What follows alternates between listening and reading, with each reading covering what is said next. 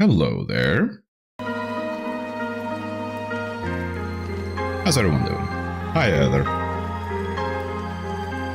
Ah shit, it's the game audio is still really loud. I'm gonna...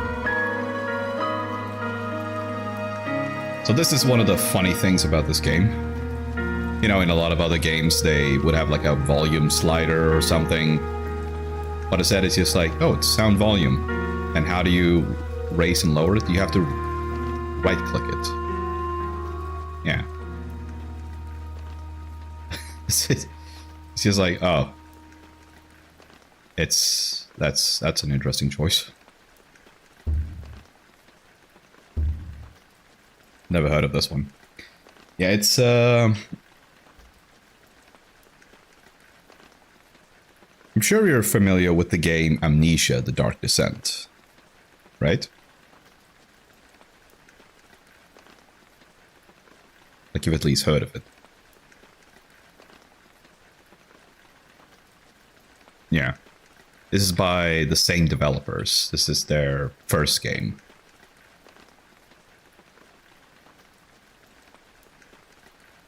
So it's a spoopy game.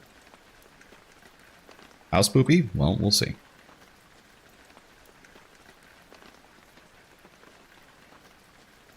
Huh. Apparently the music actually stops after a while. And the reason why it took a while for me to get started today was because a lot of the options in this game, you have to restart the whole game for it to take effect. Like everything from just changing the resolution to changing graphical options, yeah, you have to just restart it. Yeah, it's from those olden times.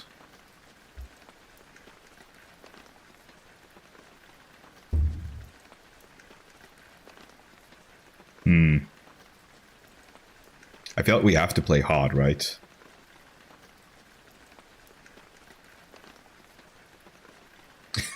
I love that they're not even pulling their punches with easy, like 4 players were bad at action games. Yeah, we'll go with hard. My story began in February, year 2000. For my part in this allegory, I'm not going to make the same mistakes my father made. Howard vanished from my mother's life before I was even in it, so when he sent me a letter a few days after Mum's funeral, it was the first I'd ever heard from him. Pity he was dead. Writing from beyond the grave must be a genetic habit in my bloodline.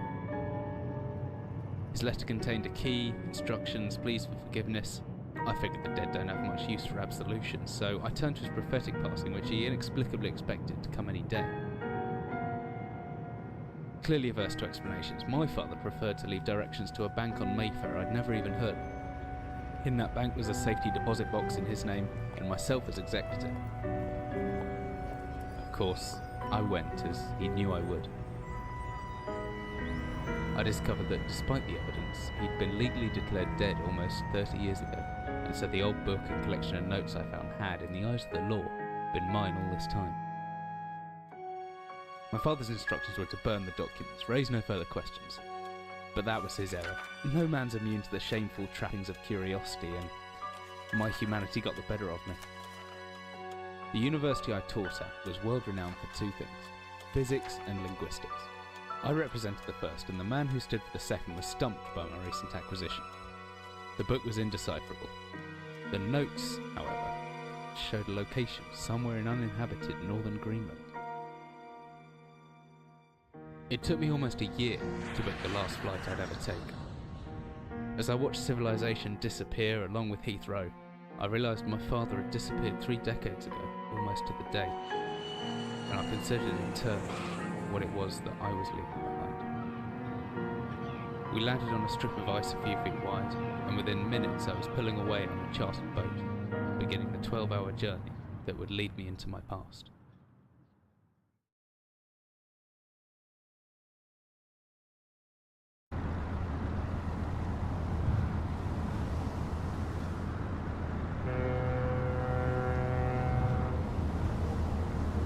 Well, that's product placement, just Jack Daniels right there. Finally, we're almost docked. There's still my gear. I may be far from home, but chances are I can still pick things up using left mouse. Don't you love to do that in real life? Just pick things up using left mouse. And I can take a closer look at things using right mouse.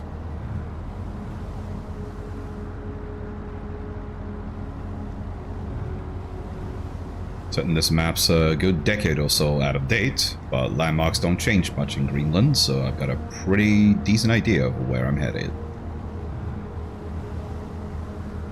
Whiskey. Empty. Shame. Doesn't look empty. Is that just a...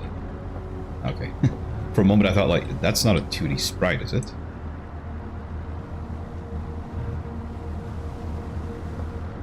Okay. Ha! I can break it. Alright. No hands on the mouse. Dearest Eric. Just a quick note before you set sail and leave me once again. I've left you a little something to remember me buying the chest. Oh, remember me buying, okay.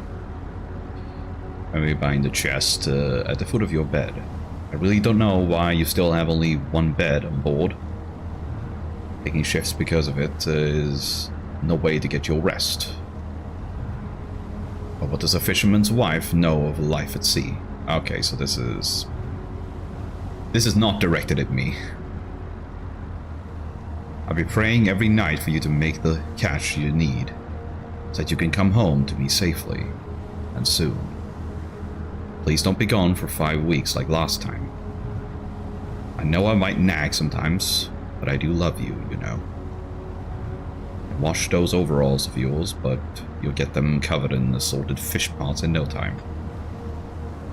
But I still feel better knowing that they had a wash.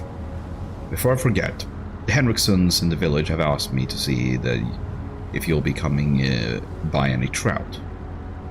But I said they were mostly out of season. If you do happen upon any, don't say anything. Store them well in ice, and I'll do something special with them to celebrate when you have come home to me. Ship's captain deserves a little special treatment once in a while. Take care, my love. All right.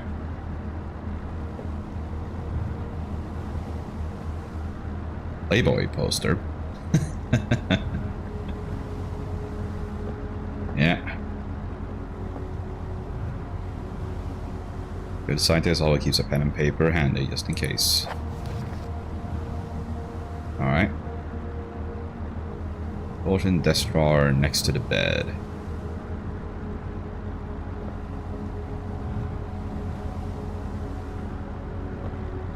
Okay, so in here. Aha!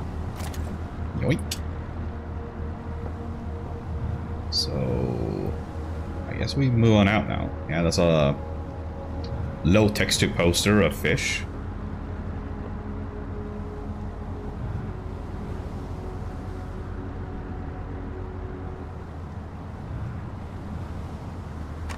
Okay, so that's how you open things. Alright, so we get a torch and some batteries. And a big jaw. Should be everything I need to get going before it gets dark.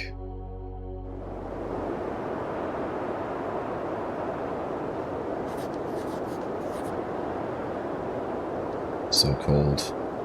Oh, where I am. Need shelter soon. Oh, you...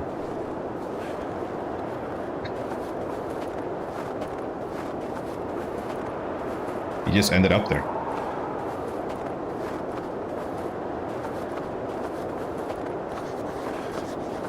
Oh, a hatch.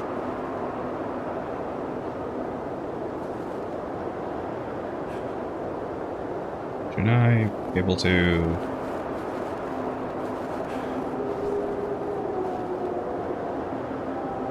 Frozen solid must break ice. Okay, I see.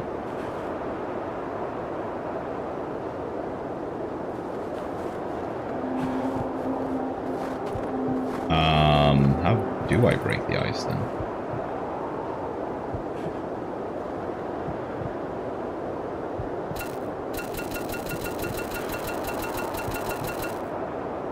I feel like I'm gonna die. I don't see anything that I can, like, pick up or... Think you're dying? Yeah. Looks like it. I'm gonna die. Cool. That's awesome. But I genuinely don't know, like... how do I break it, though? Death is the final unknown. Yeah. Actually, what are the controls here? Okay.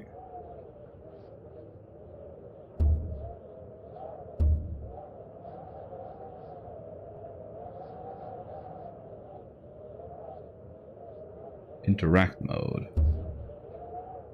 Huh. Alright.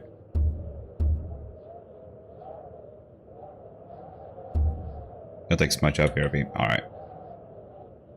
Have a go low walk.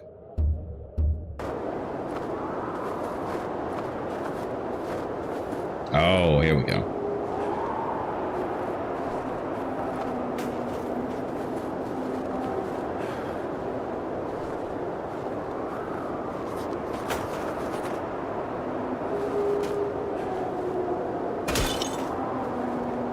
There we go.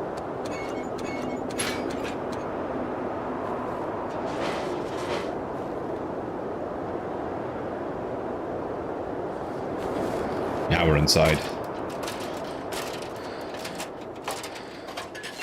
Okay, now we shouldn't die of hypothermia. That's a plus.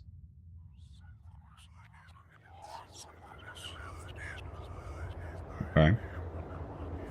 We got whispers.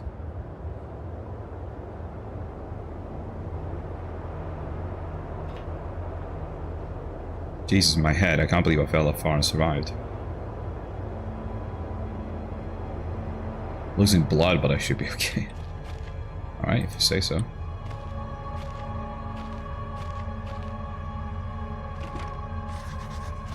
Stuck. There must be something in the way.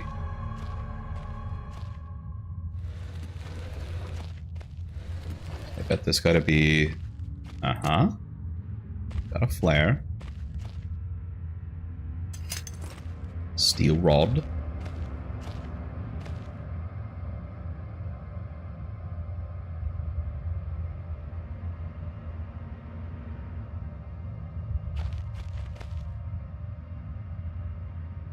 How's that going to work? I don't know. You gotta try it.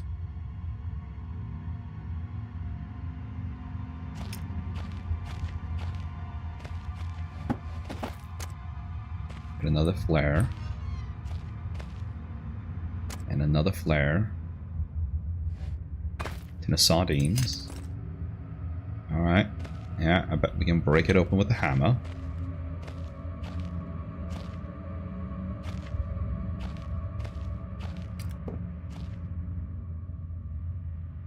Let's try that.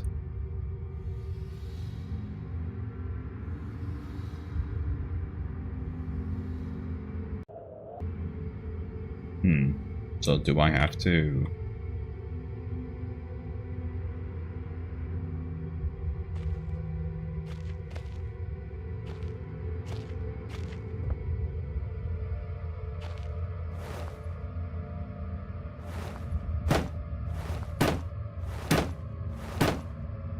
That's interesting.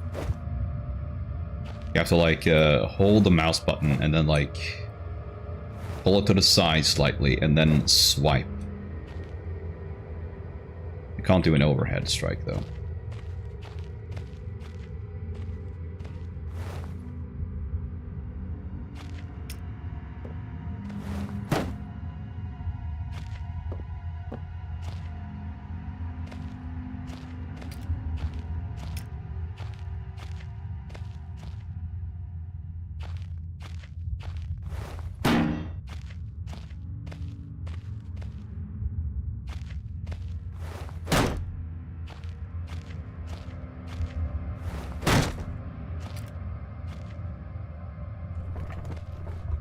Hmm.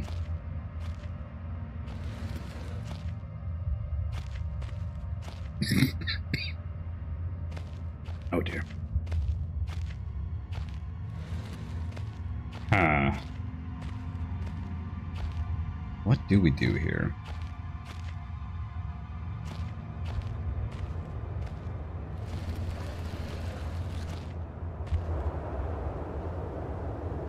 Yeah, we obviously don't want to go back up there.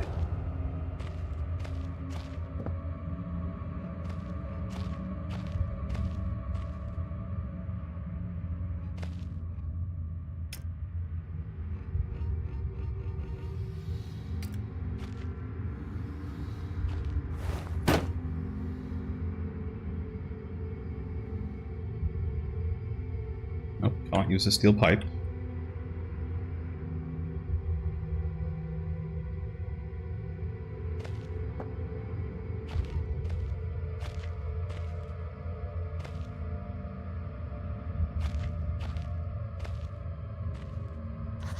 Oh.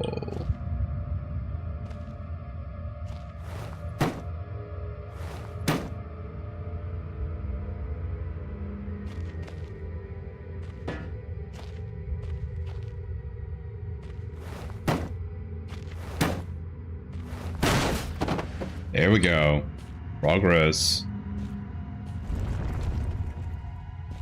Okay, what is up here?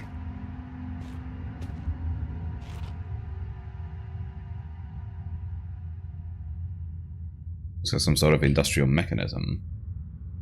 Although there's a hole in the center, there's no way to operate it.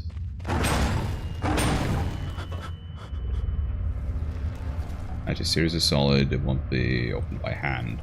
Someone obviously wanted to keep people out. Or in. Yeah, considering the noises, I'm thinking in.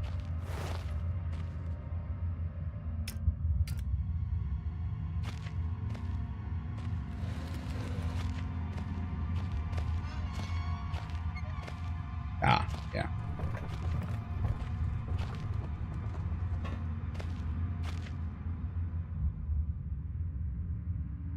You can't climb back in there from this point? Huh.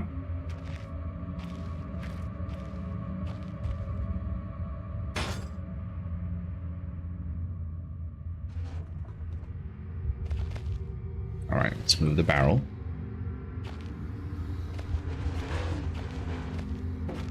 Let's turn that. And we've opened that thing up.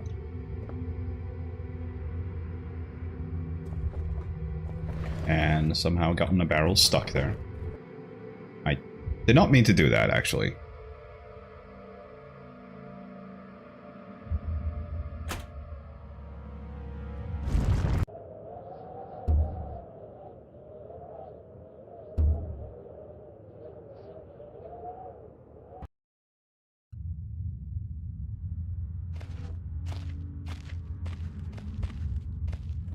Alright, let's move you.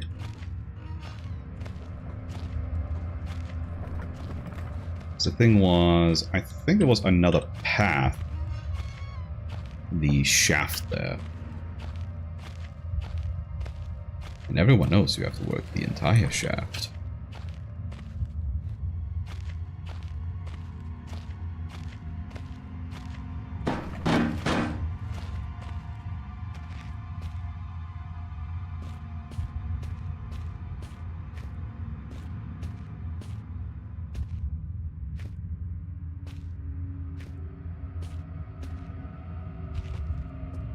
Okay, well that just led back there.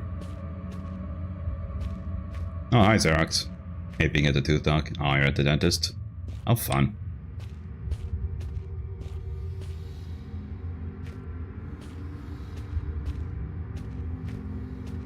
Wow, this is trippy.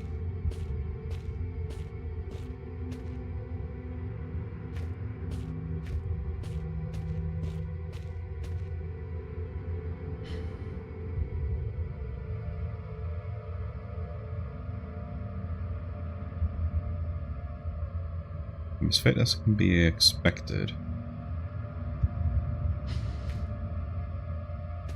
Wait, so do I slowly regenerate health over time? That's kind of nice. Somebody here is creepy. Well, maybe he's already harvested all their teeth.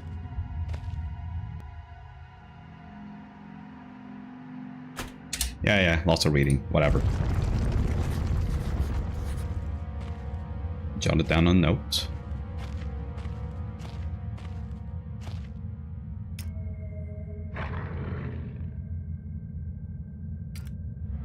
There could be anything living down here. The rogues are for Hollywood actors and fairy tales. Not taking any chances. If I face off against anything down here, I won't last a second. Caution and stealth are my only defenses now. If anyone or anything hears me, it best be staying low and out of sight until I know whether or not it's a threat. Crouching by pressing left control will give me the chance to hide in the shadows. And no, I've got it right because of the blue tint in my vision. Alright. Plus, I should be quiet enough that I won't be heard unless something's right on top of me. But remember to shut off any light sources, though. Yeah, person. Alright. Another victim.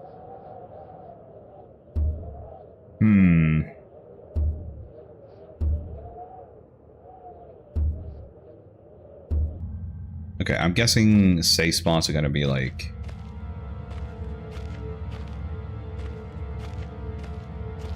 kind of like in Resident Evil.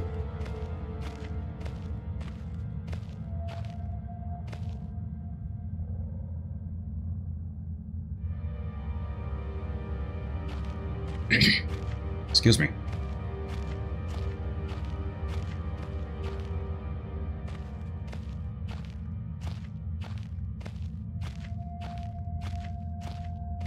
All right. Just spoop your mind.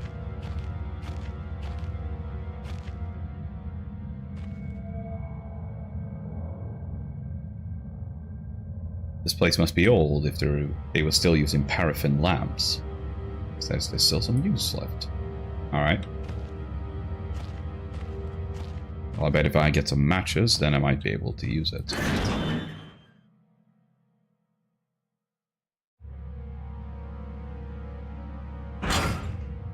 Alright. Ooh, a lighter. There is something beyond the door.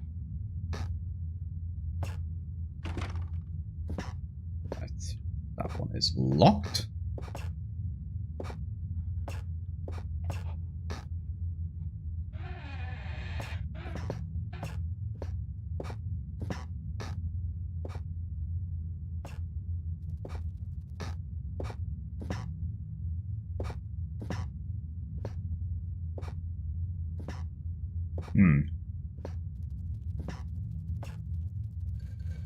Oh, right. It's too heavy right now, but if I take out the rocks... Just give me a good angle. There we go. And now we can move it. Look at that.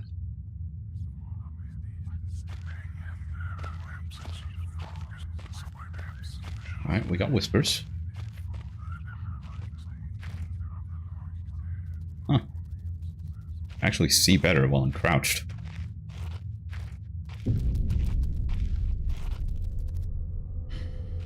Spiders?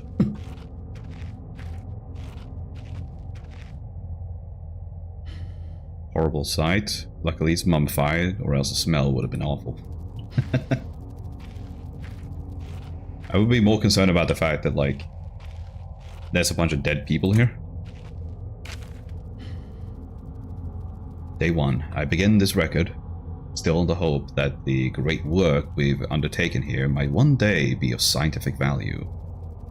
Despite the chaos which has ensued in the 6 hours previous, my aim is to remain secure until what help there may be arrives. and to that end, I have barricaded myself into a small workshop in the abandoned part of the mine.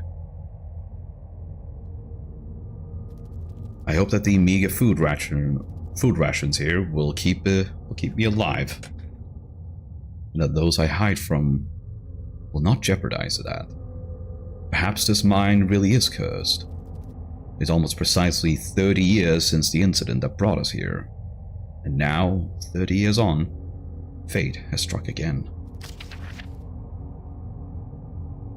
I forecasted that today the rescue crews would arrive, but I can only hypothesize that they would be unaware of my location, and hence busy themselves evacuating the other survivors. If they have not arrived by tomorrow, I will go out and search for them. Day 6. My first mistake was to make assumptions on the matter of rescue. My second mistake was to make assumptions on the safety of this mine. My third mistake was to act on both those assumptions in going outside of my safe haven. My best estimate is that I left the workshop where I was secured about 2 days ago in search of aid. And then I have only found danger. I approached the old living quarters, but curiously, I could find no sign of life whatsoever. I returned in what I thought was the direction from which I had come, but soon found myself in an unfamiliar locale.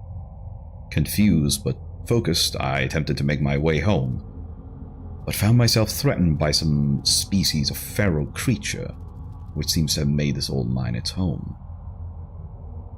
Although the specimen bore significant interest to me, I chose to retreat, only to find myself outmaneuvered and outnumbered by the beasts.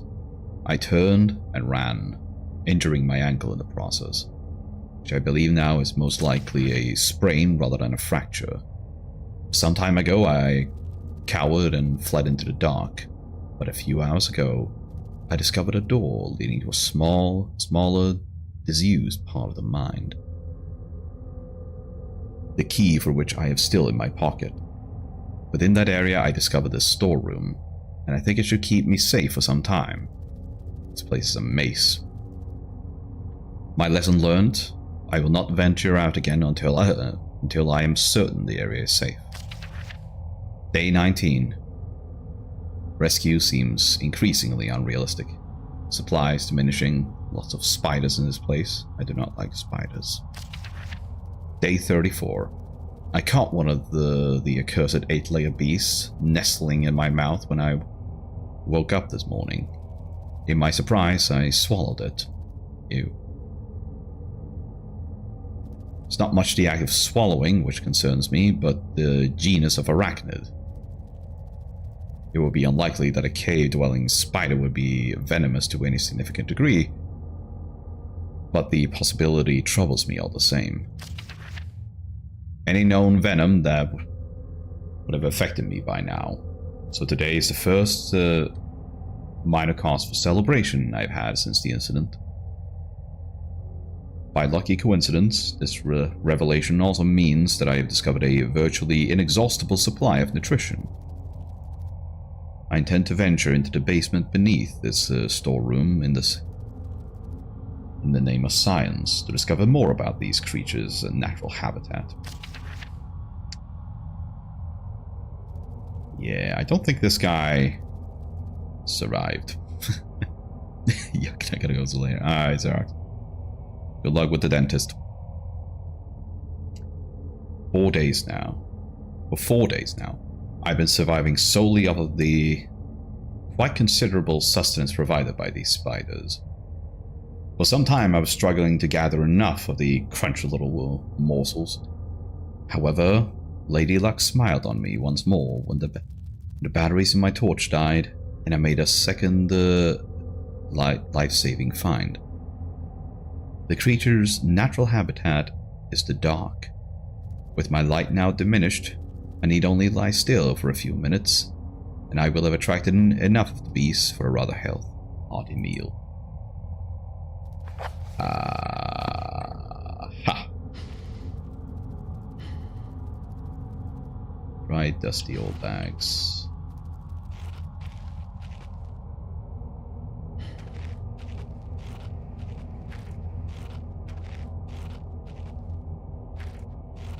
Oh wait, that's a dog. Or orc.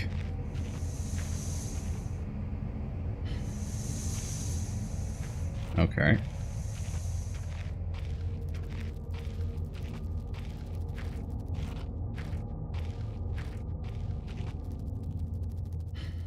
Looks as if this basement caved in some years ago. Something's tunneled through here most recently, though.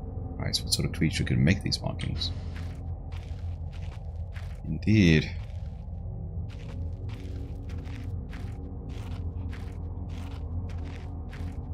Could it be Earthworm Jim? Earthworm Jim. Something, something, something. I don't know the lyrics. Alright. So there's a ladder.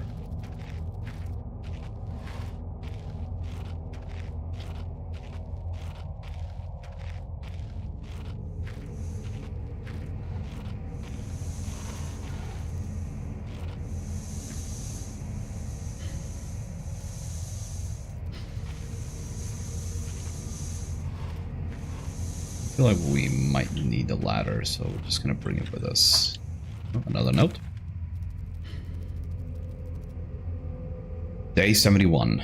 My early assumptions on the benign nature of my cellmates may have been made in error.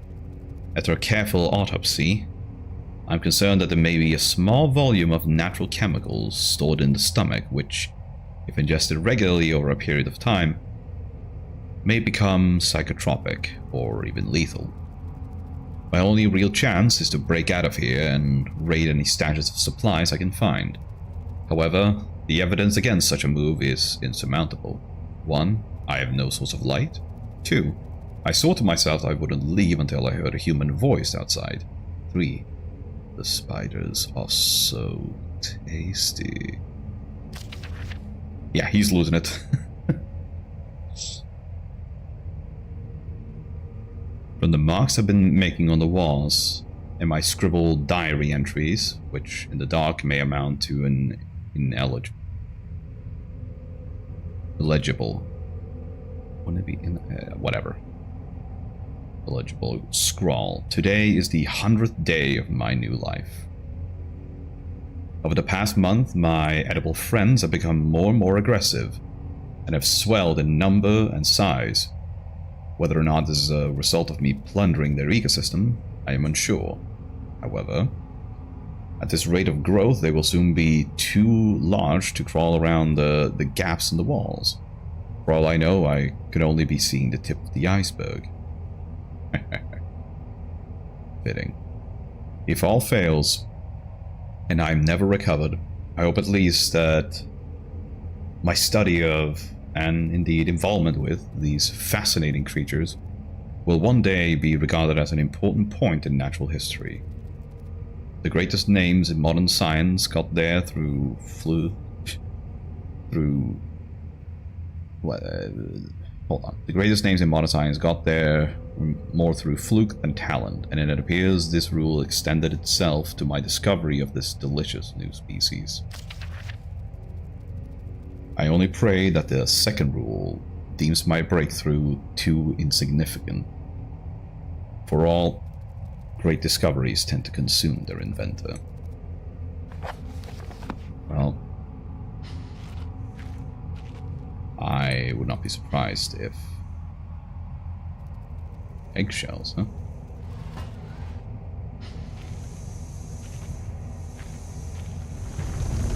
Oh, come on.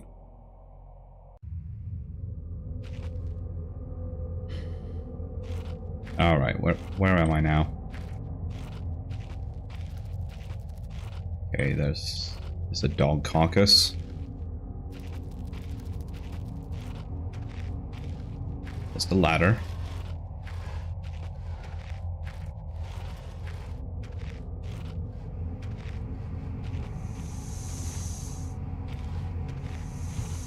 Oh, come on, really? Hmm.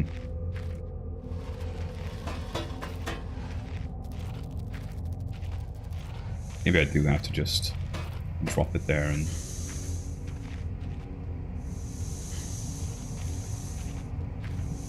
Of course. Apparently you can't walk over the ladder.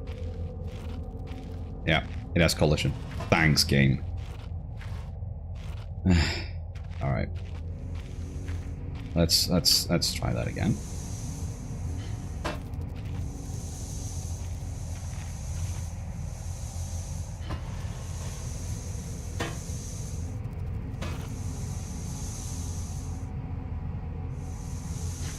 Put you off there. Yeah, tasty spiders, yada yada yada.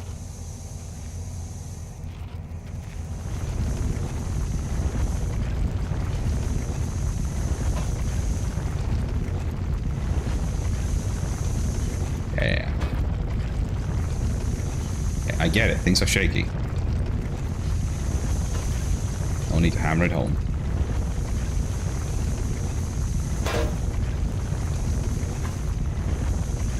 3, 2, 1, and go.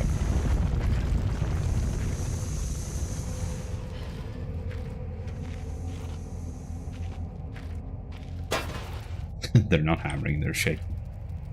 You could shake something by hammering it. Can't open it with that lock intact. A lock, eh? What if I just...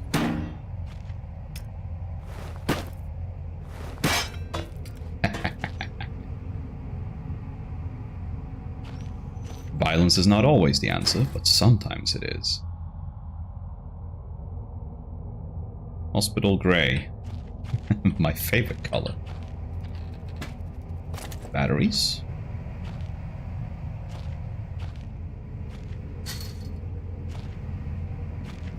Batteroo.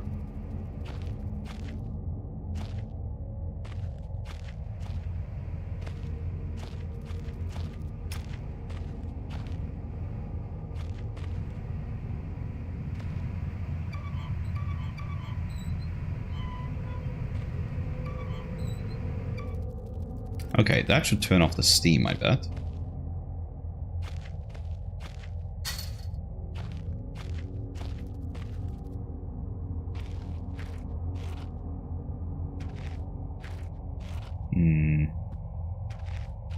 No hidden entrances here. Yep, no more steam. Suck it, Valve.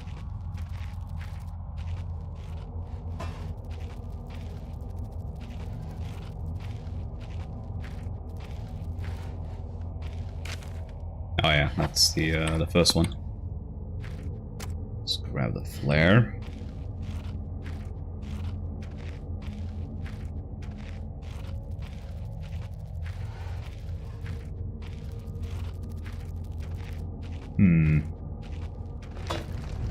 Oh.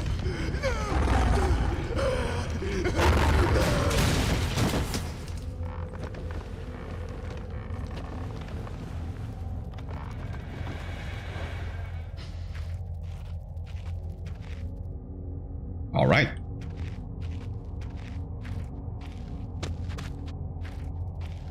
That's fun.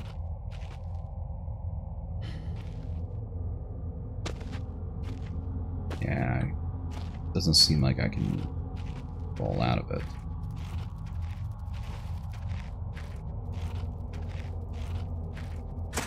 Aha! That's how we get out. Okay, but first I need to move the balls.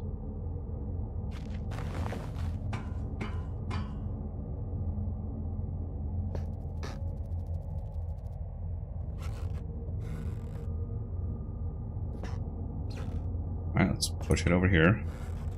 Drag it, more likely. That's more like it.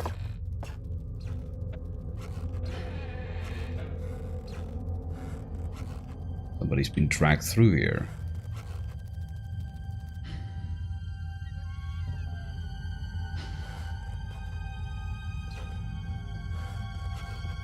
Uh-huh.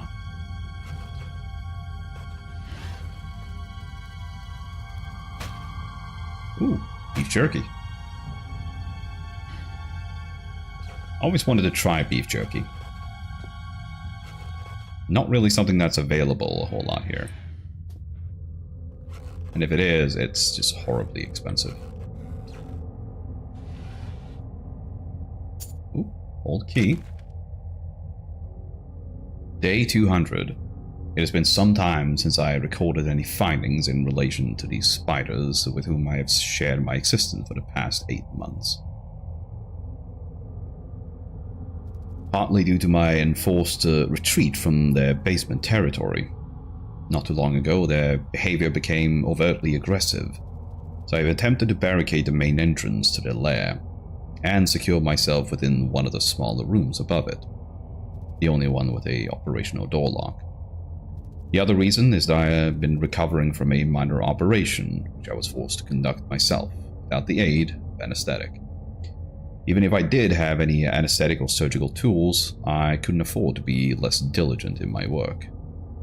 So anesthetic was out.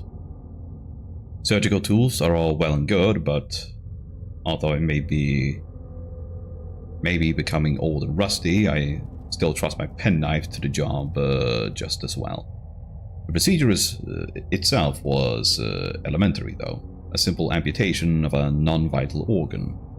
I began to notice a thick, glue-like substance forming on my tongue, and was forced to accept that it had become infected through constant toxin ingestion. Oh.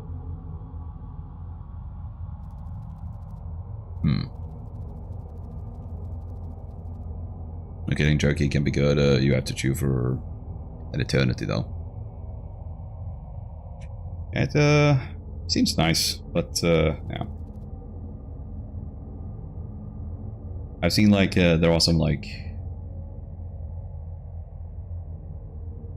tiny bags of it, but they cost like what?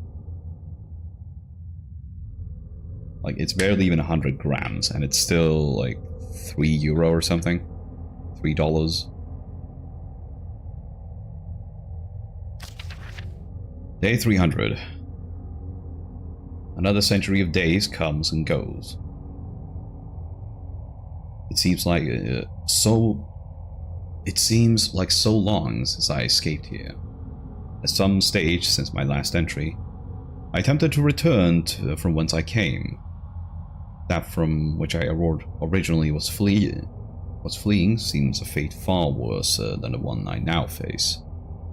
However, in the time since I arrived from the larger mine system, a cave-in has occurred, blocking any further progress. I was forced to return and accept whatever end life has in store for me. I can still hear my aggressive little friends scratching on the door to my cell. What if I could send you some? I've never sent a food cross-country before, but I'd be down. Aw, that'd be sweet of you.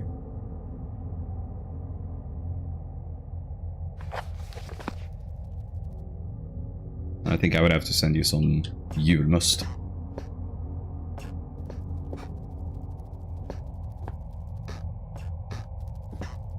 A delicious seasonal beverage.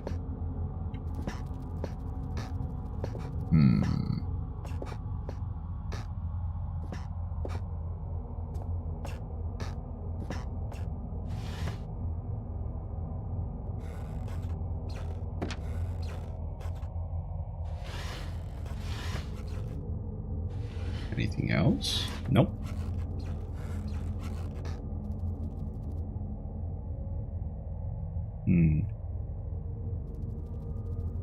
Okay.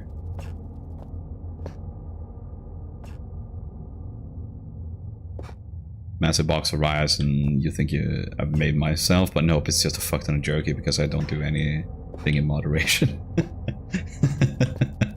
It's just like, well, I have provisions for the next century of my life.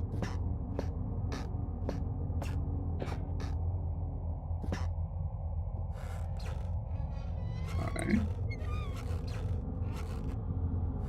Is this the wine cellar? Nah, these can't be wine bottles.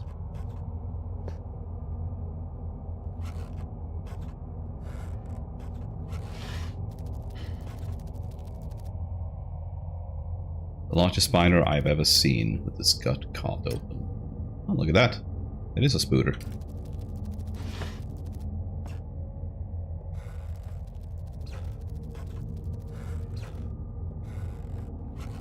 Oh, that's all well and good.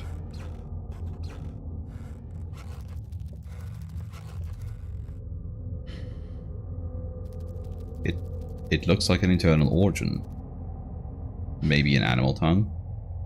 Oh no. Oh no, that... Well, I guess humans are, technically speaking, animals.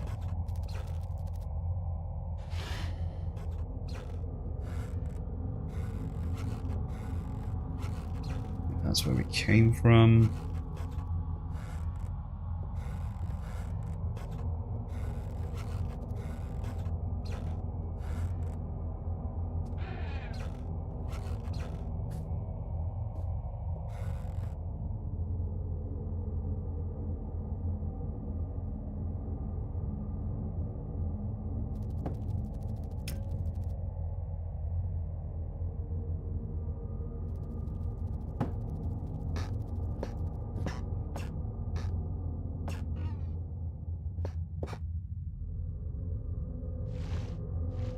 I can move it around. That is a big tongue, though.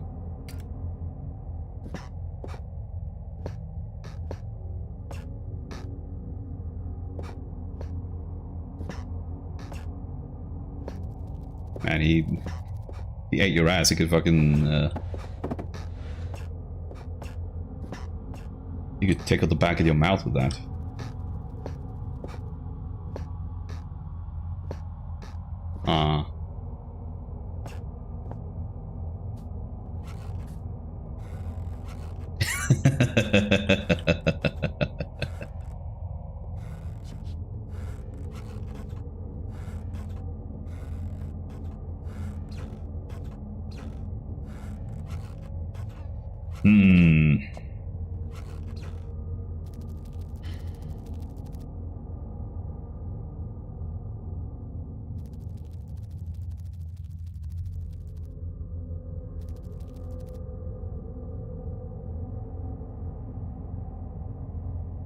Oh, can I...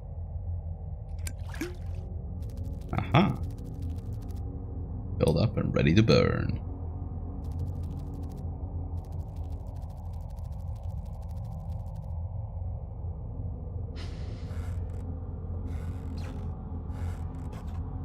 Maybe I'm just supposed to go back. I mean, I have the old key now, so... yeah. I'm gonna go with that. Let's head back. I think there was another path here, so... we'll see.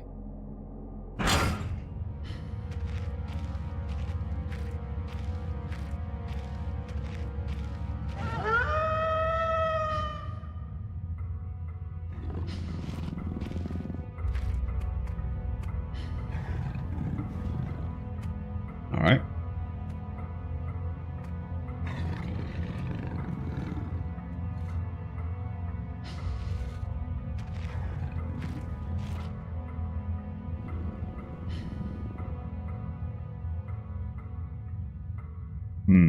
Okay.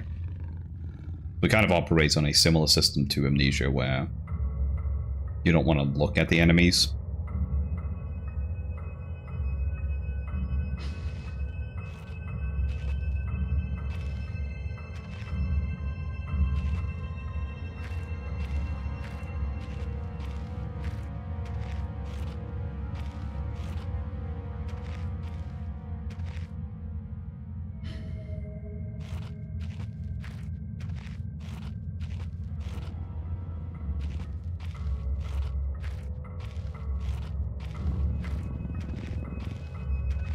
Alright. I saw it.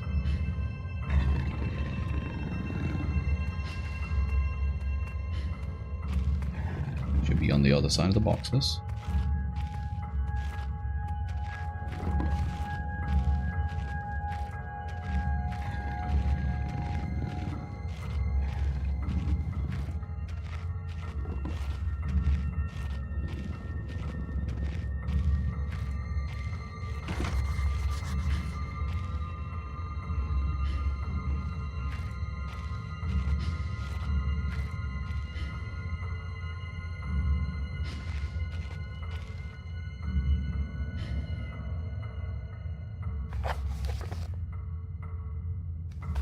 in the middle of the mine. Oh, is this the door where I'm supposed to use the key?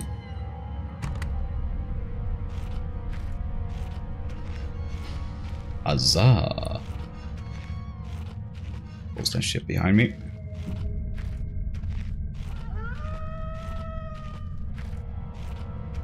Oh, I can lock the door.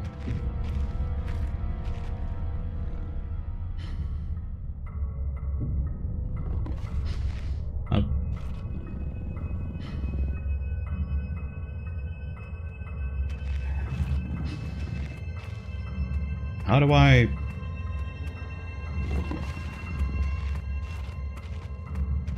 Okay. How the fuck do I lock the door then?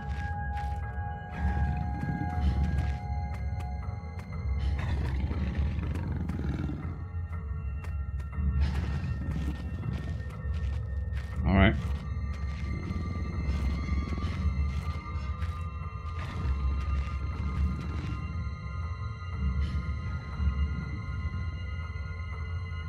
Oh, do I just...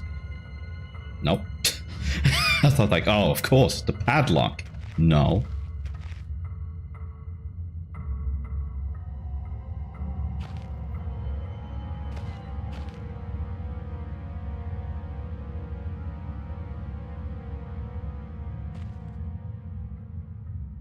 Huh.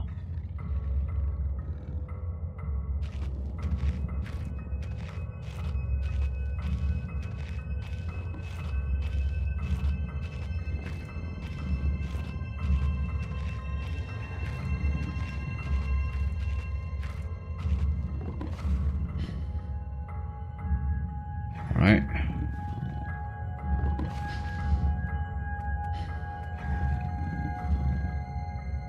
I still don't know, like, what they mean by just...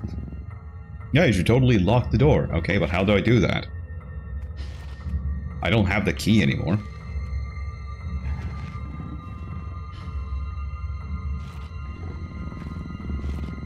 Yeah, sounds like it's right over there.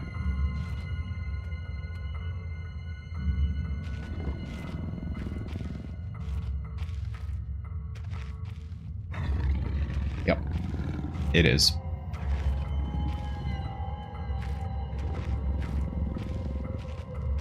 Alright, he appears to be moving out. As will I.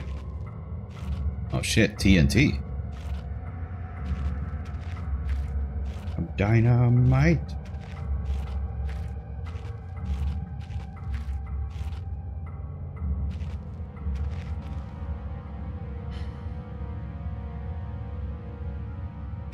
Okay.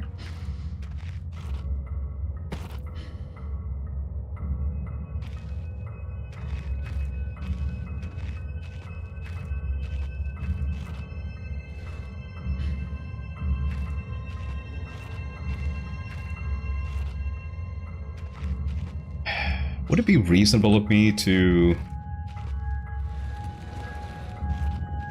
assume that we're gonna use the TNT to blow something up?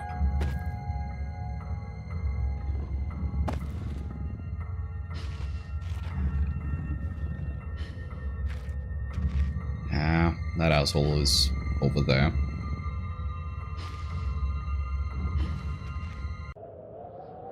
I'm actually gonna... Is there a trick to locking doors?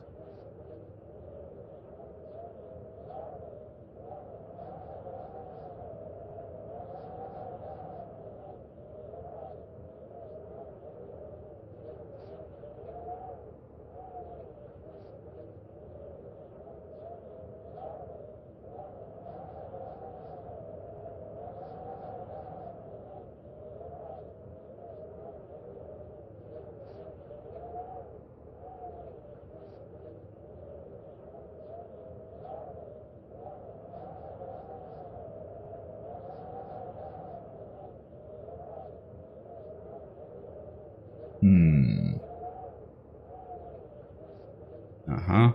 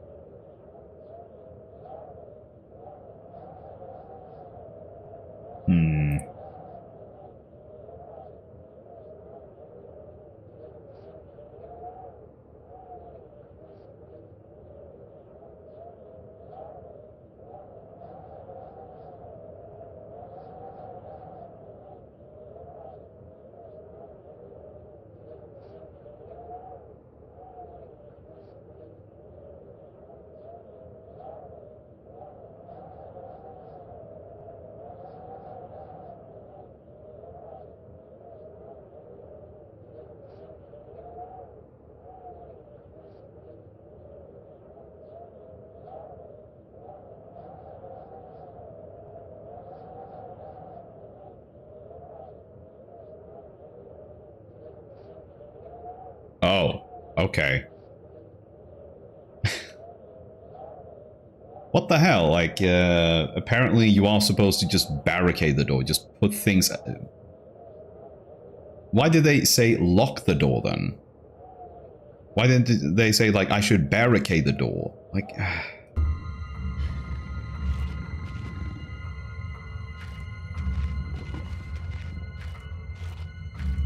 Silly buggers.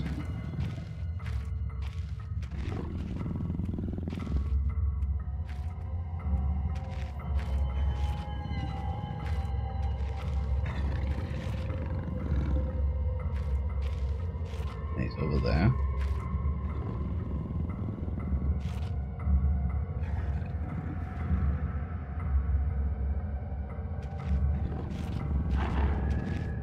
There's no one here.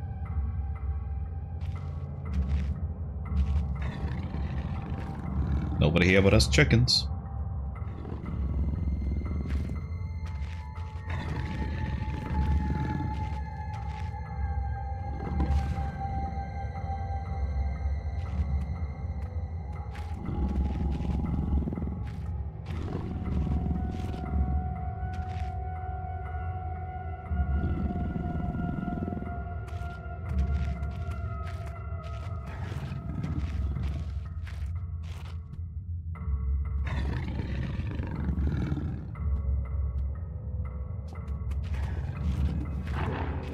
Well,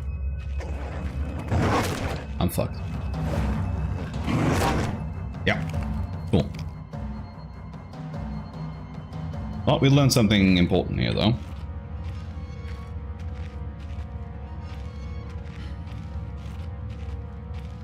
This time, we're gonna drag a barrel over here.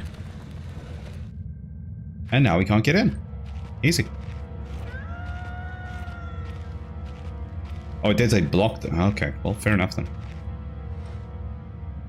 I need better reading comprehension.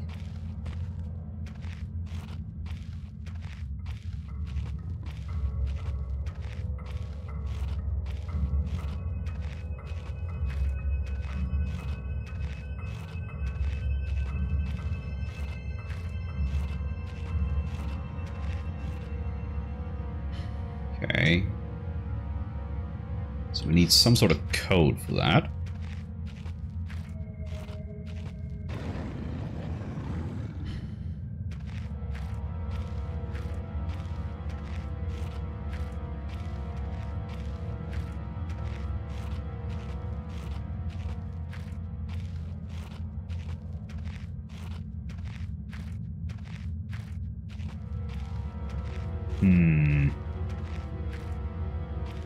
Nope.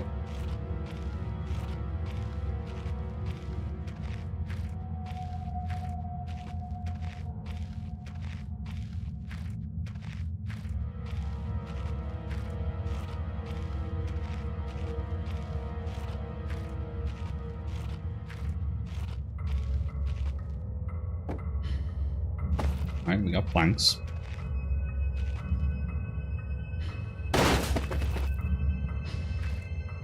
Okay, so we can break boxes. That's good to know.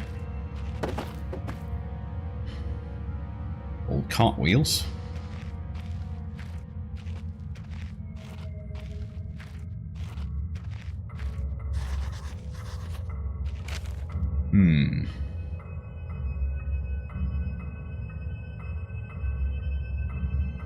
I love my workshop. It is too great at hunting. It is too great a hunting ground to let others gorge their faces. One cannot help but for those with such delicate mousy morsels on which to munch. For Red ate ravenously of their flesh today, and shall continue to do so. This is possible thanks solely to the button pad I installed in the door, and yet Red's mind is working somewhat backwards today. Gee, I wonder, is this the code, and we're supposed to do it backwards, as in it's 8412? I just have no idea. What could it mean? Well, it is the early game. And then I get there and it's actually not the right thing. Like the alarms just start blaring.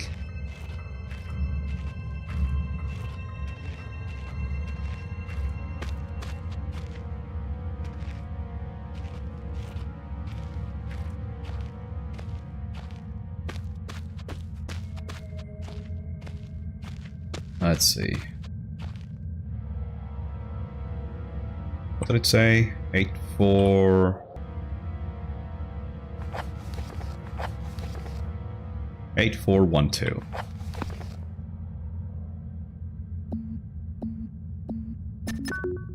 Boobity boom. That did it. What the?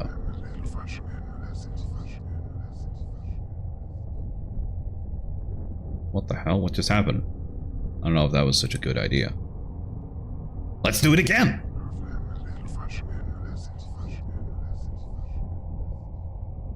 I may never get used to that. Oh, wait, is this a save point?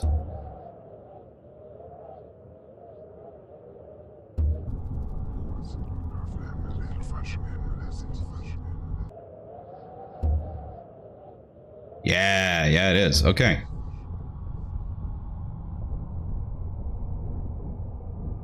Still weird that they didn't just, you know, tell you that, like, progress has been saved or something. Instead of just being like, what happened? I don't know.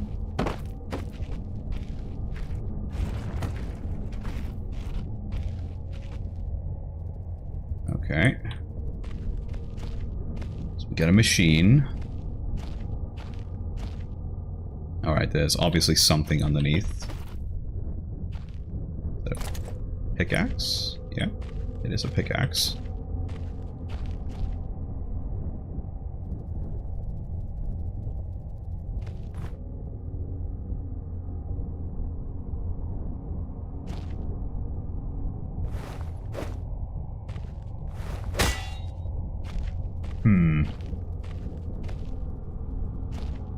Is that it? I'm not supposed to do anything else here?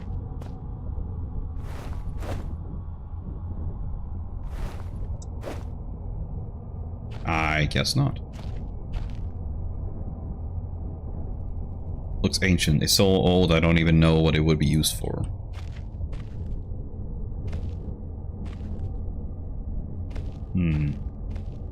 Well, it looks like...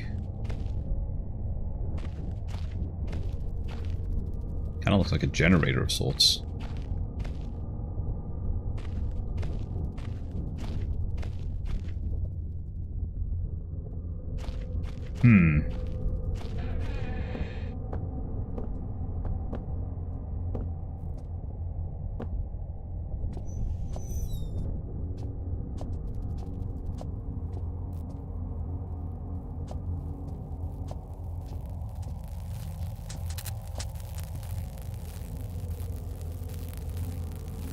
Electric fence has been put up recently. Better find a way to get over.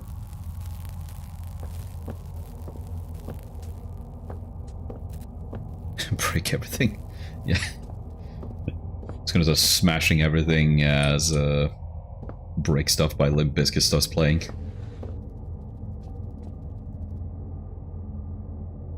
Yeah, well, pick it up then. Okay, so I can't pick things up if I'm using that.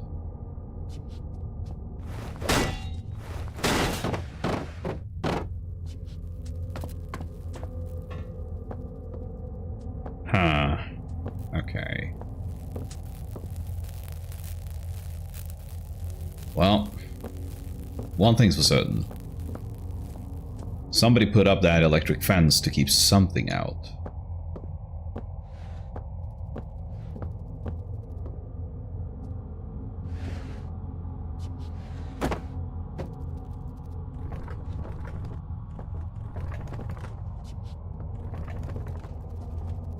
Alright. There's more barrels. Donkey Kong would be pleased.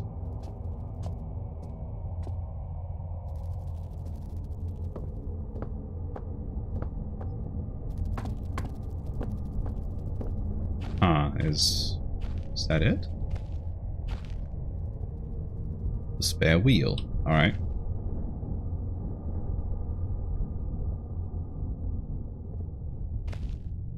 Yeah, I can't pick up any of this stuff.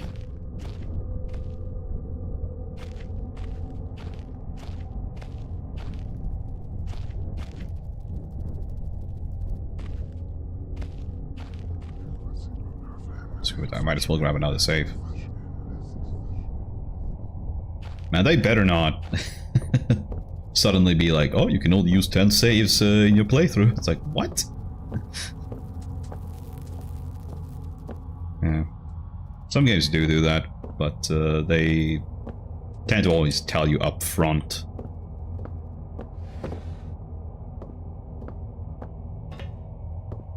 Hi, Xerox. You just missed me escaping a dog.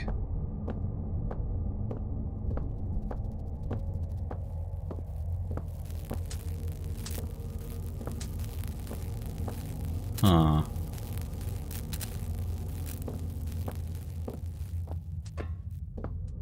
I don't think there's anything else we can do here.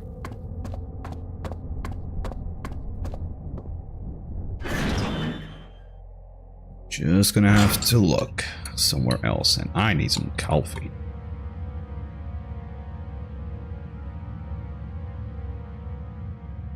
So we'll just stay in the dark. Statue escaped with it. Well, if it's any comfort, he did maul me to death once.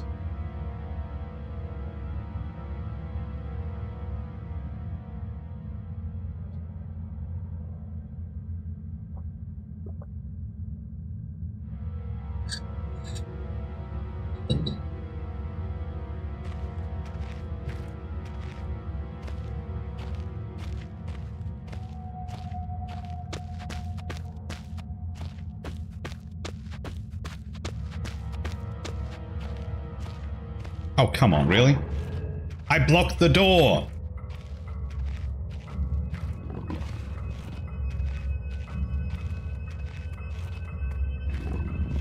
I call shenanigans.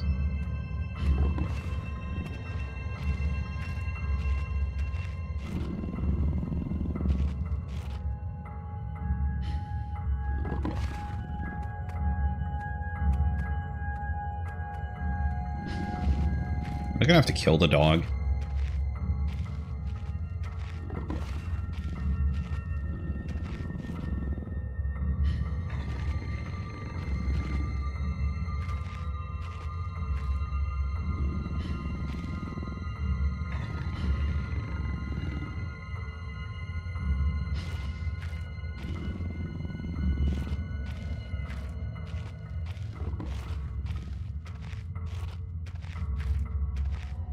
Let's go over here.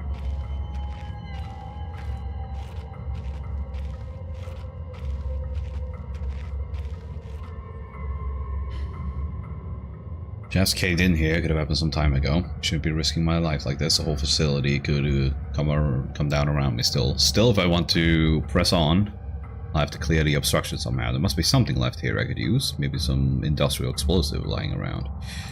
Funny that you should say that.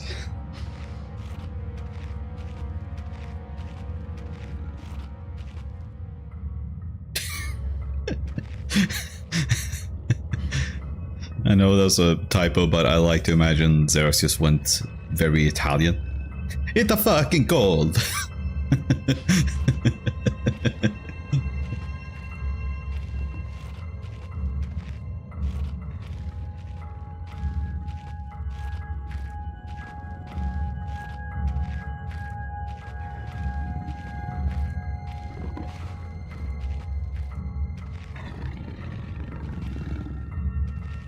How cold is it today, actually?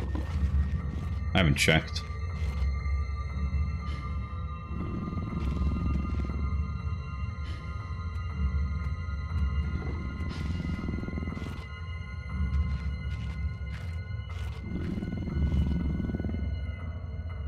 Alright, come on.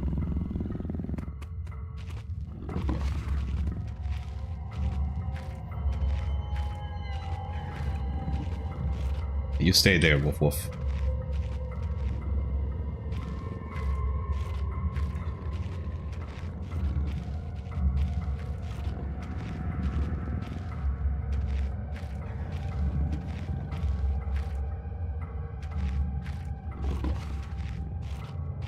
kind of curious though if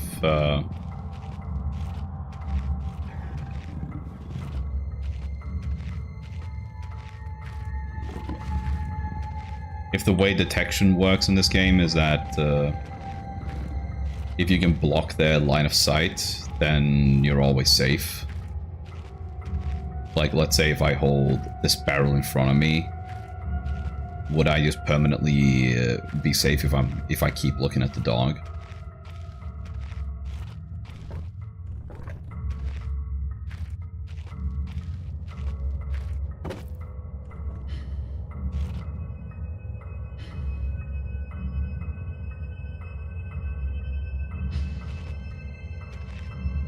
Not lighting it without a fuse. Yeah, that's sensible.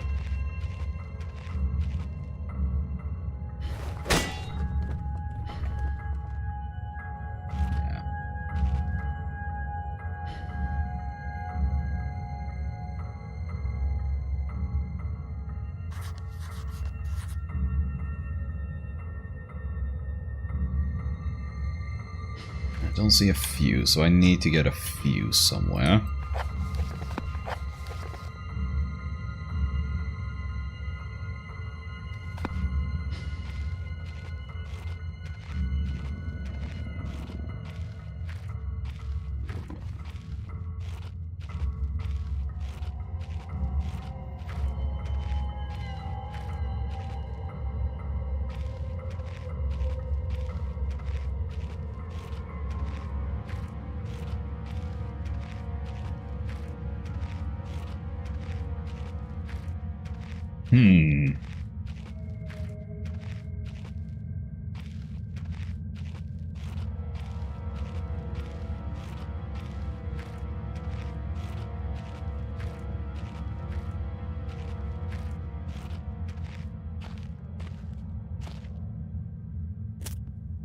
Oh, look at that.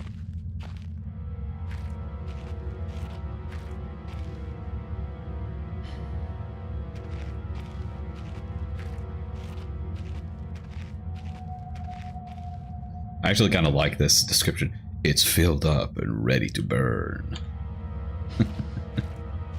It's like me on a Friday night.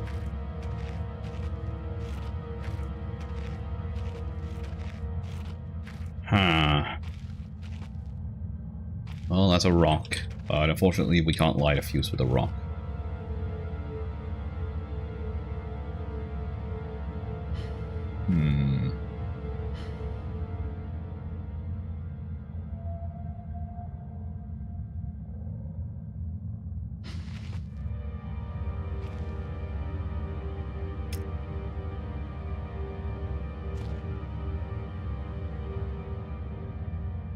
Alright, so that's where I am. Oh, maybe I need to go to storage. Yeah, that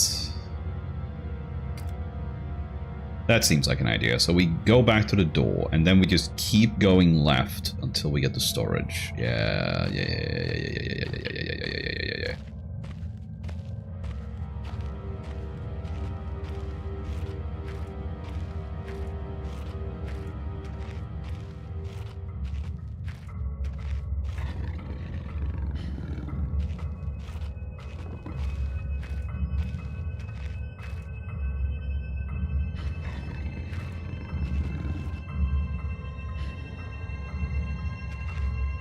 Alright, we wait for Daniel Ogman to move. Oh, quit looking at me.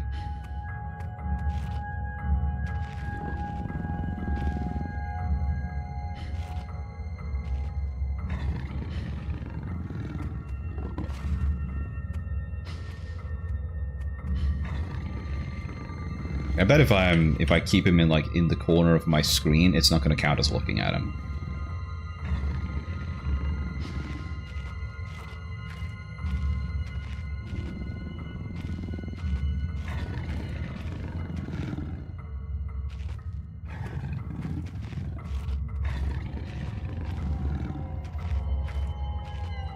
Perfect.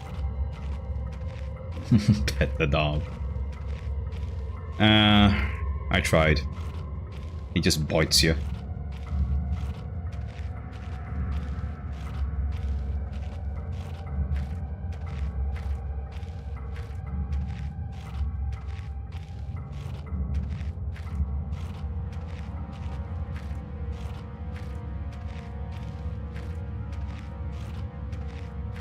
we should be coming up on storage.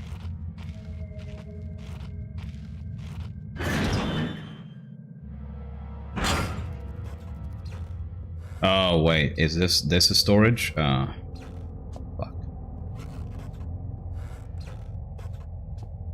Fuck me sideways.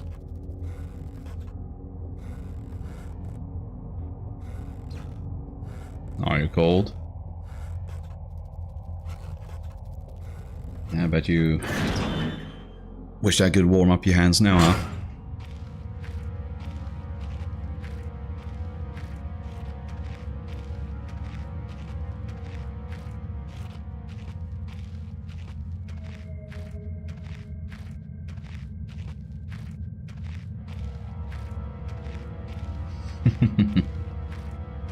Yeah.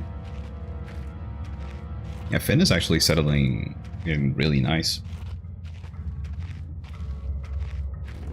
He actually cuddled with me in bed last night. Such a sweet boy.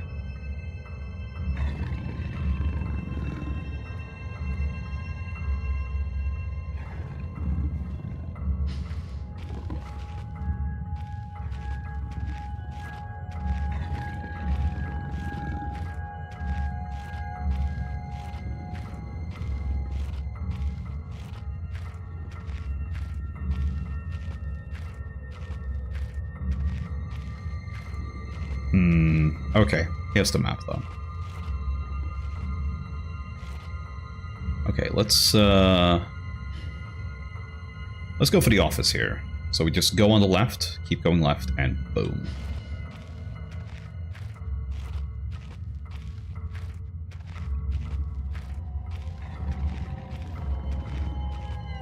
Yeah, I think the dog is... Yeah, there he is.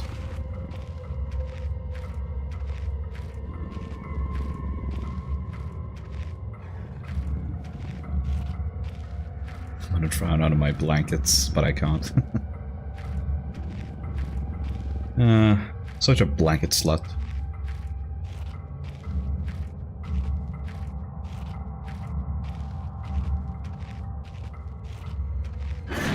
Okay, let's see what the office has for me.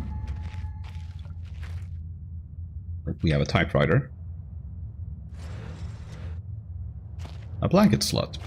You know. One who really, really enjoys blankets. Ooh. More jerky. We have painkillers.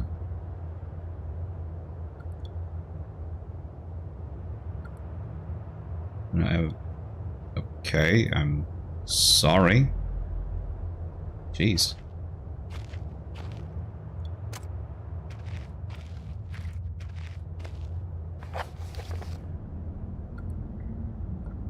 Don't need to take it so seriously.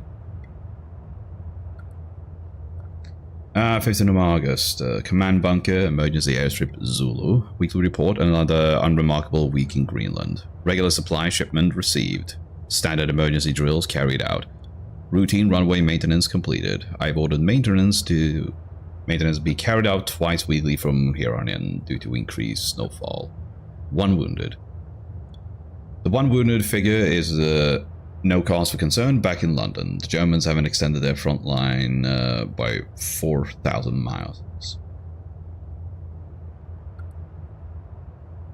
2 of my men were caught manufacturing cherry bombs in our workshop armory, and succeeded in blowing off a couple of fingers. Oops. I take partial responsibility for this, in that I allowed them access to the demolitions manual we keep in the storeroom, and I'm sure that's where they learned the ingredients. As a precautionary measure, I've now locked up the manual in the chest in my office, and I will keep the key on my person at all times. Damn it. Needless to say, both men have been disciplined, and the injured man has been sent home for medical care. I cannot help but think that a more suitable punishment would have been for him to stay out there, but the matter is out of my hands. The space is so disconnected sometimes. I feel as if this war could end, and we might not even hear about it here. Splice requisition order. Dynamite for excavation purposes. 7 bayonets. Not necessary in my opinion, but procedure states that we should have a full complement. 1 industrial ice pick for removing the damned ice that forms on the external hatch. 1 pair of reading glasses, category 7C. An order for myself. My glasses are in rather poor state of repair and could do with replacing. Reconditioning the mine continues to progress. The structure is being fortified from potential bomb damage, and excavation of previously caved-in areas is going ahead. 1 point of curiosity is some kind of archaeological find, an artifact buried in the earth.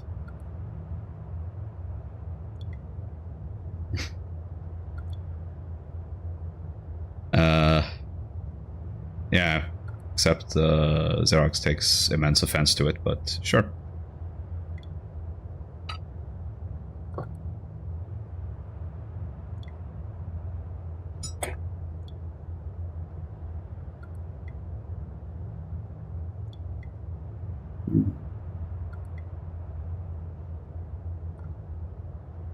What kind of slut is Heather? I say she's a French fry slut. And I mean, who can blame her? Those things are delicious. Where was I? Later this evening, after martial duty, I shall take a closer look at the artifact. It appears to be man-made. Uh-huh. Man-made.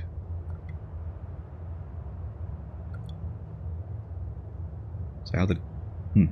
Can't be that old then, because people haven't been living in Greenland for that long, I think. It may have working parts inside. I shall remove what looks like the front cover and see if I can't discover the source of the light which constantly emanates from it. Chief, NCO, and Major. Let's get a save. A man. An old man. Clutching something unseen. He's strange, and yet he is no stranger. Never seen before. Still I know. This man before me is Howard. I call him father. It was different, but the same. That time. Like I had more control, but over what? It's like I had control over some kind of safe state. Small key. Copenhagen Post, Monday 17th, August 1930. Huh. I feel like this is going to be important because the music changed. Psychotropic deposits at the bottom of Death Mine. Now that's a metal band name if I've ever heard one. Researchers at the University of Copenhagen have suggested that the mind-altering chemicals naturally sewn into the rock may be the cause of high suicide rates at a Greenland mine. The university, which has recently been conducting studies into isolated communities, first became interested in the workers of the northwestern lead mine last year. They discovered that even taking into account Greenland's naturally higher suicide rates, local figures for the last 100 years were abnormally high at 46 deaths per 100,000 populace, compared to the national average of 29. However, on further investigations, experts diagnosed in many miners symptoms in common with early stages of paranoid schizophrenia. This has prompted researchers to hypothesize that natural deposits of lysergic acid, a pH 4 formula may recently discovered to have hallucinogenic properties, may be present in the rocks. Few locals were conducive to the interview, but those who agreed to speak had their own explanation. Inuit spirits known as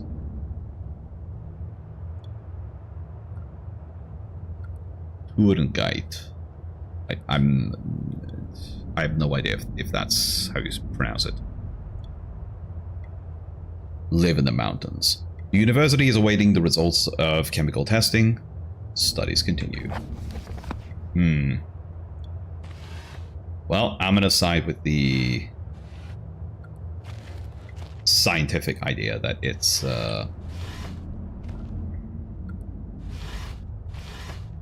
there's goof juice in the rocks. Baxtron, okay. Okay. And I thought like, oh well, maybe they'll explain like what it is. It's just a bottle of Baxtron. It might come in handy. Okay, but what does it do?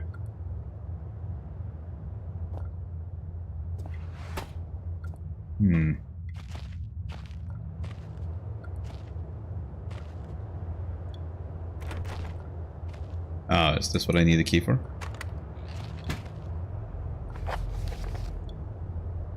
Big book of explosives.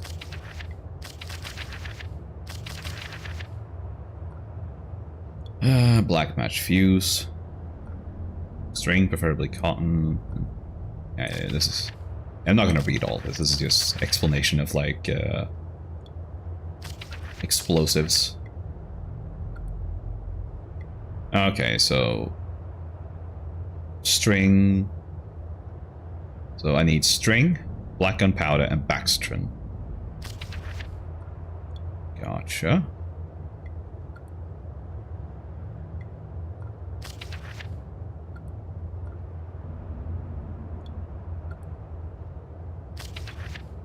Yeah.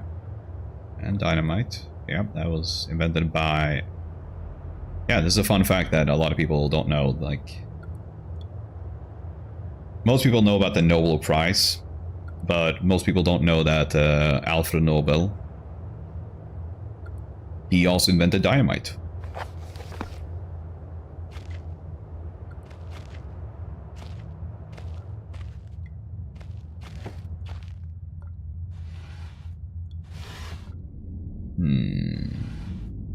Oh, more jerky. So we can keep jerking it here.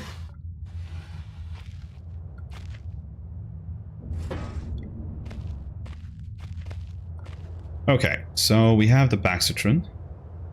What we need is black gunpowder and a string.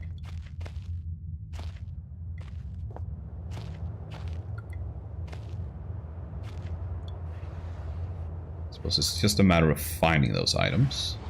Ooh, batteries. I'll take that. Nothing. Cool.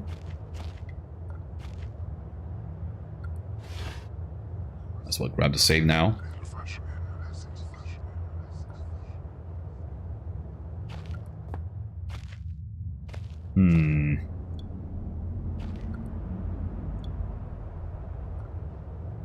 Yeah, that's the outdoors.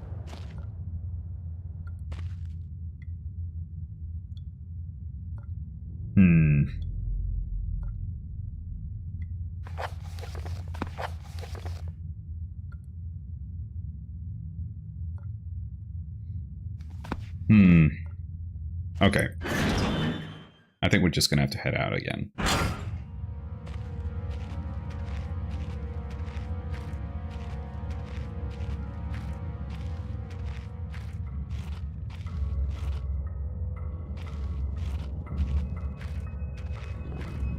Oh, there he is.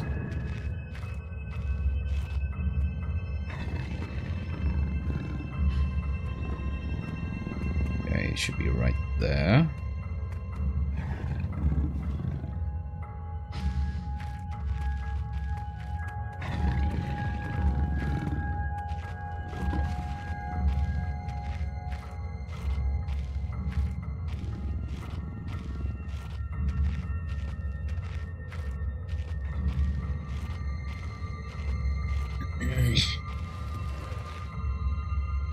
Oh, he straight up busted down the door. Cool.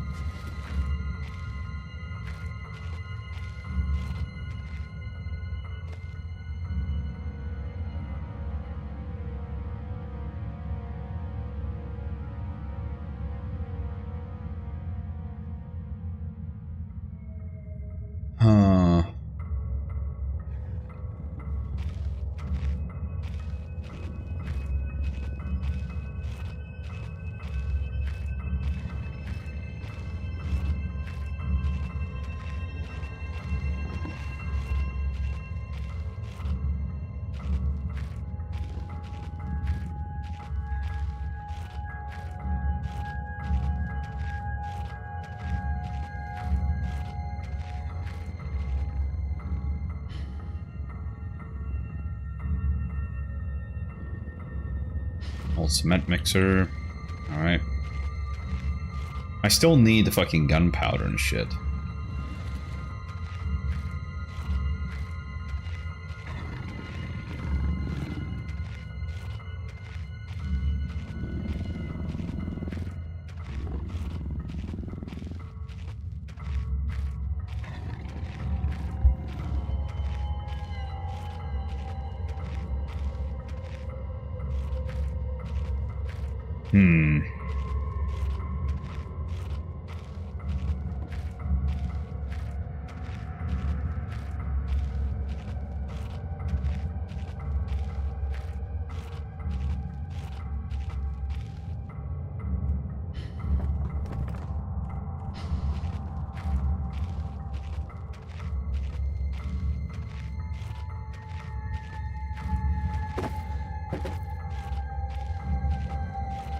I would prefer not to, but if I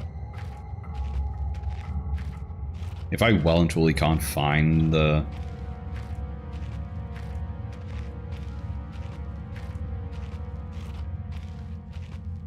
like the string or the gunpowder, then I might just have to have a look somewhere, get a hint.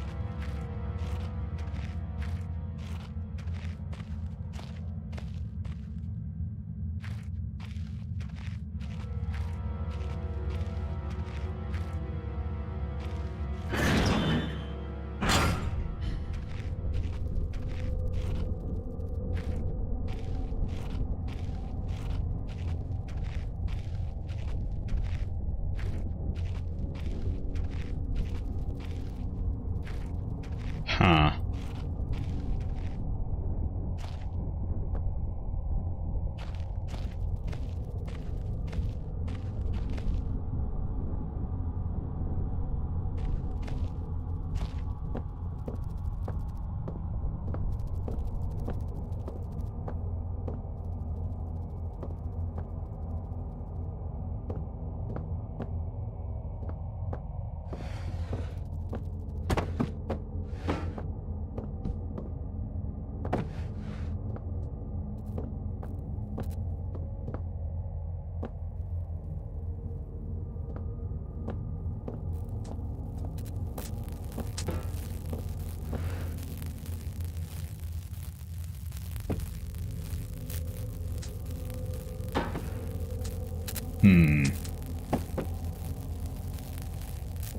Could it? No, there's no way. There's no way that I'm supposed to do this. This seems so stupid.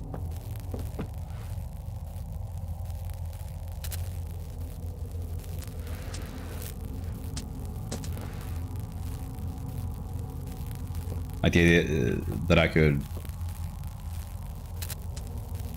There's no way. It worked. Alright, so I guess that was it.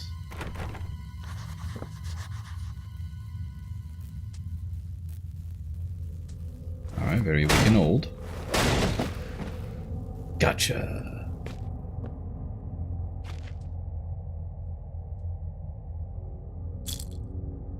Okay, more painkillers. That's great, but it's gotta be more, right?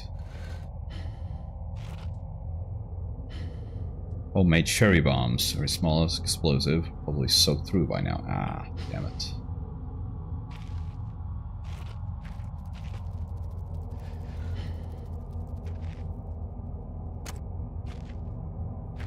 Ooh, dynamite.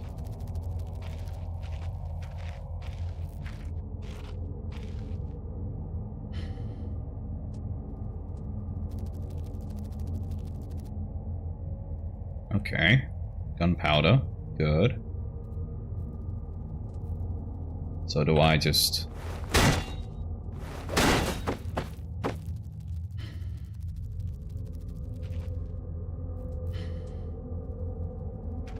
Yep, dry gunpowder. Perfect.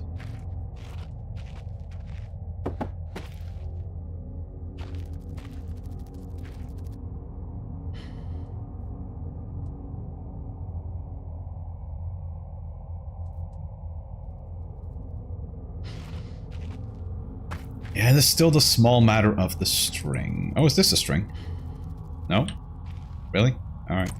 Fucking goddamn it. I thought we were home free.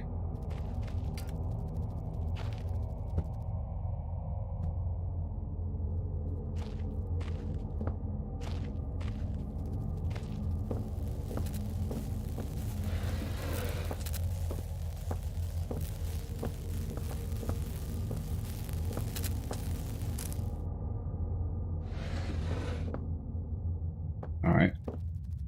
I can at least turn that off, so that's good. But where the hell is the string, though? I have the Baxitrin, I have the gunpowder. Rather, I know where the gunpowder is now.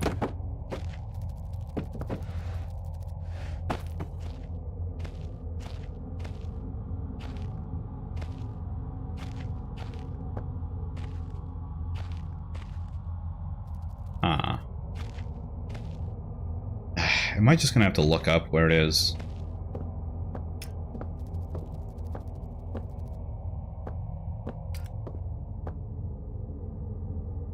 I've been going around this place for a while now.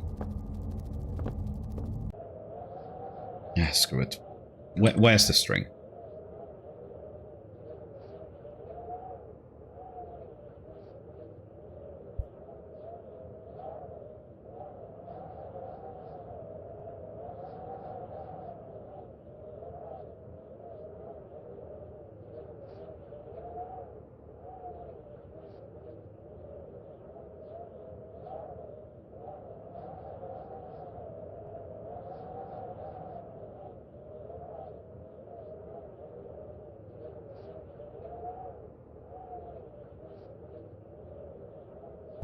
Isn't this the workshop that I'm in right now?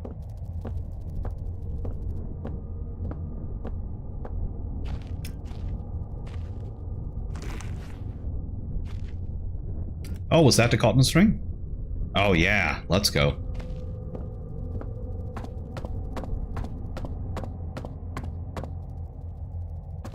So I had a quick look at like which area it is in, and it was right here.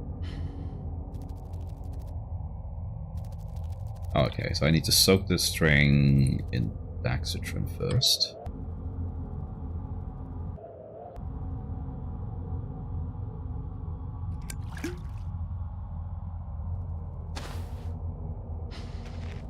There we go. We got the fuse.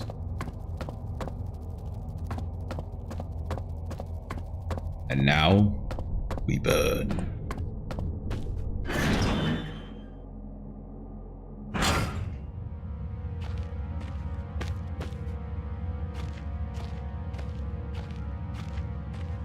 Don't think the dog patrols up here at all.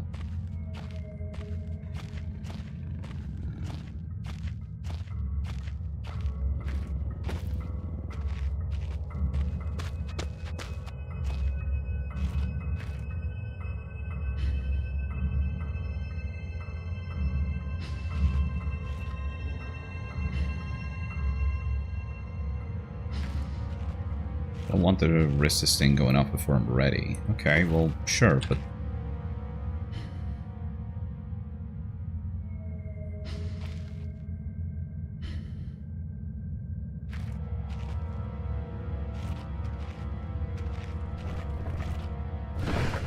Oh, that's what I had. Okay, fair enough.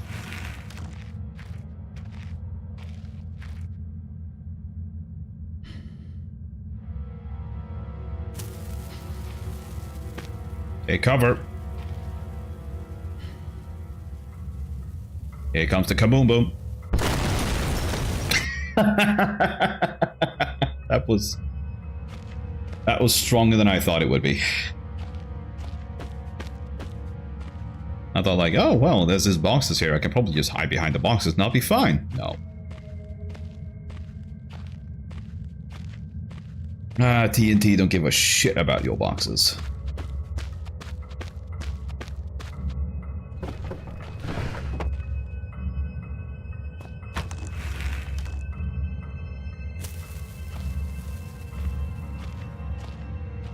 Okay. I should be safe here. Never mind. Fucking Christ. How fucking far away do I have to be?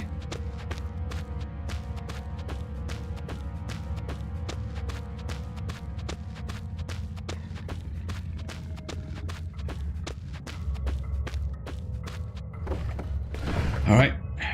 Shove it in. Put the fuse in. Light the fuse. Okay.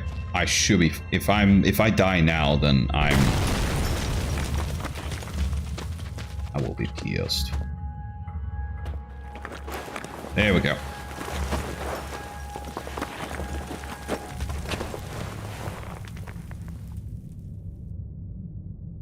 Alright. And let's celebrate that with some coffee.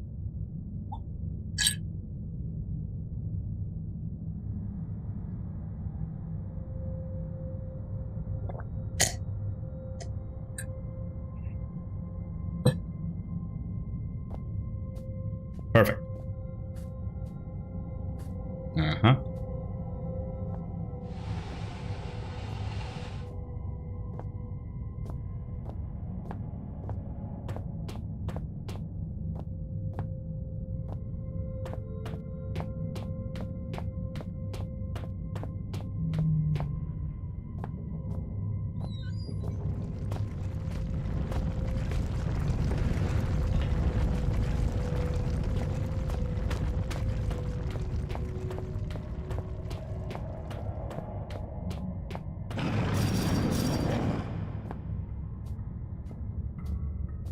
All right.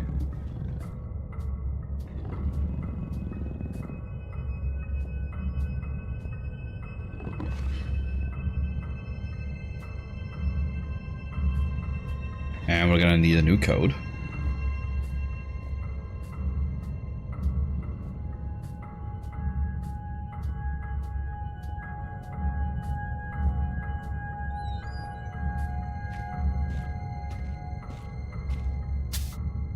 Yeah, let's take the broom. Let's take the flare.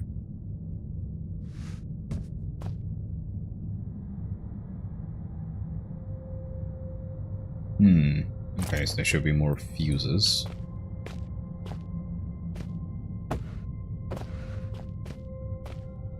Should be more fuses somewhere at least.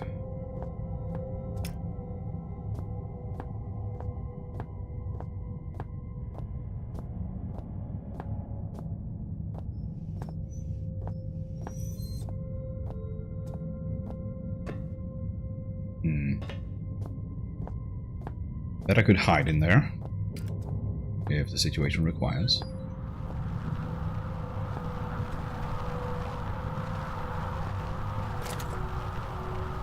Calm radio. That beeping coming from the speakers. Maybe there's someone out there after all.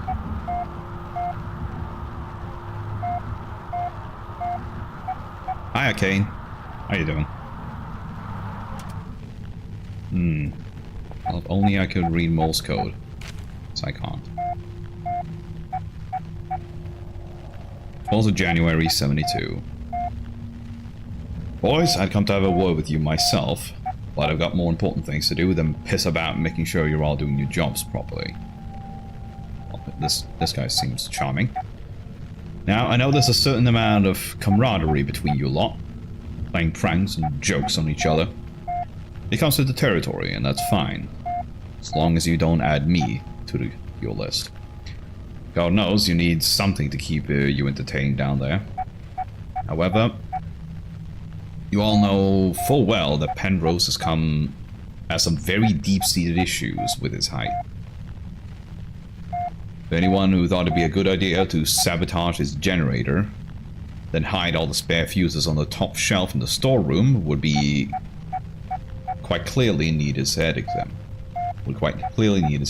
You get me? Now the news, Jones. I want that inventory done yesterday. And the rest of you, it's not all fun and games, you hear? On a serious note, another radio's gone missing. And you better hope to God that means one of you lost it. Because stealing it ain't a pretty word in my book. It's the third one this month, which means Amnesty on Coming Clean is fast coming to a close. Then there'll be repercussions. Got it? What's strange is, you're all supposed to be working in pairs, so nobody should be able to get their hands on a radio without the other spotting it. When I found out who was responsible, I'm gonna find out how they got away with it so long. Then I'm gonna fling them out into the snow and leave them there. They'll just disappear into the night, just like all those radios. Harvard, lead mine foreman. Well, he seems like an absolute peach.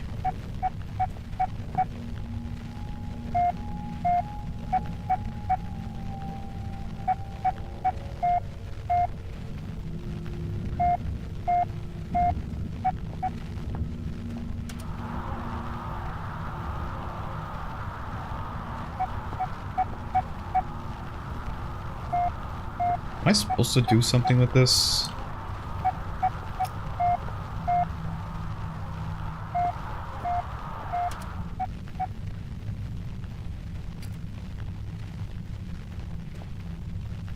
Huh.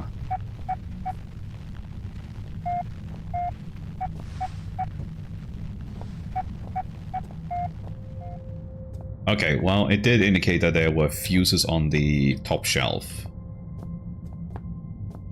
So I guess that's what we're gonna go to.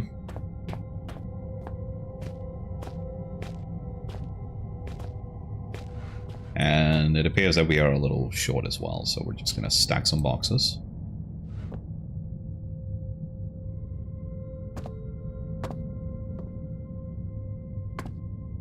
See? Fuse. Easy peasy. The question is, what do we do with the fuse?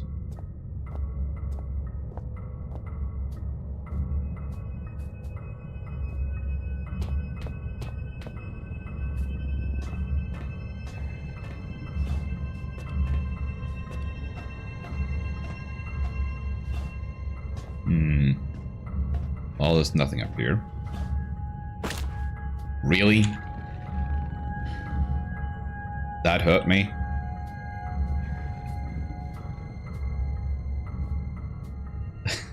It's like a, what, a meter and a half drop? Oh, okay, probably more than that, but still like 2 meters maybe?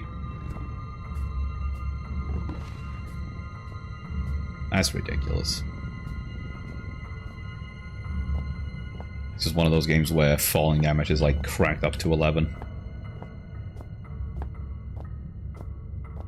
I remember Shadow Warrior from 2013 had that same issue.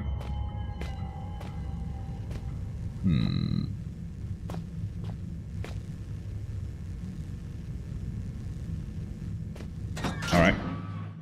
Let's go in here.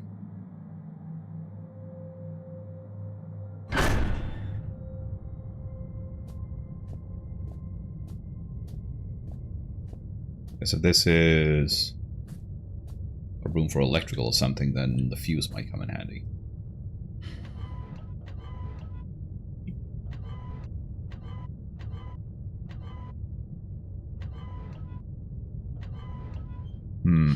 Alright.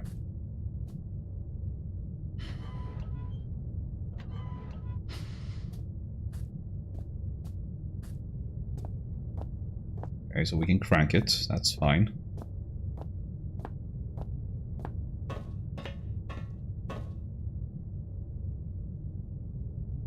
Lever. A less disciplined man than myself might be tempted to pull it just to find out what it does. Yeah, blind experimentation never teaches you anything. Alright. Okay, so you do regenerate health, so that's pretty good. I'm actually surprised you regenerate health on hard difficulty. I honestly would have thought the game would be like, nuh-uh. You have to use health items. Well, fine by me.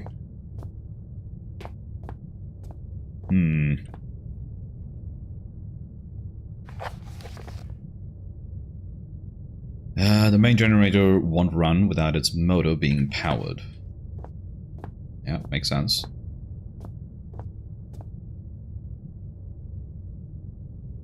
Walls at his home will honor the uniform as the rest of the shafts. But why dig it out by hand? Good question.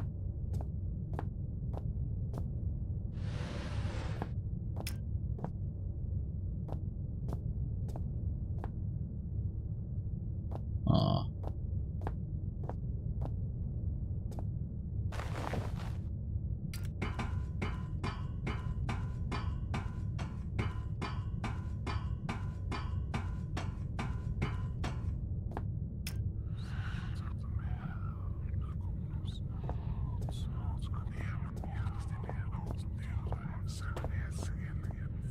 Okay, we have whispers. Cool. That it? Like, there's nothing else here? Just... just a bit of, oh, you hear whispers. Whoa.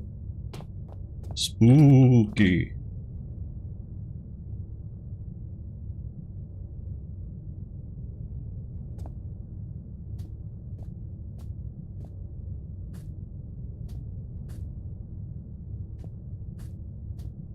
That sucks.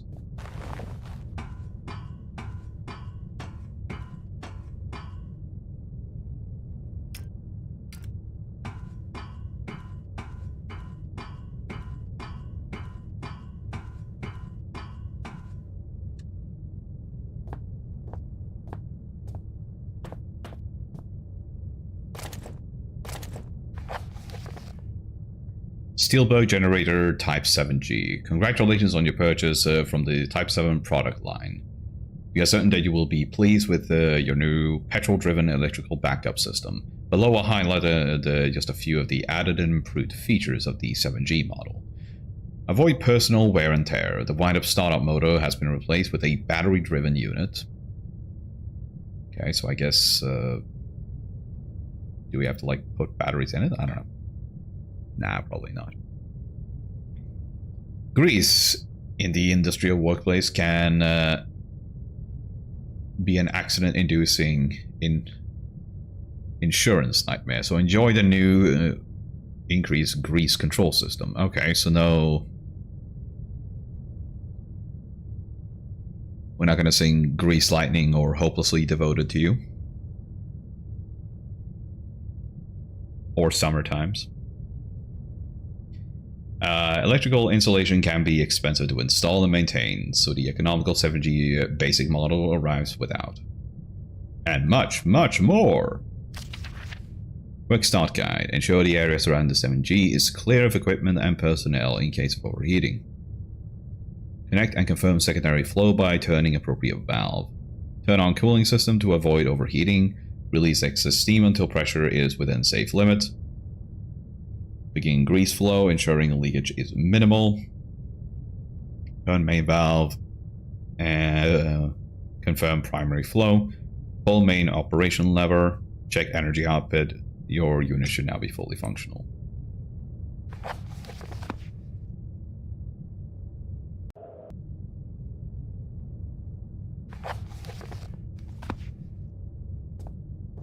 Okay.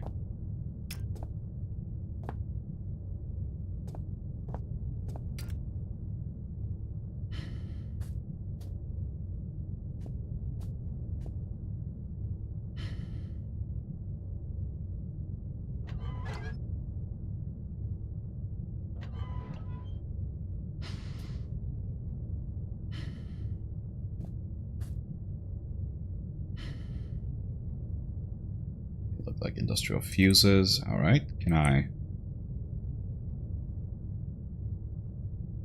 like A1 to me? Okay, so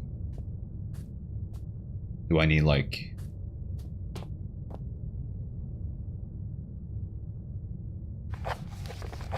let me see.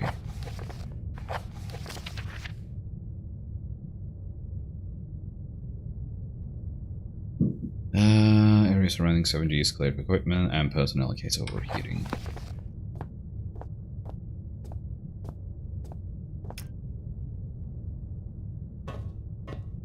looks pretty clear to me.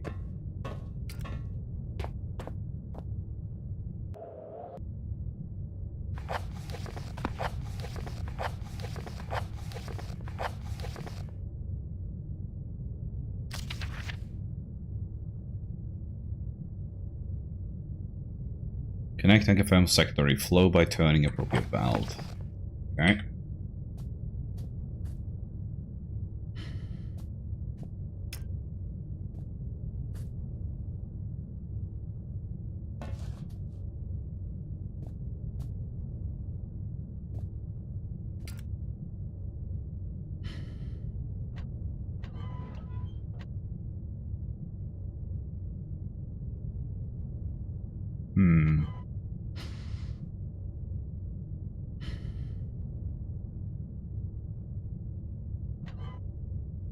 God damn it. The way you crank these things is so bizarre.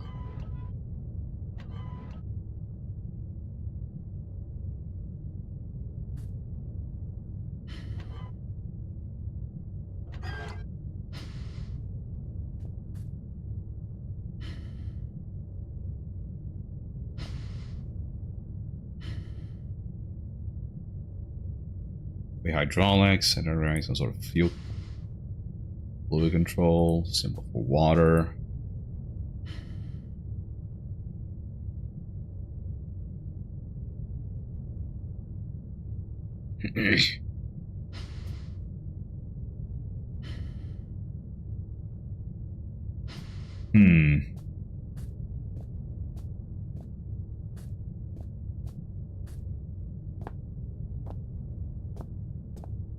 Well, what the hell did we do there then?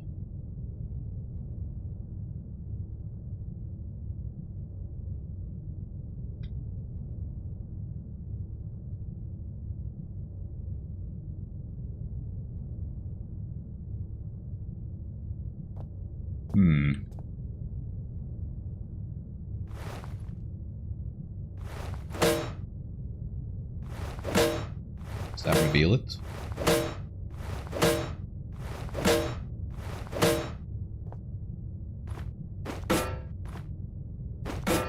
I don't think it does. Well, it was worth a shot at least.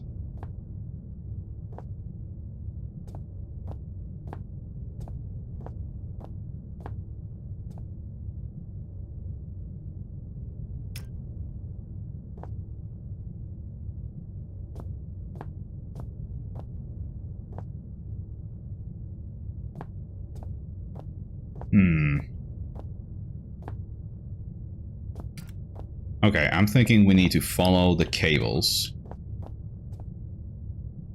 Wherever they might go. We'll grab the save.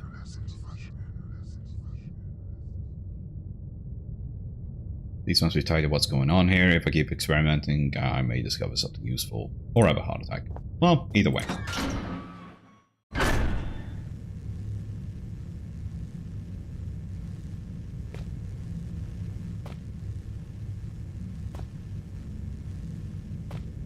Yeah, we're going out here.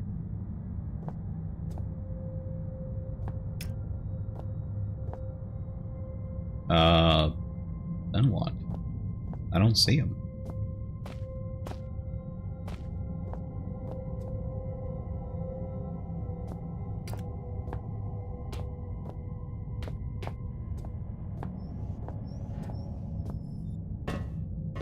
Huh.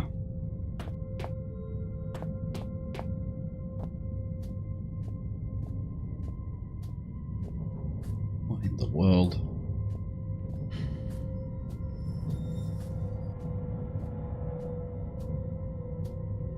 Nope, nothing in there.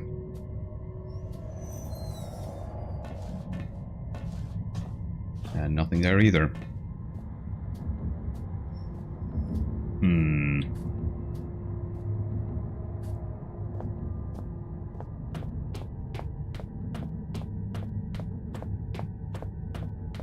Boy, a map would have been nice.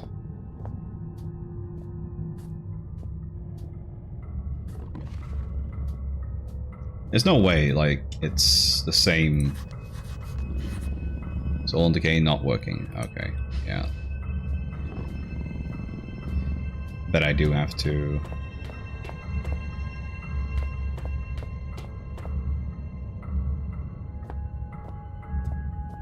But I do have to start the generator again for that to work.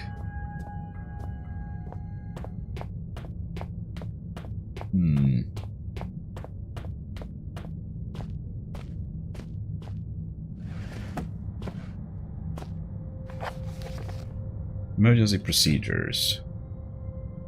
In the event of an emergency, all mine workers are asked to follow the standard emergency procedures detailed in the leaflet provided. Rescue services will already be on their way, and so under no circumstances should employees attempt to aid colleagues themselves or contact emergency services. That's a weird one.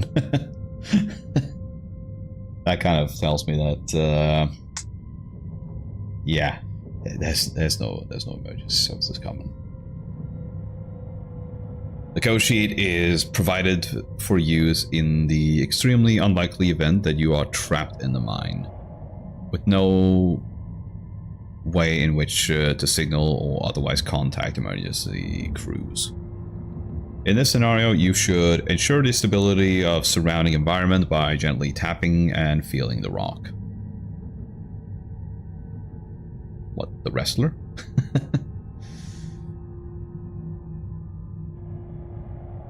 Well, I guess it's the only way to figure out what the rock is cooking. Once you feel certain that there is no risk of rock slide, check to see if you have any form of communications device at hand and attempt to send a distress signal using this code sheet. Should such a device be unavailable or damaged, begin firmly tapping out a message on the wall of the cave. Rescue crews will hear you and arrive promptly to dig you out.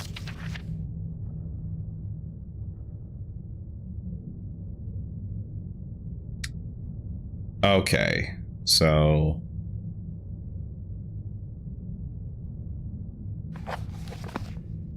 that tells me that we're gonna have to go to the Morse code thingy. And we're gonna have to figure out what it says.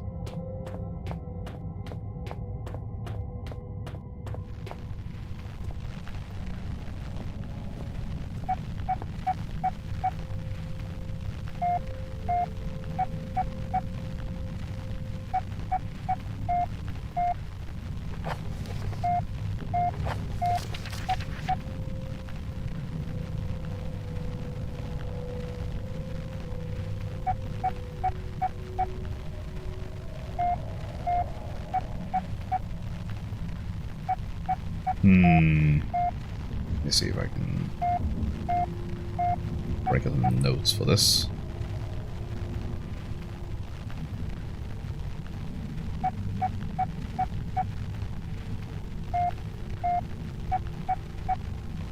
think it starts with 5.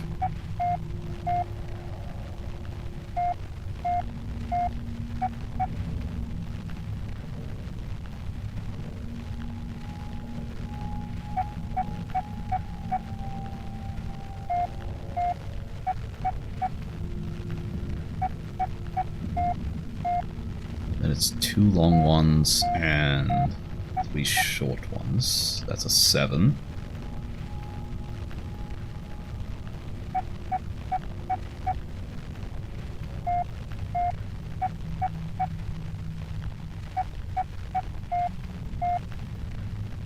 There's 3 short ones and 2 long ones. That's a 3.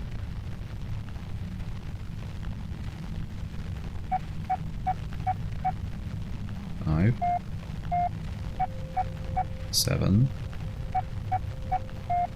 3,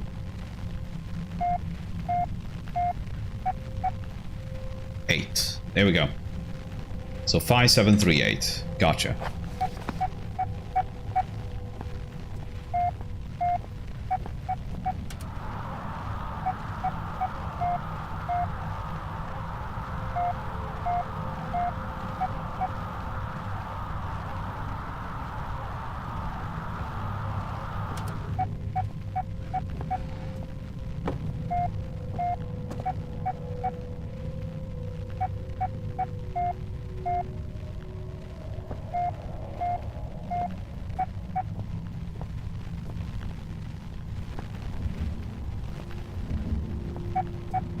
Okay, so we have the code at least. But we are still left with the issue of the fucking generator.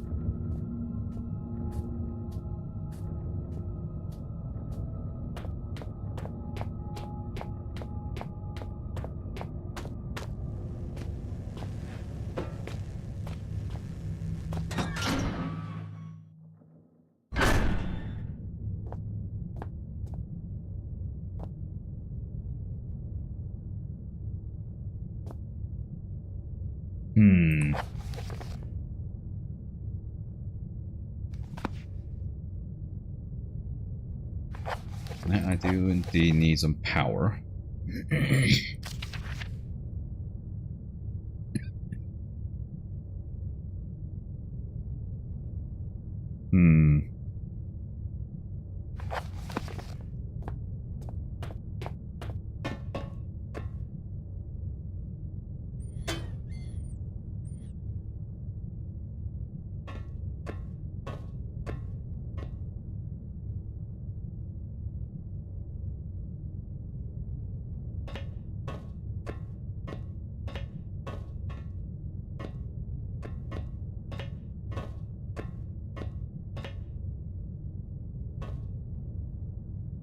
I supposed to be able to move this?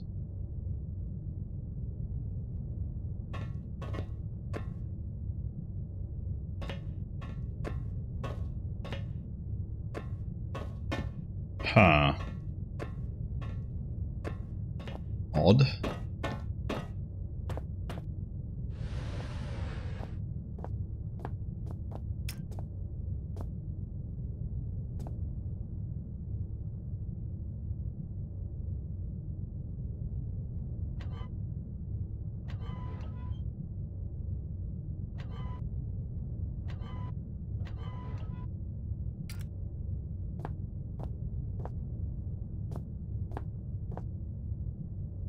Gosh, starting to think that I might need a hint here.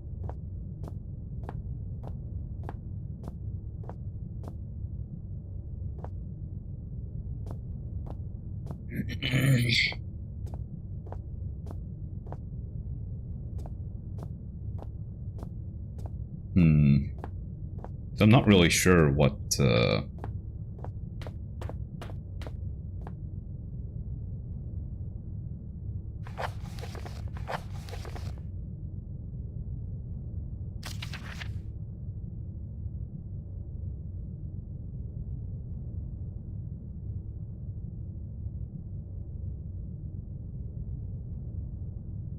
connect and confirm. Secondary flow by turning appropriate valve.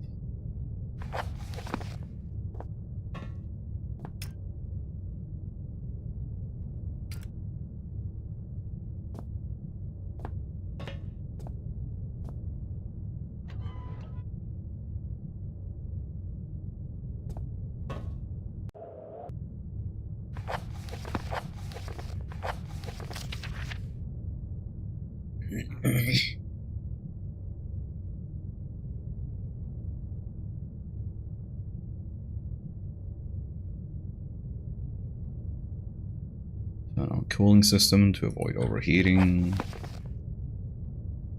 This is a symbol for water, so I still don't know, like, am I turning it on or off?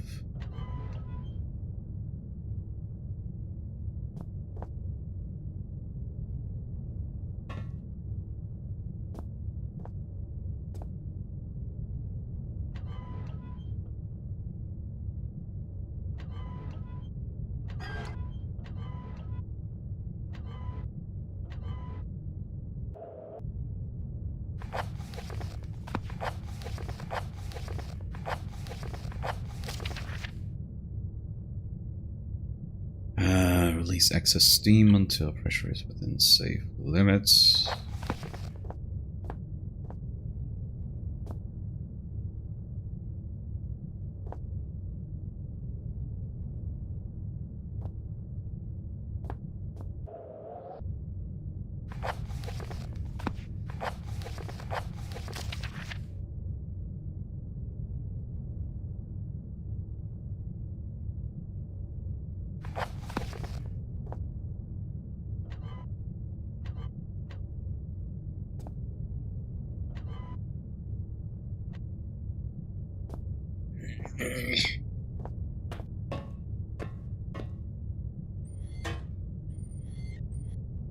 Huh.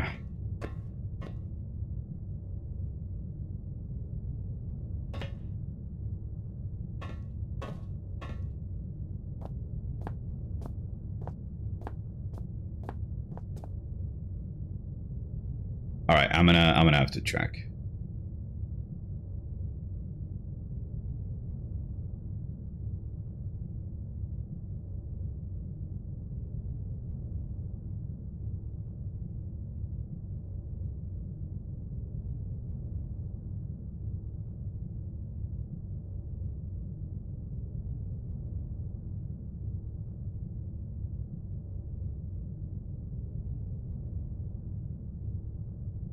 Wait a minute.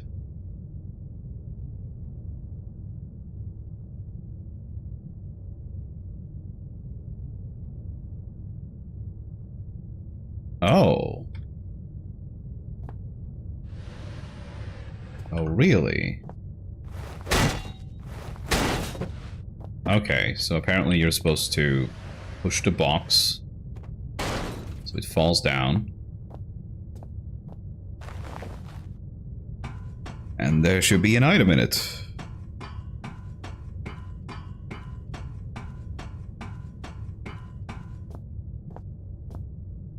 Look at that. Battery. Okay, now we're cooking with gas. Or rather, electricity.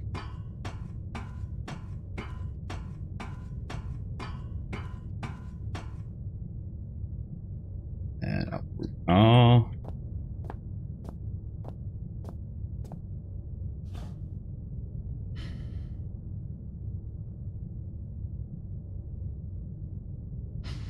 Okay, we are supposed to put it in there, though.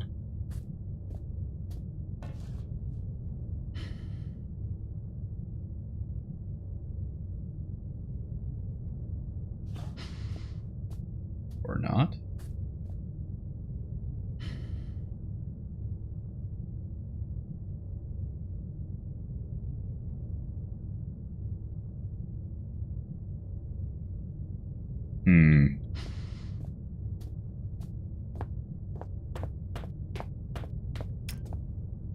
Maybe it's on the thing.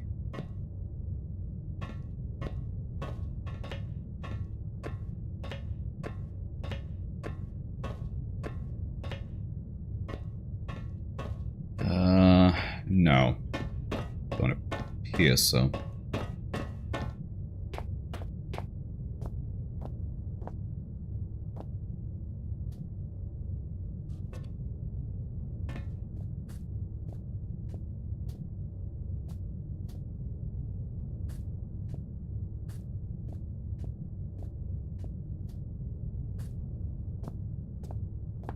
I had a look and it says something to the effect of like, oh, you'll see a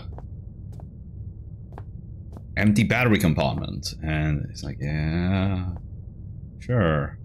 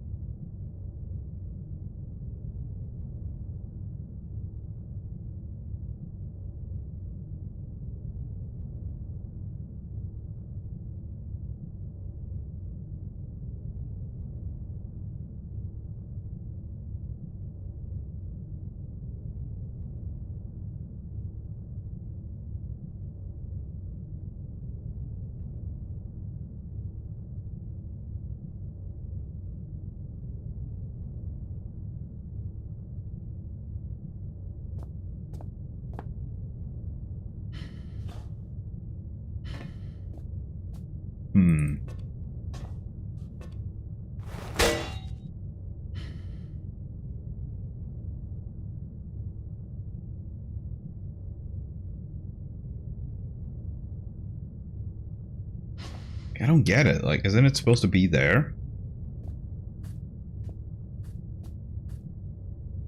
Wait, is this it?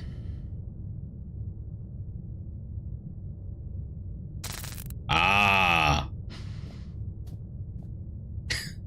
That is a weird spot for a battery. But alright. We did it though.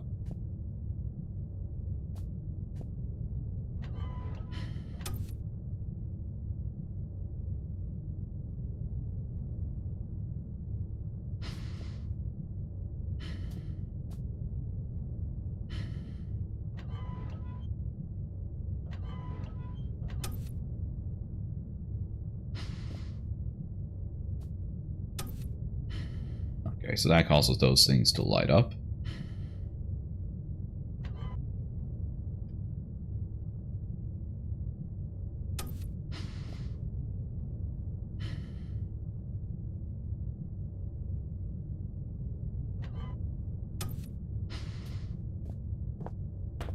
Yeah, I don't... This is not gonna work. It's just gonna cause it to reset, I think.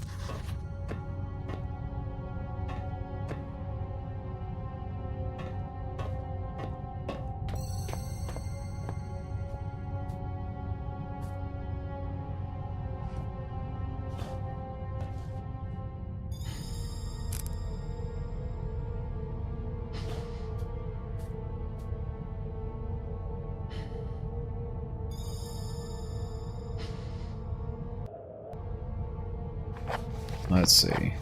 Notes.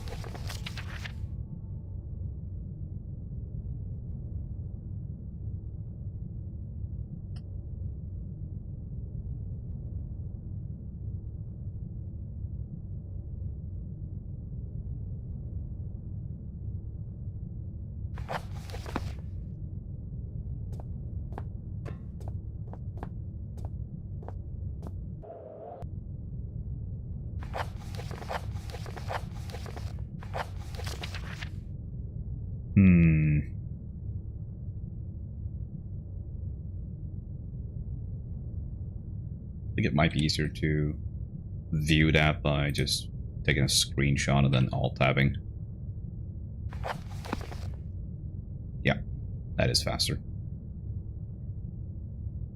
Let's see. Connecting confirm secondary flow by turning appropriate valve.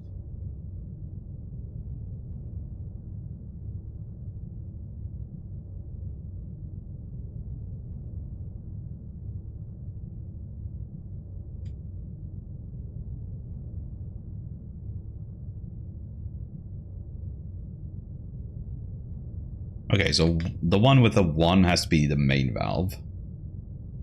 So that should be number 6.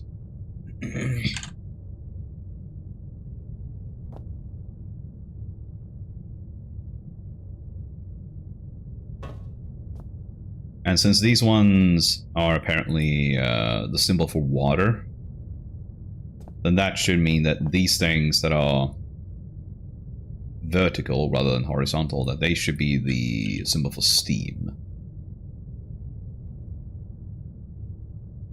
So that should be in the number 4.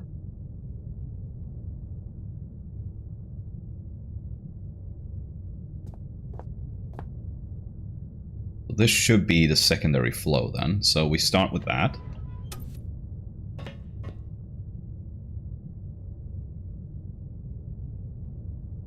And then we turn on the cooling system.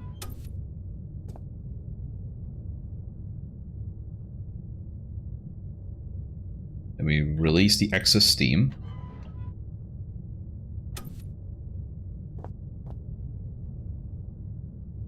We begin the grease flow. And then the main valve.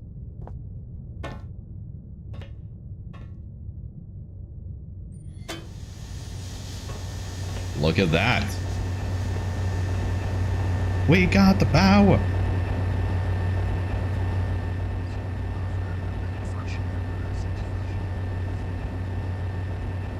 Infinite cosmic power.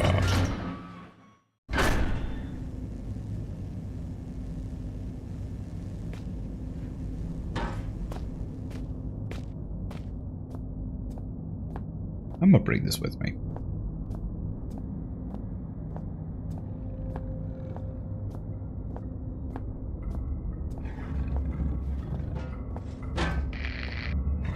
Good day. Good day, can you hear me? Oh? Well, I hope that your ears are working better than your tongue, so that you might use them to listen to my words. You have turned on the light at the end, beginning and middle of the tunnel, but some things remain shrouded in darkness.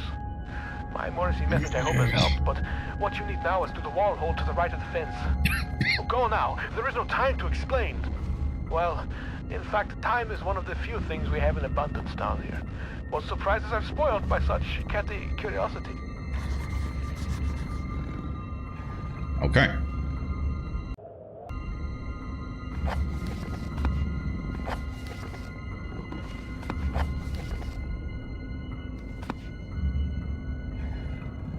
Now, what was the code that we got? 5738. 5738. Uh-oh. Run.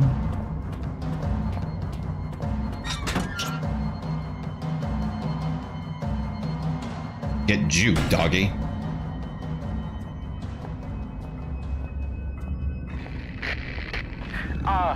My memory is like something with a great many small holes. We shall be needing to perform some minor demolition work so that we might one day meet again. For this task, we shall require the use of a large, earth-eating metal monster, and that monster is thirsty for juice from the place where things are kept. Okay. By the way, you can call me Red. It's not my name, you understand, but I am sure you will agree it is a name rather similar to a cardigan. Fetching when worn correctly.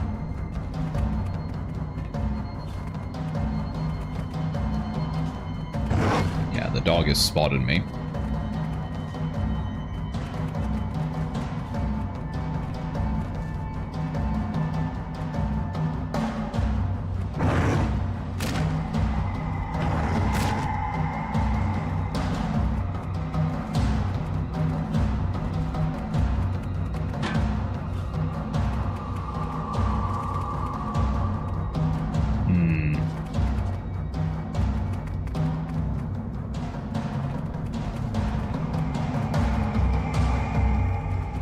I wonder. Come here.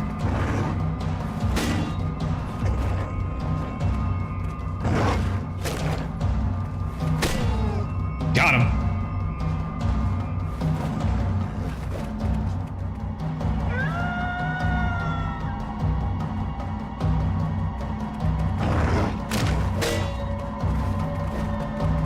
Oh, you bitch. Really?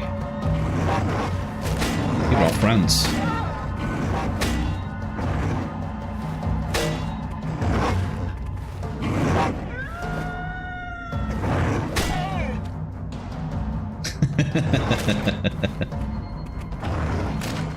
Look, they're coming right for me.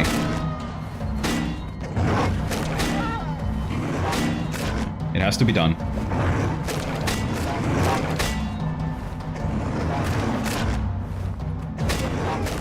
But man, can they take a beating. Wow, like how much health do they have? It's said to be in you, mustn't. Look, they're not well. It's a mercy, okay? But man, the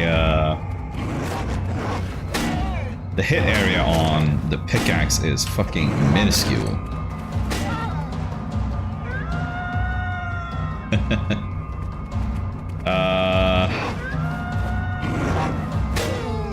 How many fucking hits does it take? Like, I've been hitting them for ages.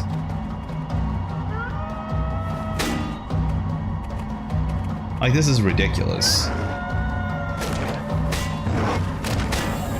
Uh-oh.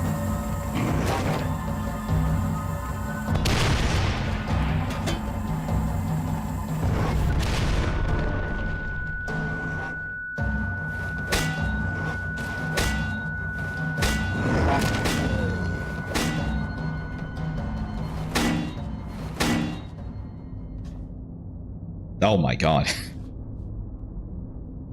When you're standing up there, yeah. Their AI is not the greatest. Get wrecked, fool! Yeah. Man, they were not lying when they said, like, oh yeah, hard difficulty, enemies are gonna be much harder to kill. It's like, yeah, they sure are. Teammate.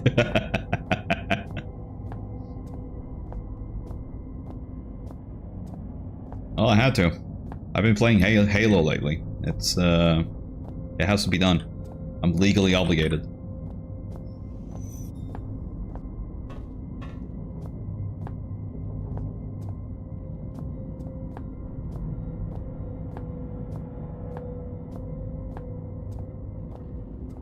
Excavation and tool shed.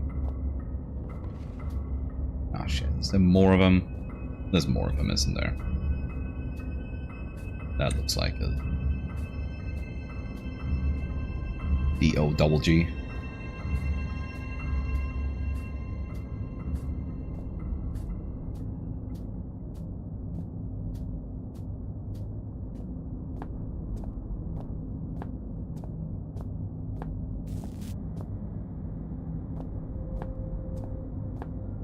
Alright, well let's go to the tool shed first. I'm sure that's going to be conducive to our progress.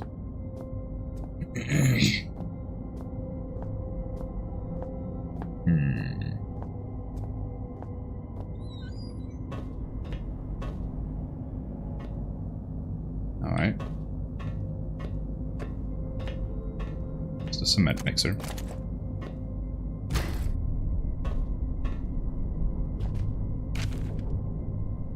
Zeta Report 67B. Phase 7, Anno 9002, Anno Domini 1992. Found by Chief Attending Xenome Officer for the eyes of the leading installation officer only. Leader, unlike the findings, 66B appears to be of manufacture rather than natural origin, and so warrants additional interest. And, need I say, security. The bulk of Substance 63 was discovered only 6 yards from where the artifact 66B was buried, and appears, at least in part, to consist of a solidified form of 63, with a number of operable appendages. The artifact emits a lower level of light from a seemingly inexhaustible energy supply, suggesting its origin is indeed as was suspected. Of course, the ramifications of this fact are clear, and appropriate measures are already being taken. Progress in becoming enlightened as to the purpose of the device, if indeed it served a purpose in the traditional sense at all, has been slow. Following protocol to the letter, I assign my secondary officer to the artifact on Phase 7. Only for him to go missing the following day. He eventually returned to the site from a previously uncharted area of the mines, presumably having discovered a new route, avoiding the cave-ins. At this stage, we can only assume what transpired, since he remains in a state of disorientation. Far be it from me to question the decisions of the elevated cast. Okay. Interesting. But I am struggling to understand the necessity of conducting standard scientific testing in this case. I, of course, have full faith in the abilities of the research team, put together and sent here by my immediate superior. I simply wonder whether the time might be better employed on the main site. Nevertheless, it is comforting to know that the actions of every member of the organization are carefully choreographed and controlled by those far outranking myself, both in stature and wisdom. And with this in mind, I feel fully justified in filing an official request for further manpower. We have already lost a number of workers to unforeseen events, largely while engaging in studies mentioned earlier, and further investigation of the area calls for volunteers to carry out tasks altogether too hazardous in nature to risk the well-being of more elevated organization members. In particular, the tunnel system above the secondary site requires immediate cartography. It's interesting that they named them Elevated Cast. Aha. Gotcha.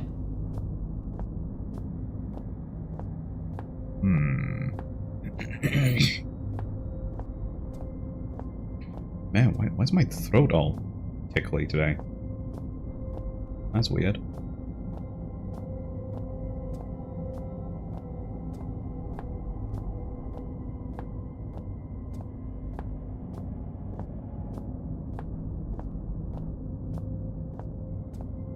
Okay, we do have a map here. Okay, let's go to the storage that is right up here.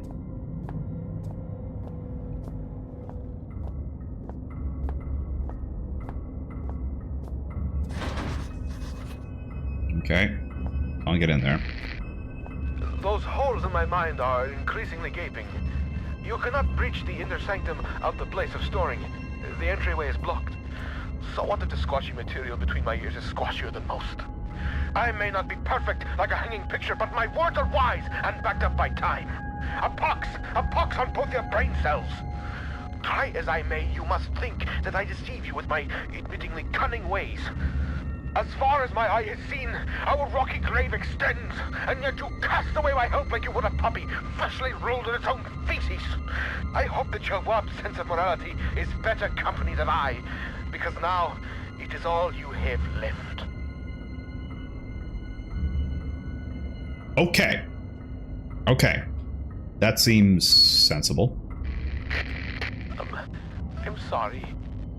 Sometimes my emotions are like a disobedient pet.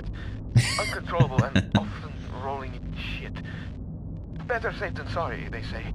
But I think we are both sorrier than we are safe. A tunnel lies between a nearby watery cave and the place where things are kept.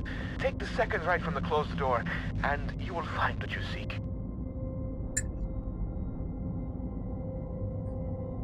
Okay.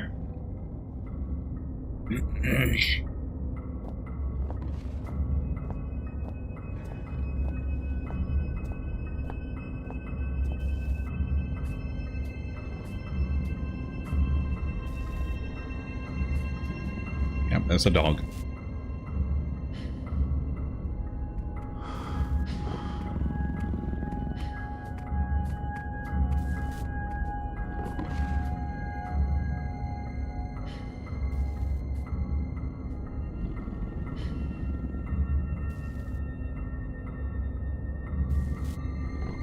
I'm unfortunately lacking in the hard counter against dogs, which is boxes. As we all know, is the mortal enemy of dogs.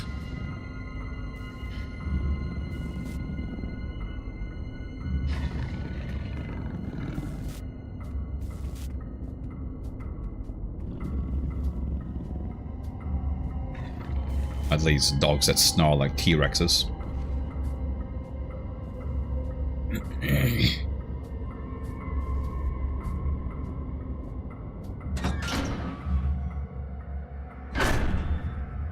Okay, now we're in excavation.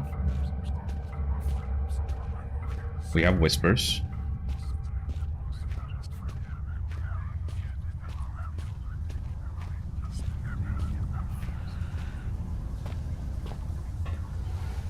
Whoa.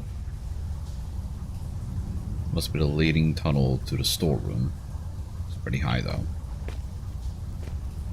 And the ladder is Kaputski.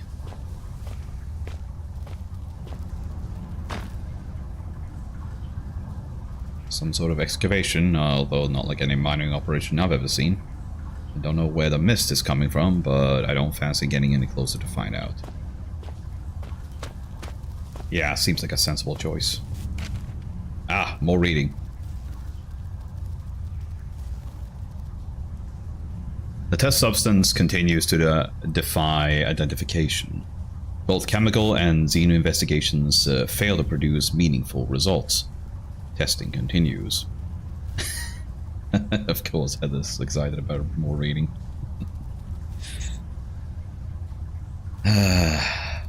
Test 102, bromine test. Normal, pH 5. Test 103, acid amide test. Negative. Test 104, ammonia NH3, negative, unreactive. Test 105, hydrochloric acid solution. Negative for sulfate, sulfide, and chlorate ions. Test 106, standard hallucinogenics, mild intoxicant. Test abandonment due to most test subjects suffering massive internal hemorrhaging within 1 to 2 hours. Whoops.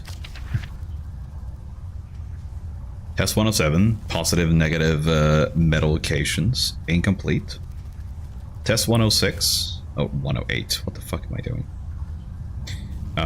Human hallucinogenics, incomplete. Testing of the gaseous fog has been considerably more successful. It appears to be a harmless blend of sulfur, chlorine, and aromatic amine, which gives it the floating visual effect. Yeah, it's just like the that mist barrier in the first Alien film.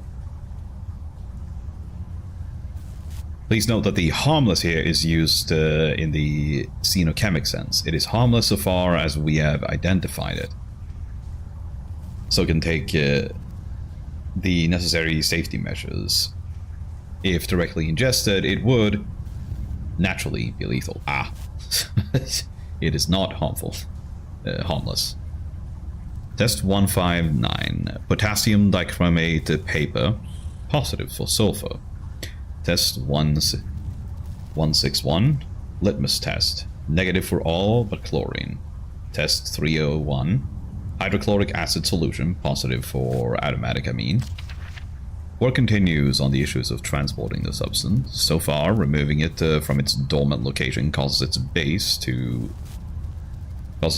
state to radically change, producing massive heat, to the detriment of 3 workers, one of whom is no longer operational due to his injuries. Following heat dissipation, the substance appears to turn dead, unreactive to every test we have the equipment to run. The prevailing theory is that somehow the disruption of the material causes it to enter hugely accelerated chemical decay. We estimate its half-life to be approximately 0.4 seconds. Yeah, that's what I was thinking as well, that it starts to decay very rapidly.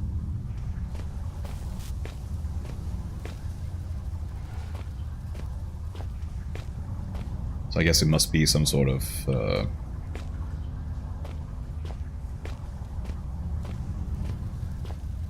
radioactive element of sorts. Yay, chemistry! Indeed.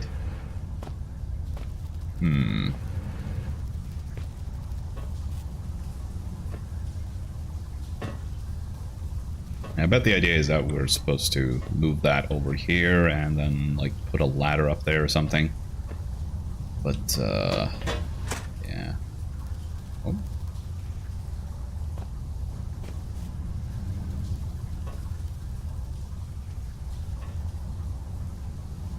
Can I just...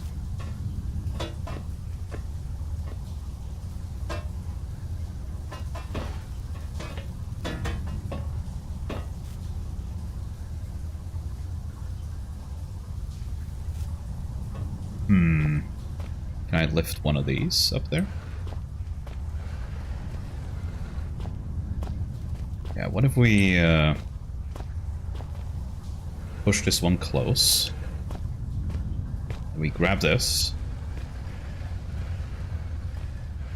We push it on top of that box. Maybe I'll be able to reach the ladder.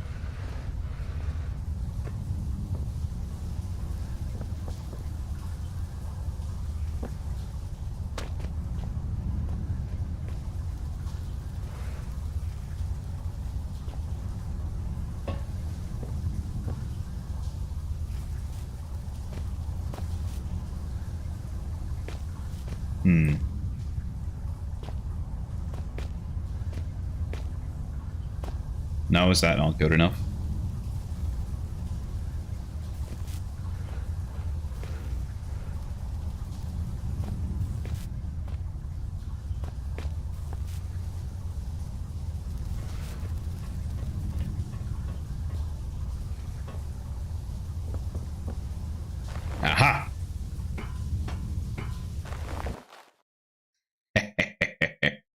Get wrecked, game.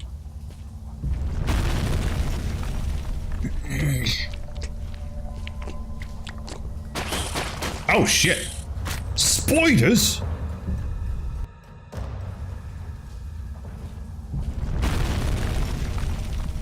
Uh-oh.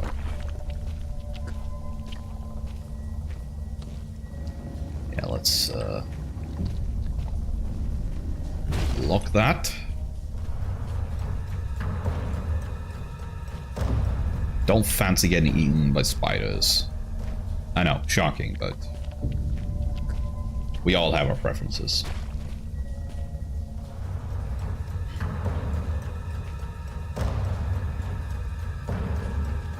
Oh shit.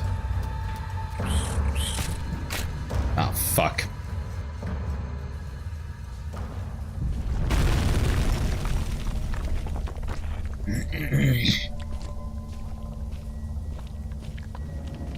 Okay.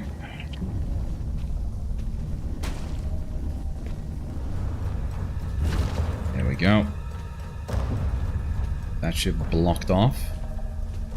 Oh, right, okay.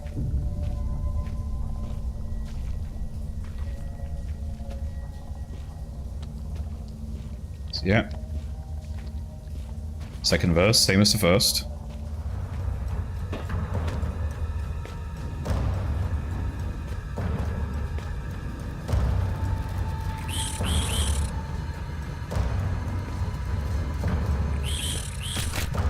Oh, motherfucker, really?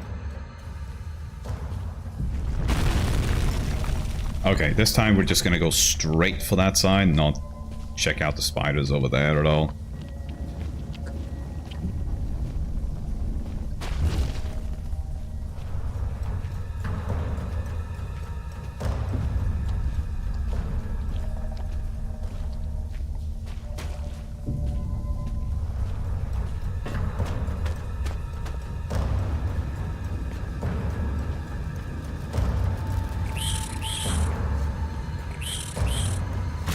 Yeah, okay.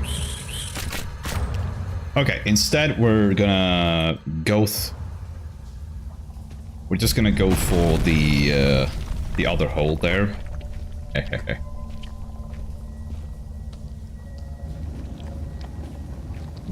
And then push the boulder over behind us. That should be faster. And we should be fine then.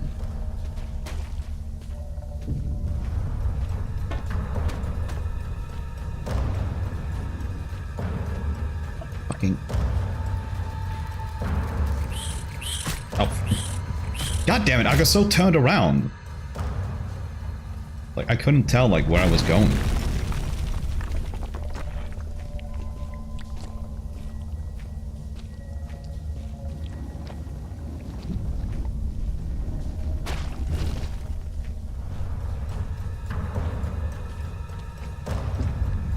Alright, let's try this again. Less death this time.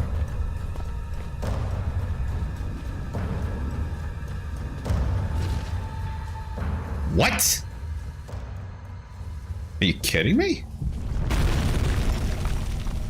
What killed me? Like, huh?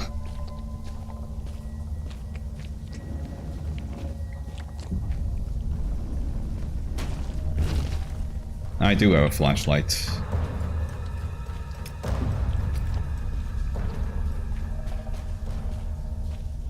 I'm just very...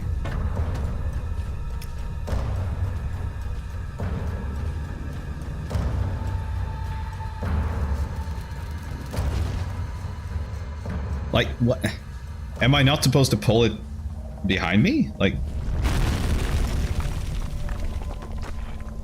Probably the boulder rolling over your massive dick. Probably. Hashtag big dick problems.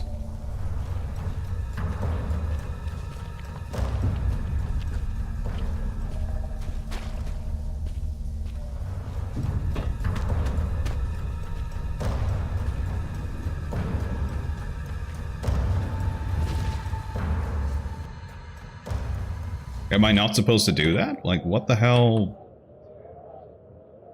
I gotta check.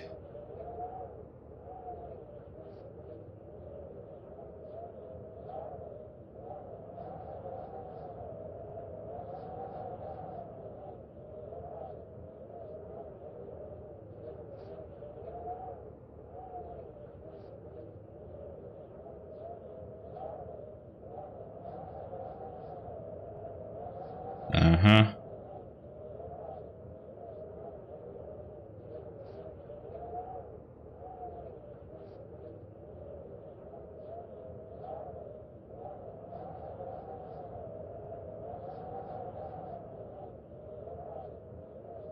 You can light the paraffin on fire?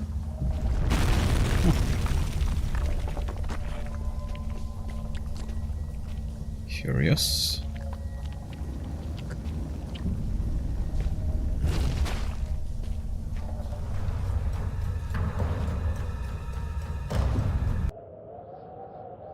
Let me see.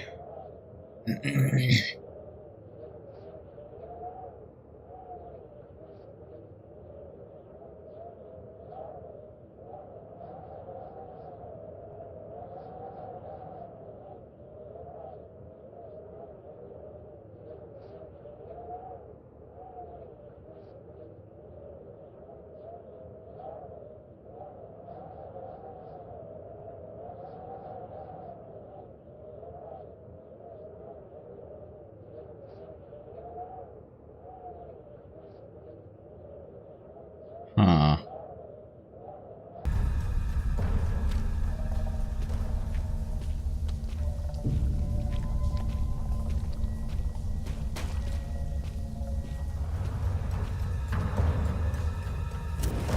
Whoops.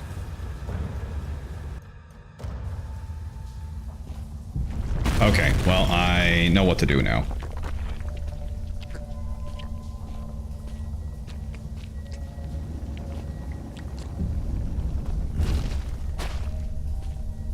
I do have to light that on fire, just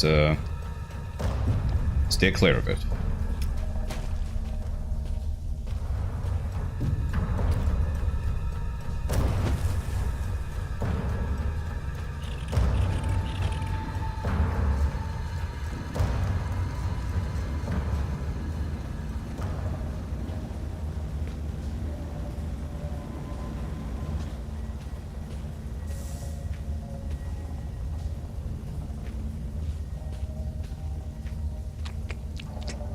Oh, whoops.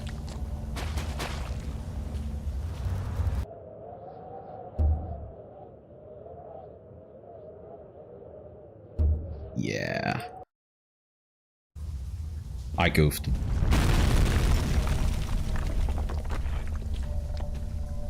Okay, so we have to block the other path there.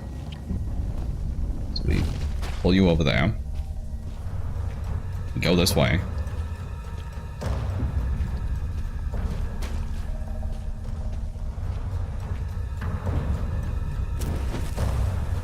Light that shit on fire. Block that path.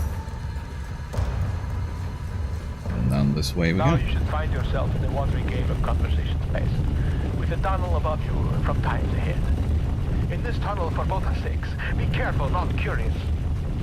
I have already spoken to you about the cat, and repeating myself is not only out of the question, but out of the window and climbing down the guttering. There are spiders in the tunnels that love to suck on the humany fluids, so do not disturb the walls. They are fragile like the china vase in the hooves of the bull. It's organic but smells highly acidic. Alright.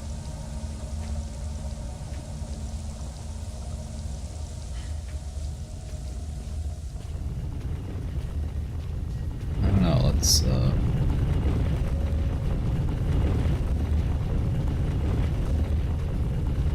much rumbling here. Rumbling, rumbling, it's coming, rumbling, rumbling. There we go.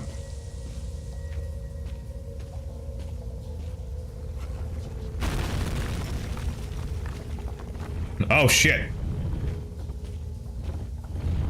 Run, run, run, run, run, run, run, run, run, run. Fucking Christ.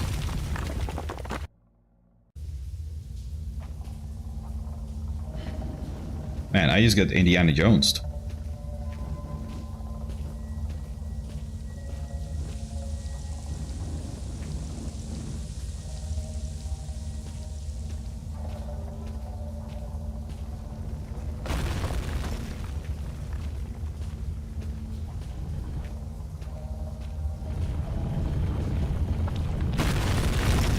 Uh-oh.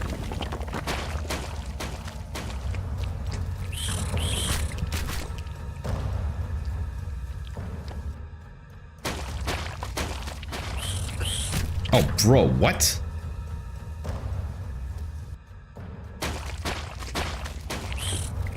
What kind of a checkpoint is this?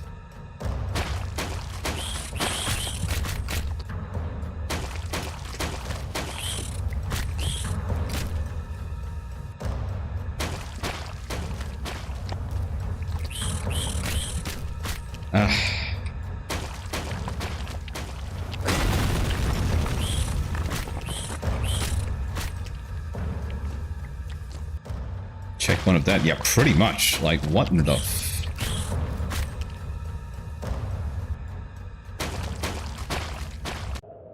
I'm gonna have to reload a previous one. God damn.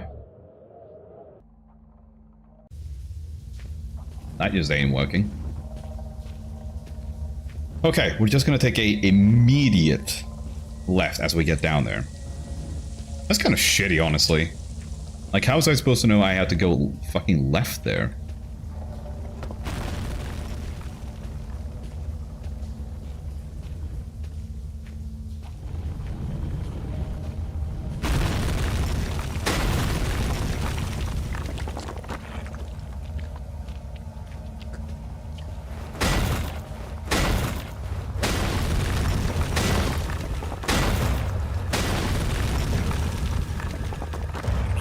Rushing. Ow, ow, ow, ow, fucking Christ.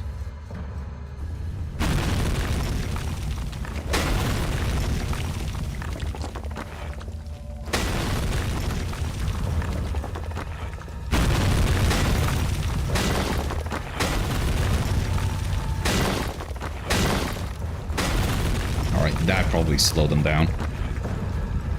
Enough for me to get out.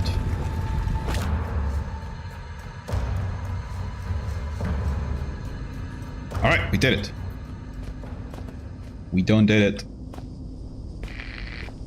There should be some insect repellent in that red and white cross box in that room.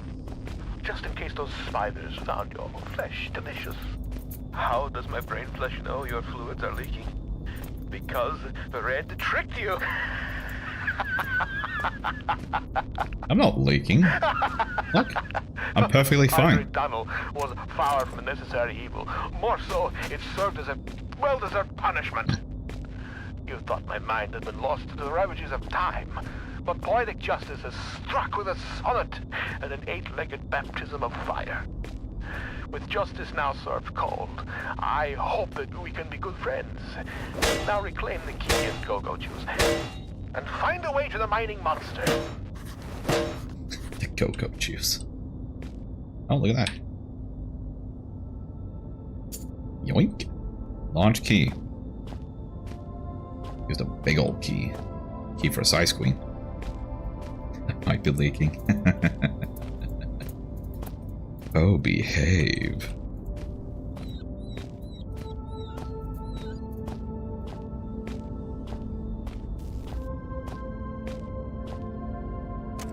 Yoink these.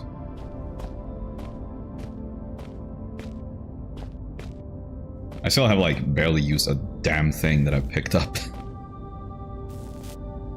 Whole installation is just falling apart. Yep. Let's give this a thwack. Yeah, we can go out there, but first... we're locked or something's blocking the door. It's a vehicle key. Yeah, okay, then... that's not gonna do shit there.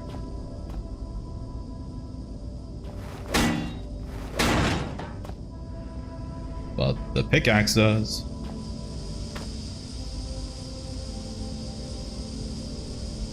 That's gonna kill me. That's definitely gonna kill me. Alright, we got a crane.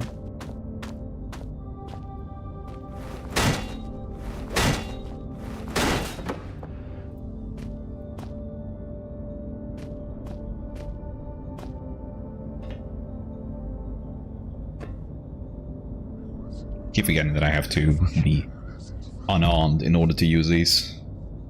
It feels as if I'm leaving my body for just a moment. But not just hovering around, it's like I go someplace. What are these things? Some funky shit.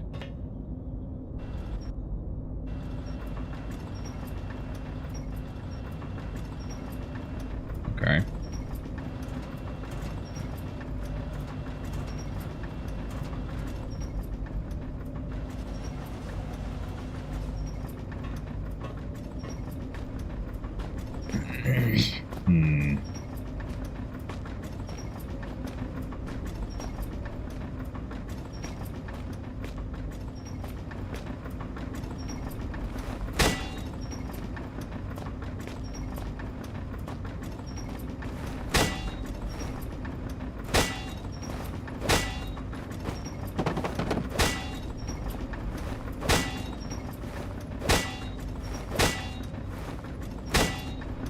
It doesn't appear that I can destroy that.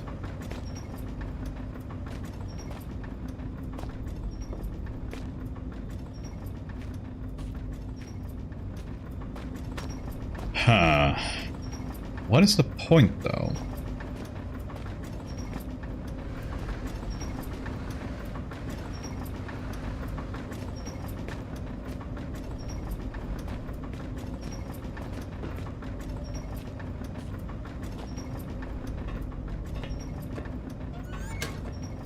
Oh. Inuit mythology. Christian foresight. First published in 1903. For the past 100 years, our people has seen something of a religious revelation. The Kalalit. An Inuit in general might have been said to seen the error of our ways, and Christianity has become increasingly embraced throughout the Arctic communities. It is the purpose of this paper to explore the true roots of our long-held beliefs and to uncover how they might be justified today. In our newfound enlightenment, as such, this essay will be the first I have written in English as opposed to our native Kalaalleq. I think that's how you pronounce it. Aninit. It is no coincidence that the word Anunnaki bears resemblance to the English word angel, as opposed to our native Englishes. Yeah. Is that to like process the way they've spelled it and take into account like how the language normally sounds like? And then you just come up with a potential idea of what it might be pronounced as. I actually did play a game about Inuit mythology a while back. It was called Never Alone. It's actually really great. It's like a 2D puzzle platformer. It is really nice. Yeah, I can send you a link to it later.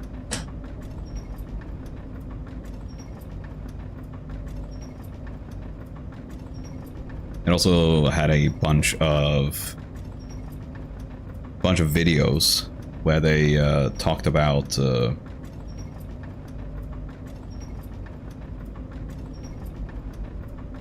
Inuit culture and mythology. It's really interesting. Oh, you did? Cool. I think there's a sequel coming. Yeah, there's a fox friend.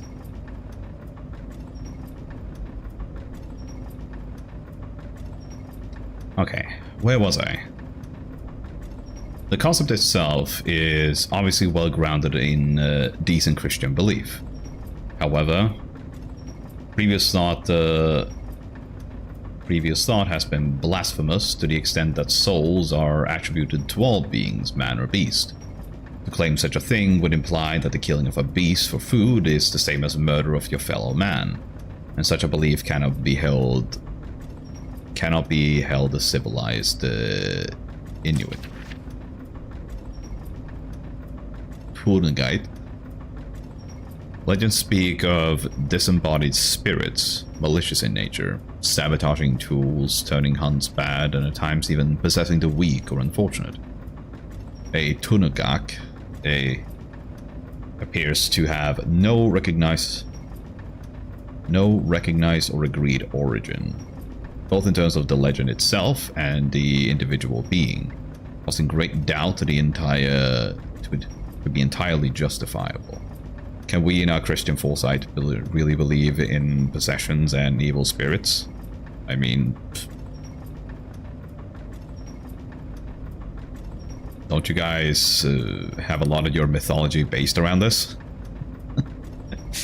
Just saying. Seems perfectly clear to this writer that the real origin of the Tornegite belief lies in the Christian demon, or as we are taught by the generous and selfless Moravian Church. Moravian. Is that like...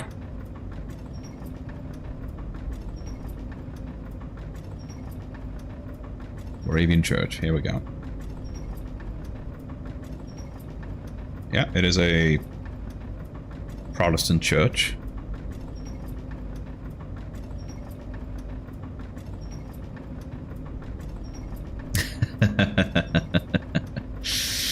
And a god eftermiddag to you too, Xanax. Or should I say Tyke? How you doing? We're just sitting here learning a bit about mythology. Okay, Selfless Moravian Church. Without whose support our people would no doubt have starved many years ago. The demon is capable of possession and of countless other atrocities, which only the good Christian man can avoid through a lifetime of humility and devotion. Which is funny, because considering that you seem very judgmental.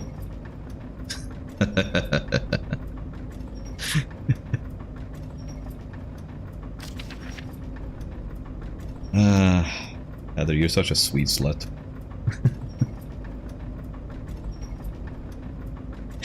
Whatever flows your boat, bro.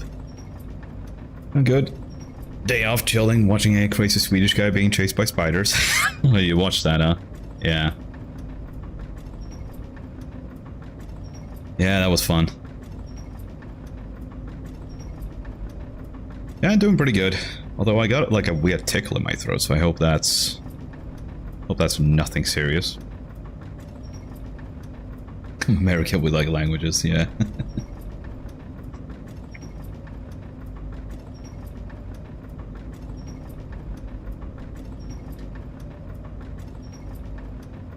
Yep, I did get the kitty. I did post a pic of him in my Discord. Probably gonna post some more pics today.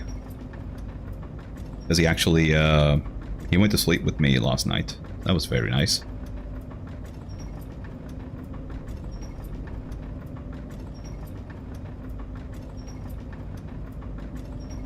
Curled up right next to me. So cute. But the conclusions reached above the status of the Cherish Angaguk, the tribe shaman, should be obvious. Such people are in a league with the Tornegite demons, working side by side to control and contain the Kalalit people. We have no need for such superstition. I mean, that's rich coming from a Christian man. And suspicion breeding people in our Christian ways. The Protestant priest can perform all of the Ankuit's duties and more beside. God, the final challenge of a work such as this would be to find the nature of the Christian God and to ask why he has not been present for so many years of Inuit belief. Till recently, the Inuit people wrongly attributed to Ananit almost godlike status in certain cases, and treated the Tuanagite as the devil incarnate. It is no major leap in faith to suggest that such a belief have been underpinned by a central concern that there has been something missing in Inuit life. That something, indubitably, is God. I don't know about that. Hi, Wither the Fox. How you doing? I hope that my findings have informed and enlightened the atheistic few that remain in Inuit culture, and ask the Lord Jesus Christ to redeem their soul. Peter Henry Natur. It's a weird last name. Actually, Natur is Swedish for nature. Okay, what the hell do we do with this thing then? Okay, so that one pulls or extends that thing. That one lowers, and okay. And then this one moves it.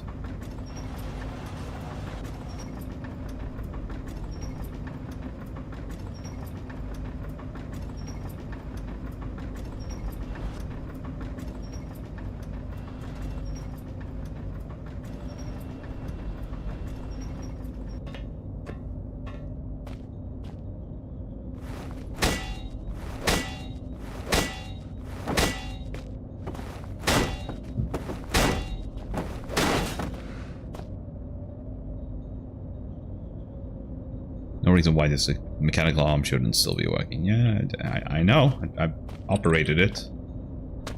Just don't know what ends.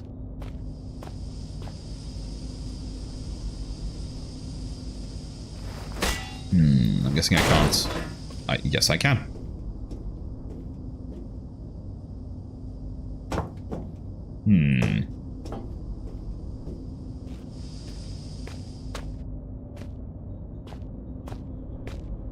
What if I could bring like a small box or something in there?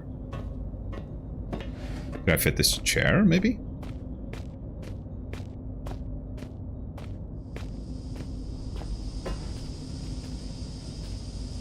Come on, get in there. Get in. Get in.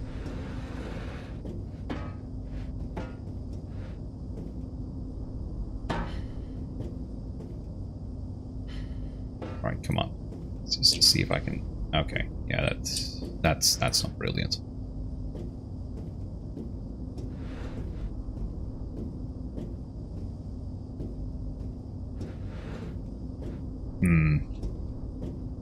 Yeah, that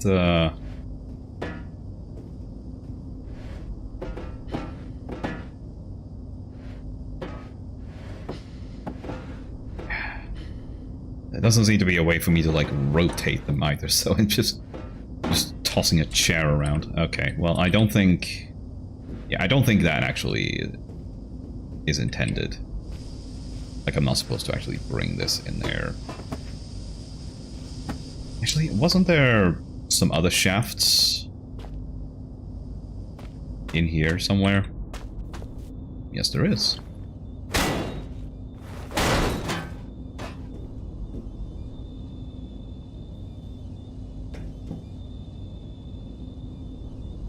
Shaft, you say? There's a shelf and a ventilation shaft in the crane room. Thanks for the heads up.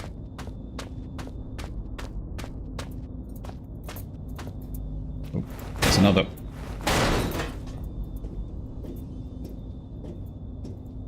Gonna do like a Limp Bizkit and break stuff.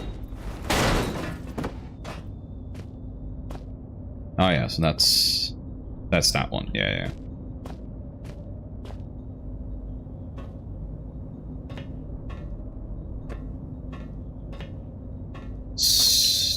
Still, oh, you know what? Maybe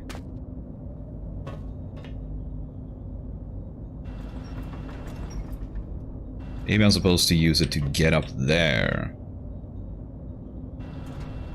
Yeah, that's what I'm thinking. Yeah. Let's Swing that over. A little more, I think. That should about do it. Slow you down.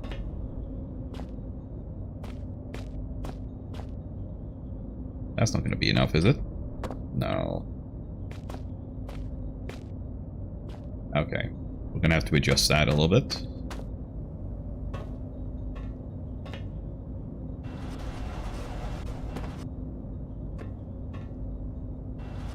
And the way you control this is so wonky.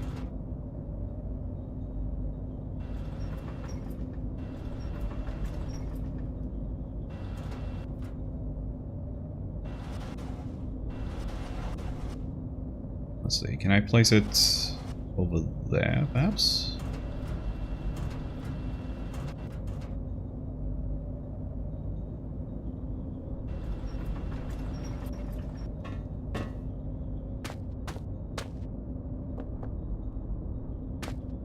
I can almost make it.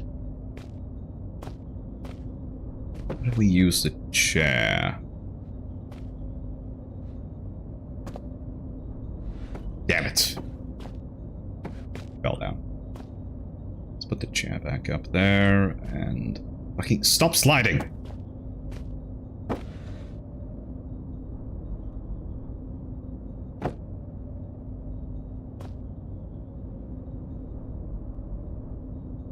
There we go. Knock, knock. Scolded the chair. It was being bad.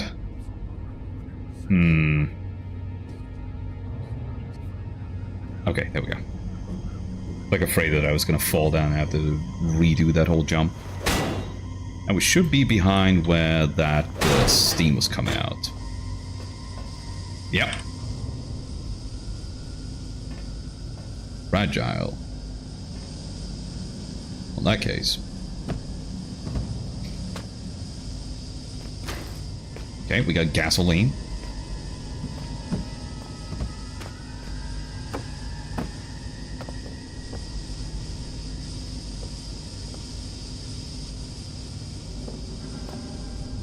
Quench my thirst with gasoline.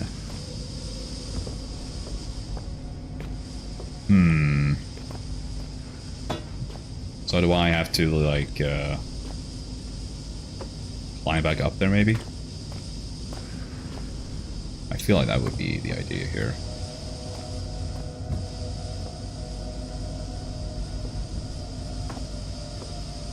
Okay, I guess we gotta stack some boxes.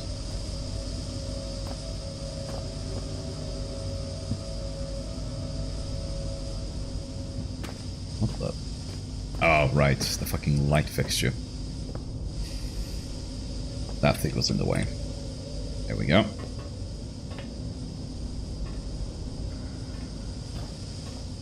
Okay, so we got the gasoline. I've no clue what we're gonna use it for, but I'm sure there's gonna be something sensible. And I think that's it. Oh, actually. Can I get in there?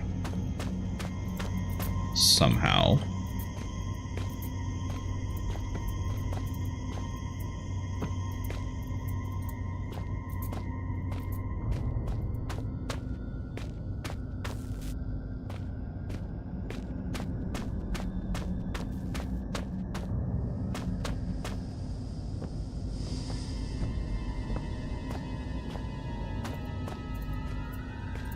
Grab the box.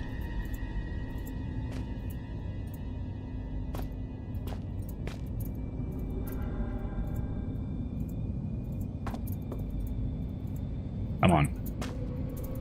Get up there.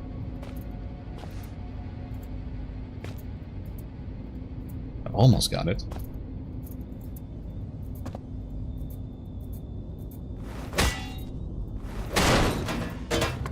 Come on.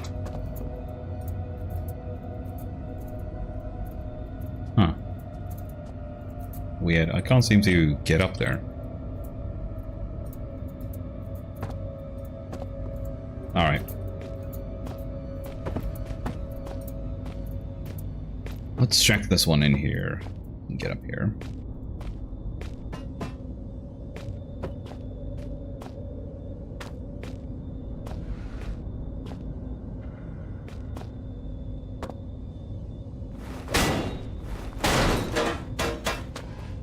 Dang it. Did not mean to do that.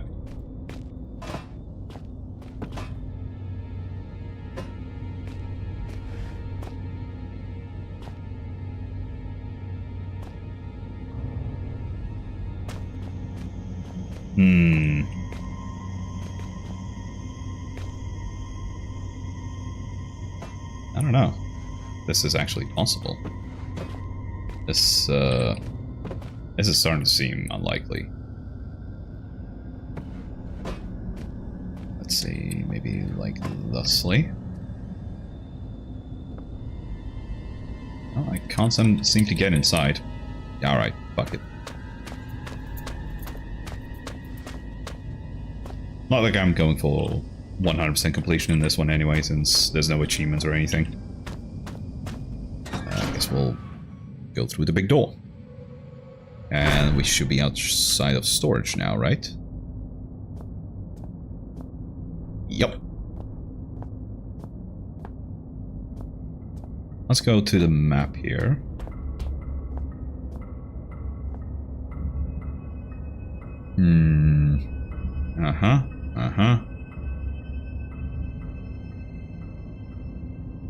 We've been to tool shed, we've been to storage, been to excavation. I think what we have left now is just to go to this area.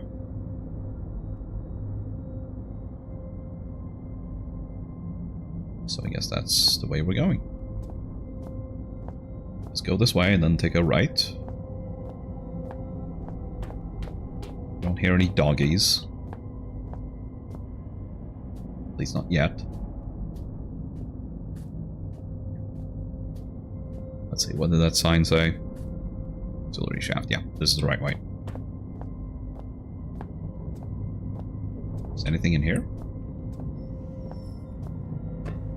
No.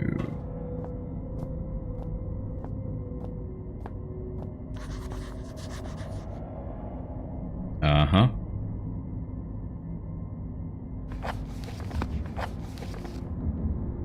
Great door leading deeper into the complex, but it can't be barricaded by a piece of wood. Needs some way to shift it.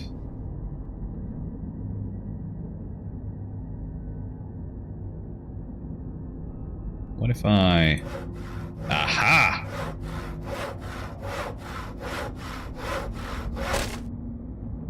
One might say they never saw that coming.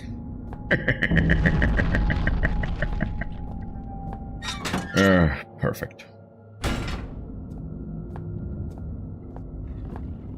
Oh.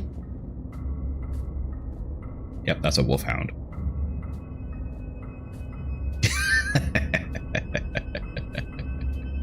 Never.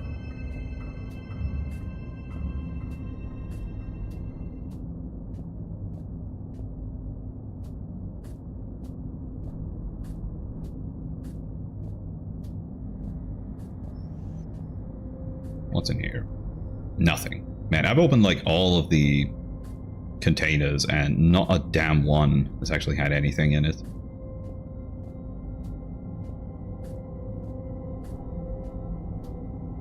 Yeah, and here's a map. Yep, we are there.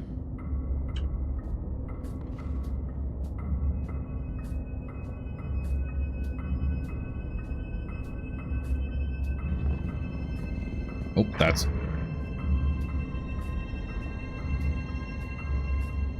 a bork. Yeah, bork detected. Now, I could probably kill him, but that would upset Heather. Oh, shit, I didn't see him there.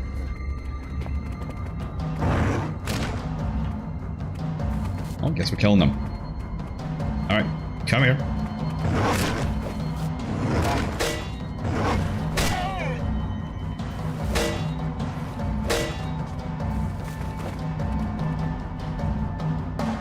Look, he was coming right for me. I still think it's funny that boxes are like their mortal enemy.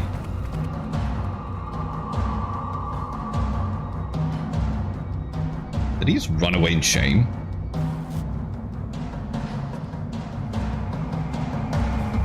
Is he like, fuck this? This isn't covered by my insurance. Wait, did he actually... I think his aggro reset. That's interesting.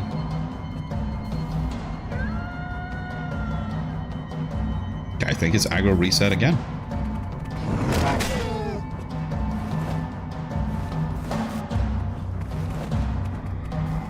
Man, it really takes forever to kill him.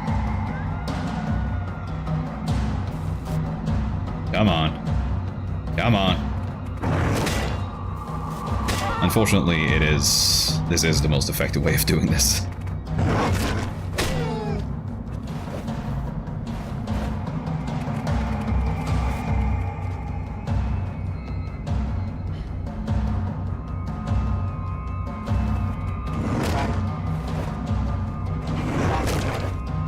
God damn it. Man, the fucking hit detection is just abysmal. Oh, is he dead now? Yeah, I guess he is. Cool.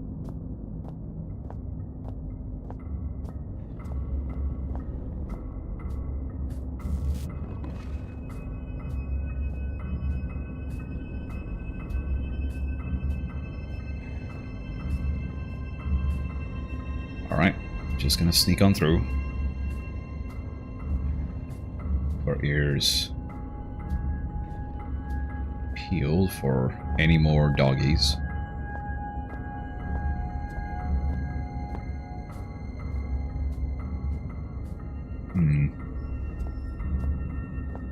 Anything here?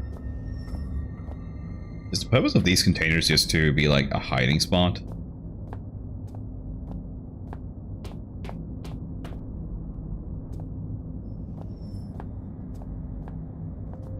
What the? Oh! Finally! Something in a container.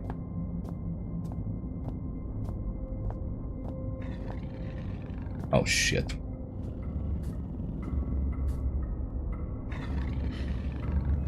God damn it. Alright.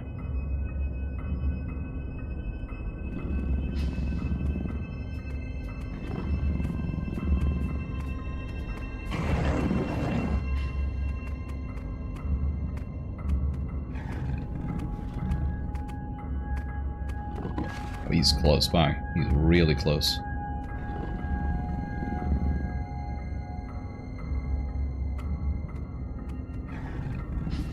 Yeah, he's turning around.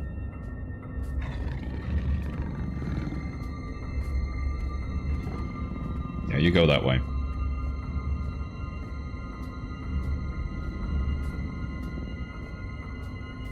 Keep it tight, my man. See you later. And this should take us to the next area. Yeah. Okay. Excellent. Excellent. Okay. Lever. Well, let's pull it. Nope, nothing.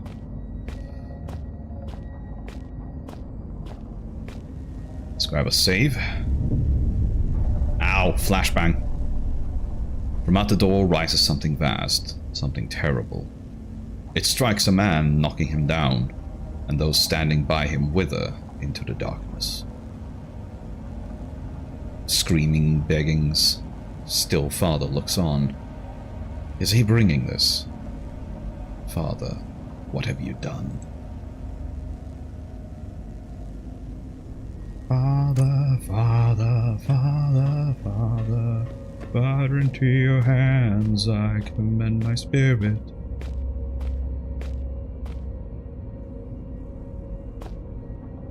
The game just breaks out into System of a Down.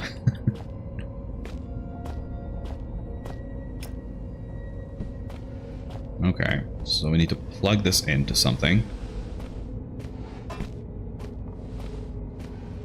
Aha! Kerplunk.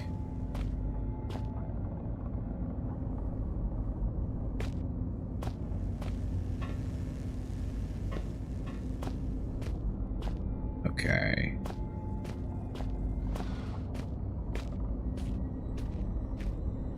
I got something you can apply that to. You see? Oh, you.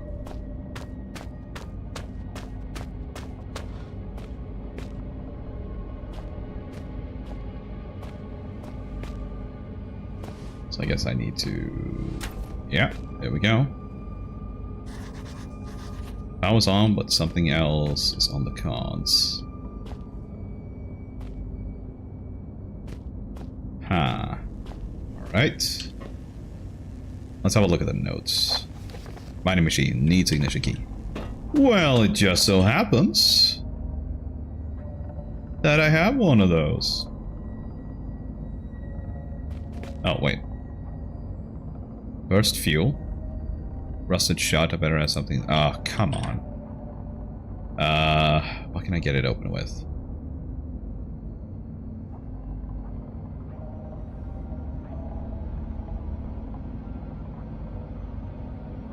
No. Can There we go. Got the lid off. Hell yeah.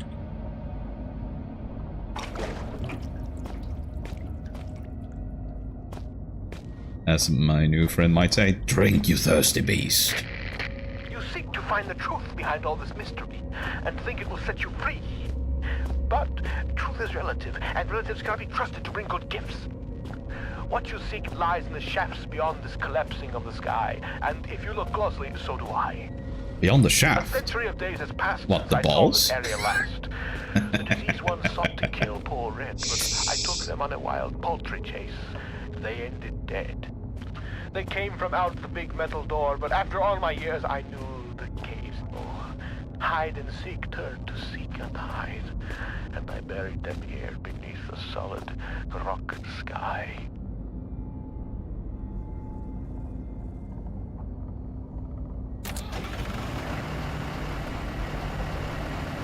There's a saw and a broom. A guy picks up broom first.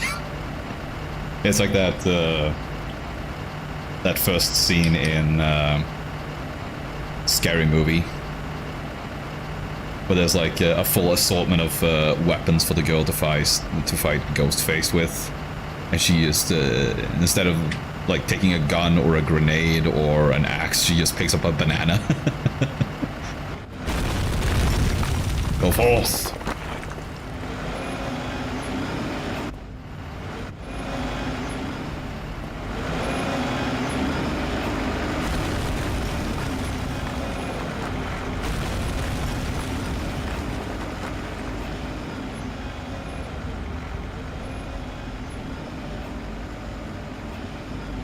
Alright, I guess it's done.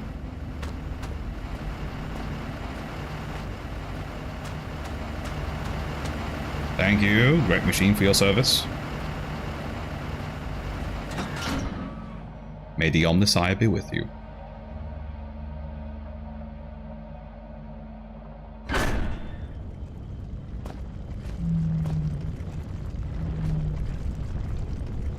Rickety planks over a big hole. Well, I can't possibly see how this could go wrong.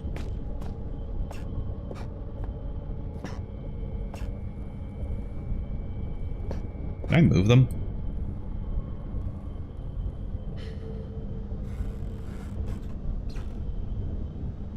No, I can't. Alright. Well, fair enough. Nothing went wrong. So something else is gonna happen here, right?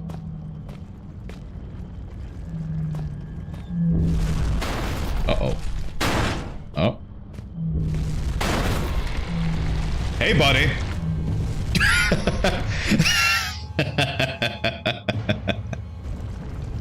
Man, I just got Earthworm gemmed. Earthworm gem. I didn't know they licensed this likeness for this game. Alright, so we touch the door. We go down here. And in he comes. Bye! What? How? That thing was huge. That's what she said.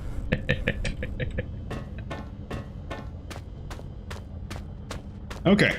So we went from zombified doggies to massive earthworms. Yeah, surely feels like we are in Resident Evil town right now. Little seal tight with no handle. How's it operated? Stop with the whispers. And they actually stopped. Nice.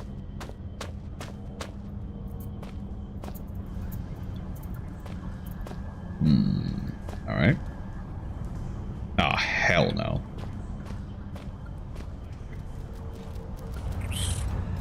Oh, fuck me.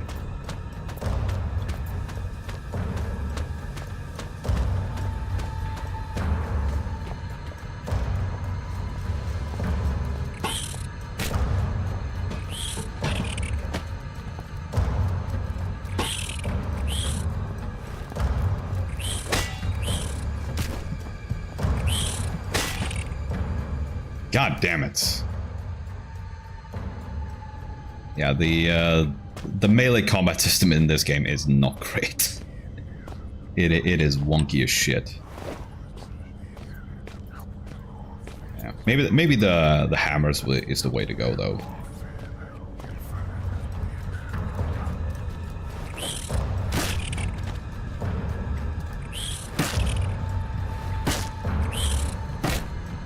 Wow, holy shit. How much of a beating can they take?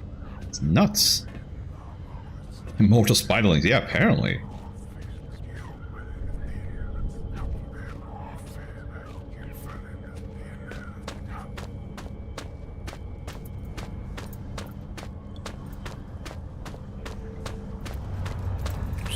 Excuse me. Let's just see if I can outrun them.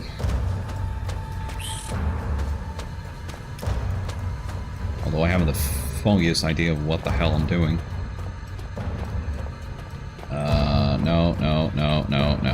No. Ah, shit.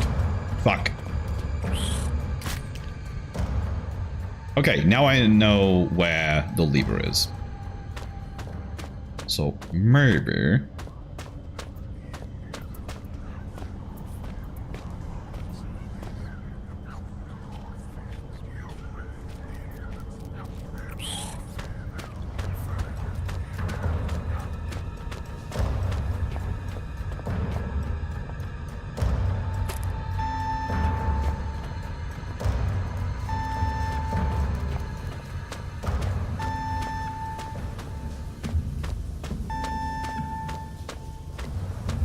I don't know what that does.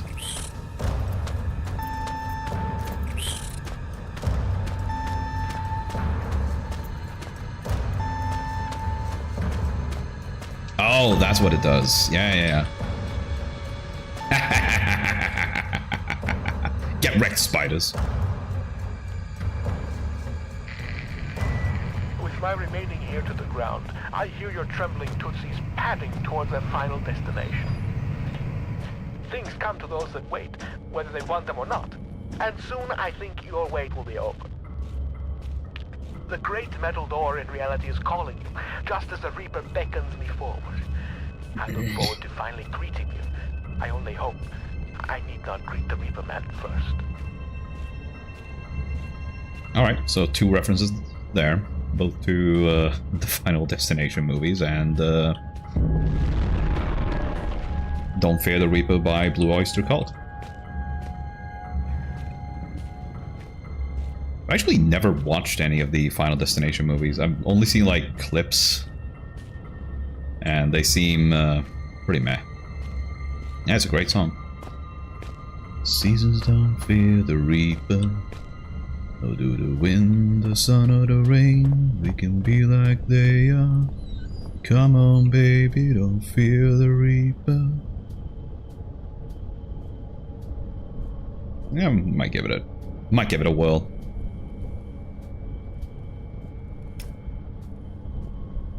Doesn't it have the guy who plays Candyman in it?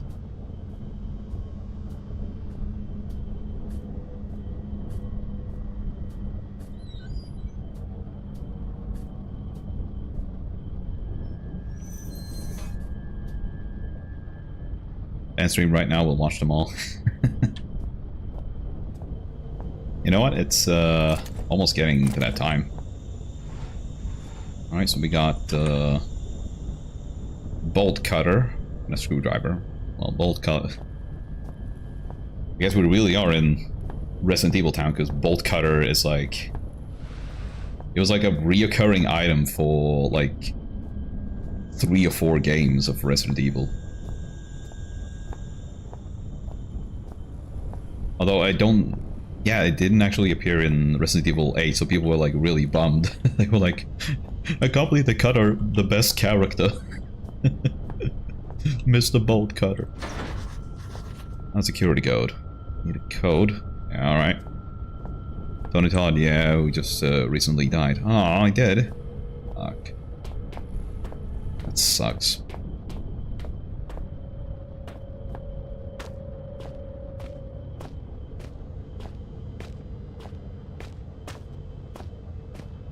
Yeah, speaking of people who died recently, I heard David Lynch also passed away. Huh.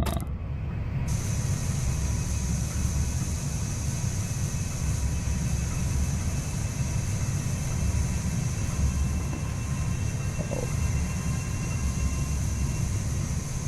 I can't turn this thing off now?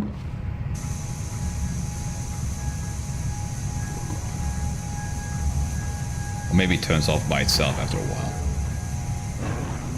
Hey. Can you get me from up here?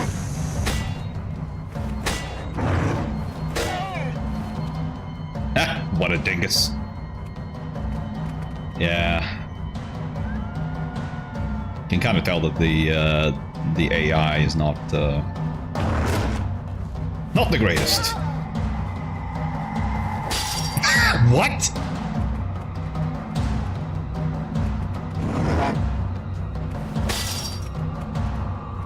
He's a floor dog.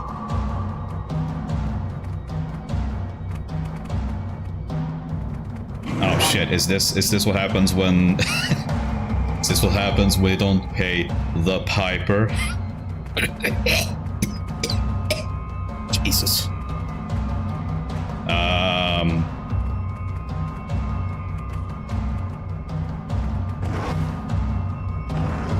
Can I hit him from here? I can. Is he gonna? No, he's still active. Wow, what an experience.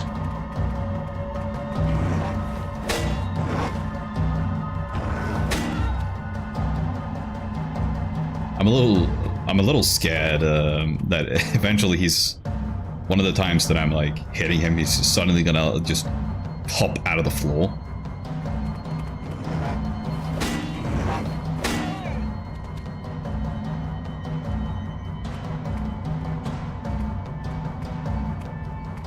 What are you doing? Come on.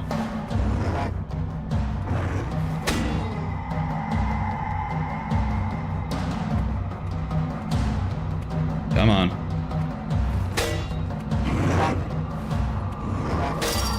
Bonk. Oh, he's still down now. Man, that segment sure was a drain on me. Got a great game for you to do to completions. Oh yeah? Kingdom Come Deliverance. I've heard about that game. I think a friend of mine played it. Isn't that the game where you can only save if you're in a bed or something?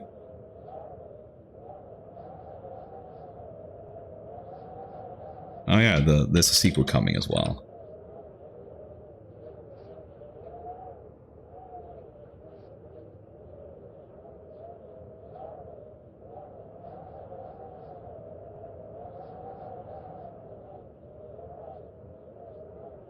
Pretty hard.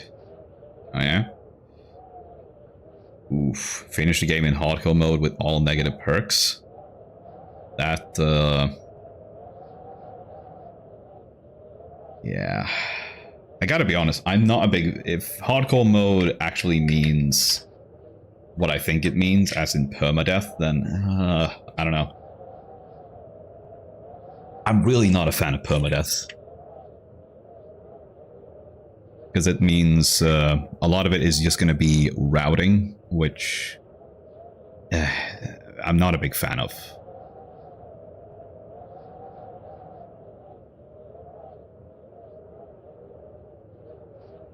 Yeah, that is not fun. Yeah. Like doing Iron Man in XCOM was pretty rough, but at least in that game, it's like the hardest bits is at the beginning. Just getting out of the early game. If you get to the late game, then you're basically fine. You know, so long as your save doesn't corrupt and delete itself. Oops. Which did happen to me. But fortunately, I suspected something like that could happen, so I had actually backed up a save. But I still lost like 8 hours of progress. I meant like to find all the treasures, explore all the maps, stuff and like that. I see. Yeah, it could be fun. I did do that with Halo Infinite. That was pretty fun. Although some of the audio logs were a real bitch because they're not marked on the map at all. And they're in an open world, so it's like, oh, cool. Wonderful.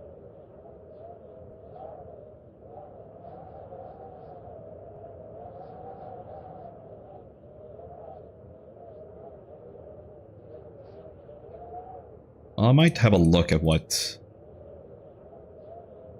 Kingdom Come is like. Because it all comes down to like if the gameplay is fun. Played Days Gone? I'm not. I just remember seeing a lot of videos on that game being buggy as shit as it launched. So I just basically never really bothered. I was also really turned off by the fact that one of the lead developers on it came out and basically gave people shit for not buying games on launch.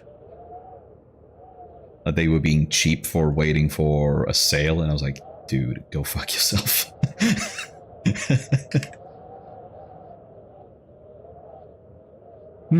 Okay. Yeah, I might give it a look at least. God, there's so many. I have nearly 160 games on my wish list, so there's a lot of stuff that I want to have a look at. Still really want to play Space Marine 2 someday. Space Marine 1 was amazing. And I think I might actually do a stream of that game, even though I've already played it. Because it's, that game is wonderful. And I'm so glad that they actually got it a sequel. And the fact that the sequel apparently is really good. Because that's always the concern, that when a game gets a sequel after a long ass time, they're like, oof, is this gonna be good? Or have they like lost their touch? Like has...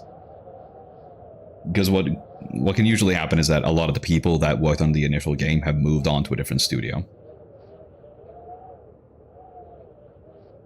Speaking of games that are getting a sequel after ages and ages, fucking Alien Isolation is getting a sequel. Like, holy shit. Over 10 years since the original launch, and it's coming. Like, that thing I am so psyched for. And I really hope it's good.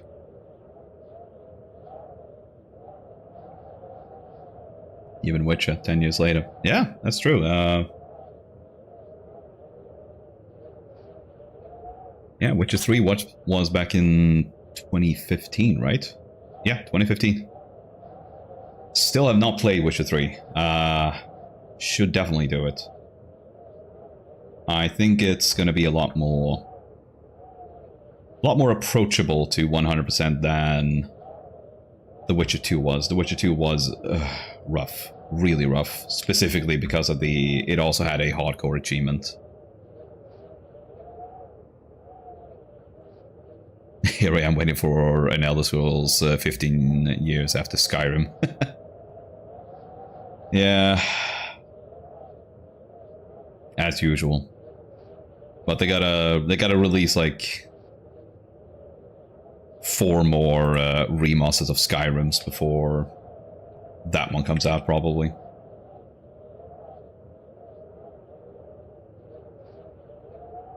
I still remember Todd Howard like being like kind of bitching in an interview that people are enjoying like Skyrim for just countless hours and they have no quote-unquote touch point with that. It's like, shouldn't you just be psyched at the fact that people just like your game instead of being concerned that you can't sell them more garbage? I mean, just do what any other studio does and just make DLC for it then. Fucking, that's what they did for The Witcher 3.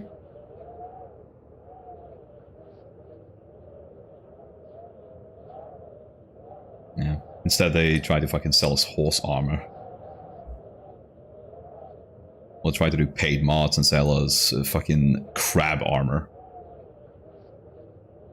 He's bad at being greedy, basically. Yeah, it's yeah, it really is funny how I think he's just really set in his ways. Like, he doesn't want to change anything, and that's probably why their game design has remained exactly the same for 15 years now. Like, fucking Starfield comes out and it plays basically like Skyrim, and we're like, really? Like, over a decade since Skyrim and it's still the same shit?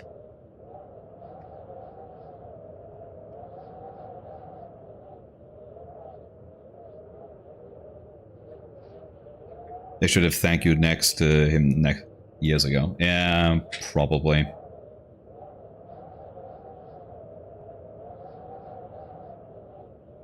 Yeah, plenty of people have actually been saying like Bethesda should honestly stop developing games and just focus on publishing games by id, Arcane, and Machine Games. Because at least they can make solid products. Speaking of Machine Games, I really want to play the new Indiana Jones game. That shit looks great.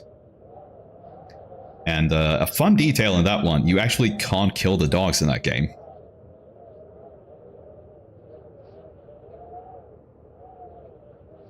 I think people were pretty upset in Wolfenstein that you could, not just could, but you were kind of forced to kill a lot of dogs in that game. Like, you had to. Like, they were aggressive enemies, and you had to do it.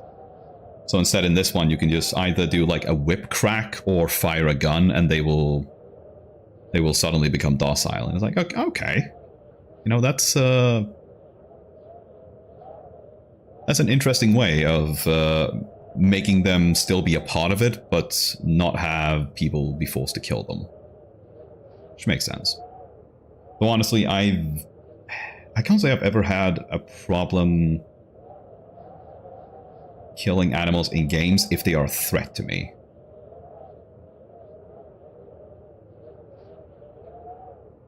It's far more concerning if it's like, just kill these animals for the heck of it. It's like, I don't want to do that. And I mean, it would be hypocritical to take like a stance, like to be so thoroughly against killing certain animals and then fucking boot up Warcraft 3 and click on critters until they explode. It's a game, we feel bad for doing it, but it's a game. Yeah, exactly. Like, it is a game. And I always think it's weird when people like judge you for something you did to a fictional character. It's like, dude, it's a collection of polygons or pixels. They're not real.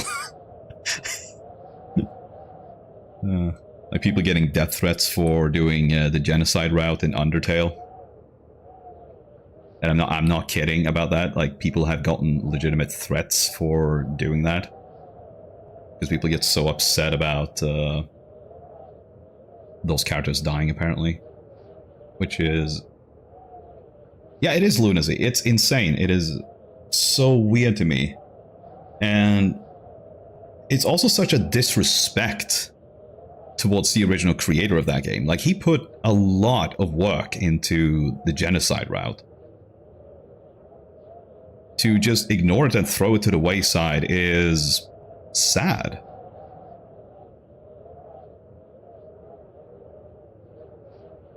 I haven't fully played Undertale. I've played it a little bit and just watched other people play it. And it's definitely one of those games where I feel like it's probably... it might be best to play with like a friend or something, at least to me, because there is a lot of reading in those games. Or in that game, rather. But it is cool. I think it's really impressive what just one person did.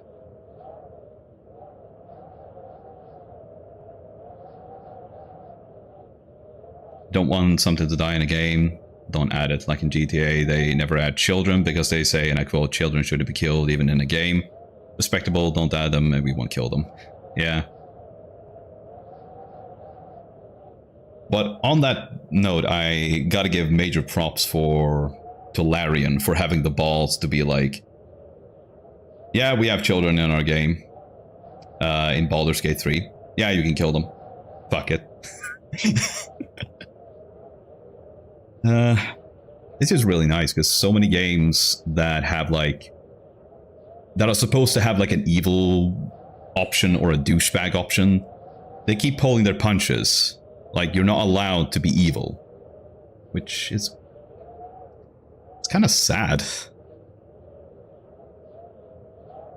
Like, just let me be an arsehole if I want to. That was kind of one of the fun things you could do with Mass Effect, that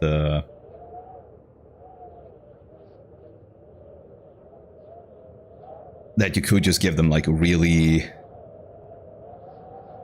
you could be super empathetic and understanding. You could just be like, yeah, fuck you. Like, yeah, you could try to be respectable towards the douchey interviewer. Or you could just punch her in the face. Can't make another bully game because of the new color that we developed. Yeah, that is really sad, actually. It's so weird. I've never actually played bully, but I bet it could be fun. Is it on Steam? Yeah, it is. Scholarship edition.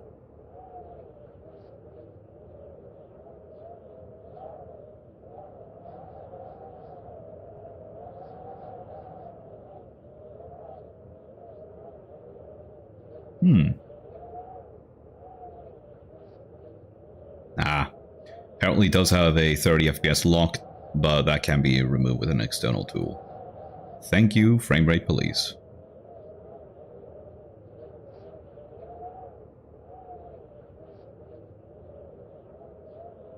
Well, let's hope the port of it is like decent, because Rockstar's PC ports have not been too great.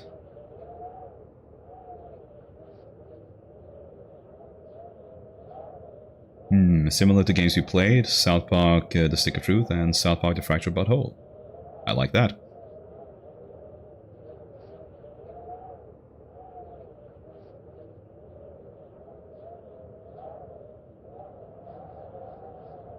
Oh my, so many games to play.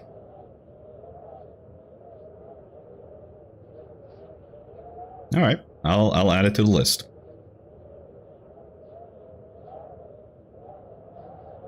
It's probably going to be fairly cheap. It's already at €10, so if I wait for a sale, I should be able to pick this up for pennies. So that'll be nice. Speaking of sale, I did actually, since there was a RTS sale now, I did get Halo Wars. So we're actually going to do the final Halo game on PC. Well, final Halo game for now. I still don't know why they haven't ported Halo 5 or Halo Wars 2. No idea. I guess Microsoft is just allergic to money.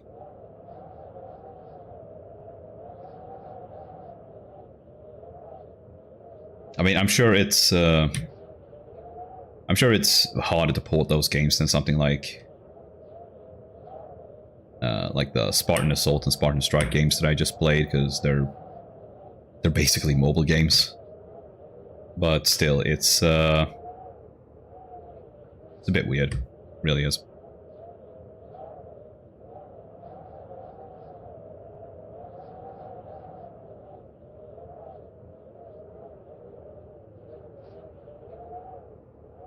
Oh my. So many games, so many games.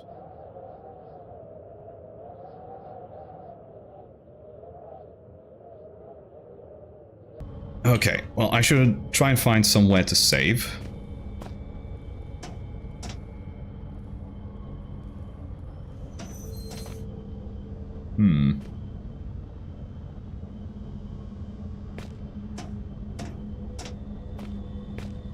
I'm not sure.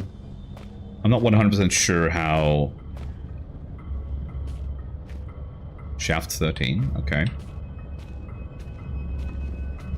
So 13 inches, big shaft. But if it's 13 centimeters, small shaft.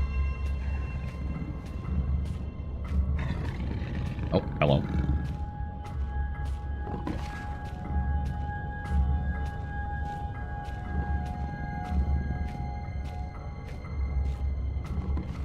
Huh.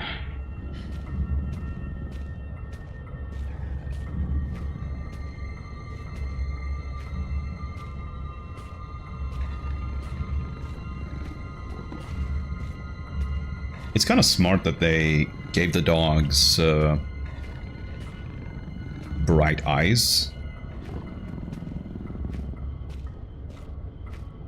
Because not only does it make them look kind of freaky, it also makes it easier to tell, like, which end of the dog is pointed at me right now. Because, like, in the dark and from a distance, it would probably be pretty difficult to tell.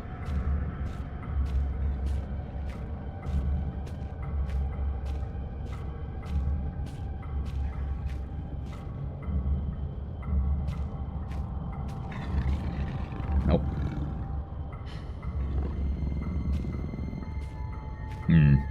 I wonder if this works on like Payday rules, where so long as like the middle of your screen is like obscuring their view, then you are hidden.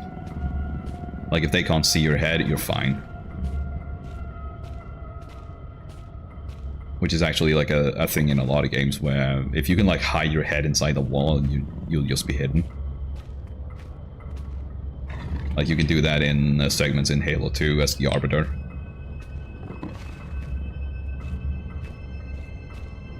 Okay, can you please?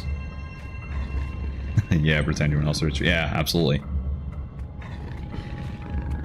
The really funny thing you can do in Payday is, if you get hostages, just making come towards you. Uh-oh. Uh-oh. Yeah, this is a problem. Ah, shit. Oh.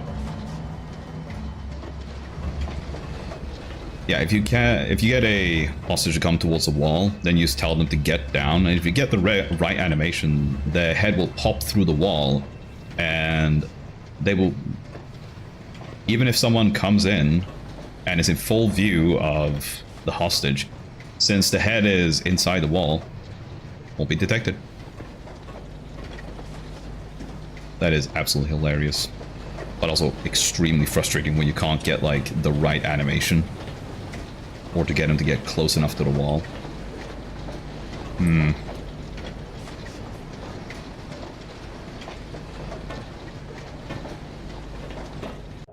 Did I get a...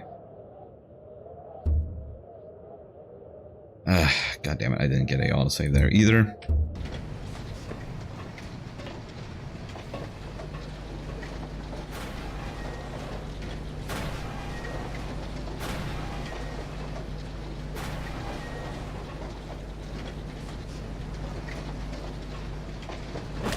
Ow.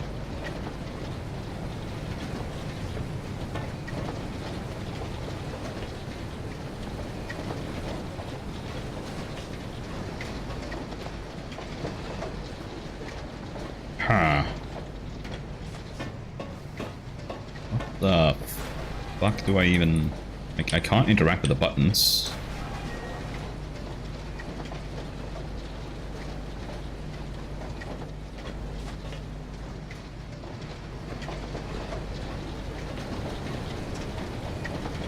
Wait a minute. Can I?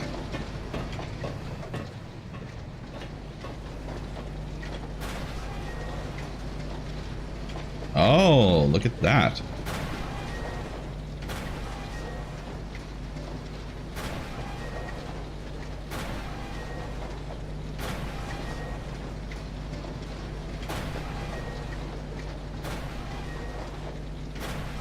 So I basically just need to...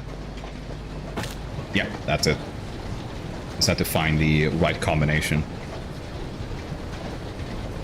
Doing all the achievements in Beta 2 is actually fucking insane. Yeah.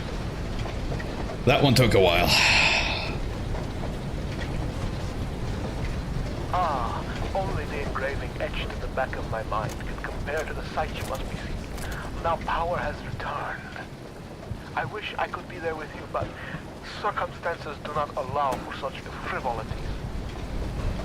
Maybe soon there is something you can do about that. But tell me, are there other melted conveyances now churning in the dark room? I think I know what they mean. It is some kind of heaven or a utopia. Am I supposed to get up there? Is that it?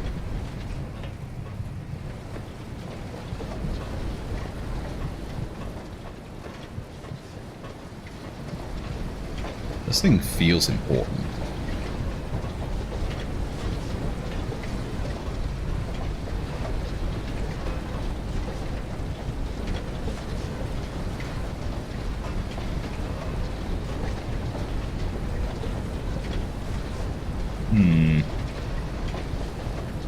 What if we take this with us?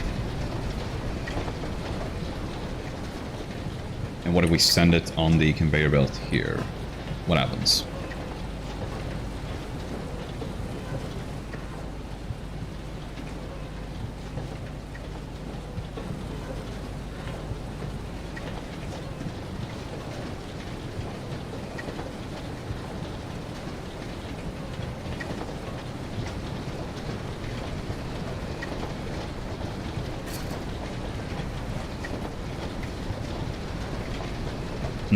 Did something happen?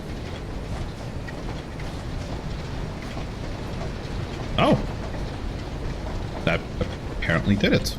I don't know how.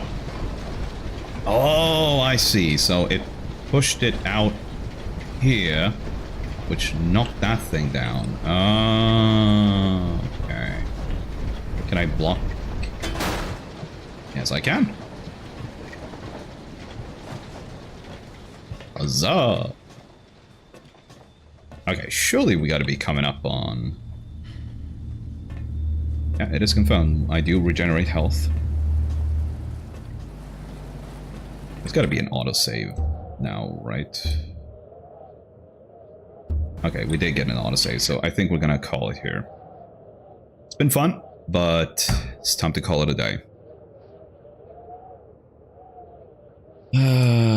Is anyone I know streaming?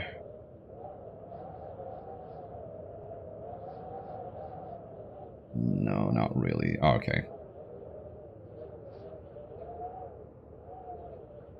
I think we're gonna just swan off. So yeah, we'll be back on Thursday with more of this nonsense. I have no idea how much is left.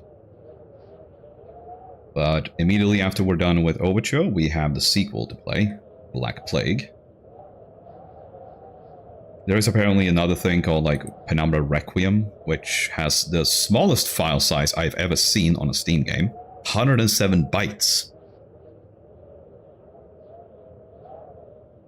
So yeah, it's apparently like an expansion to Black Plague, but it just has like puzzles in it, and that's it. It has nothing story-wise, so probably just gonna skip that. So yeah, back on Thursday. Same Dvalarogg time, same Dvalarogg channel. For that, thank you so much for watching, and I will see you all next time.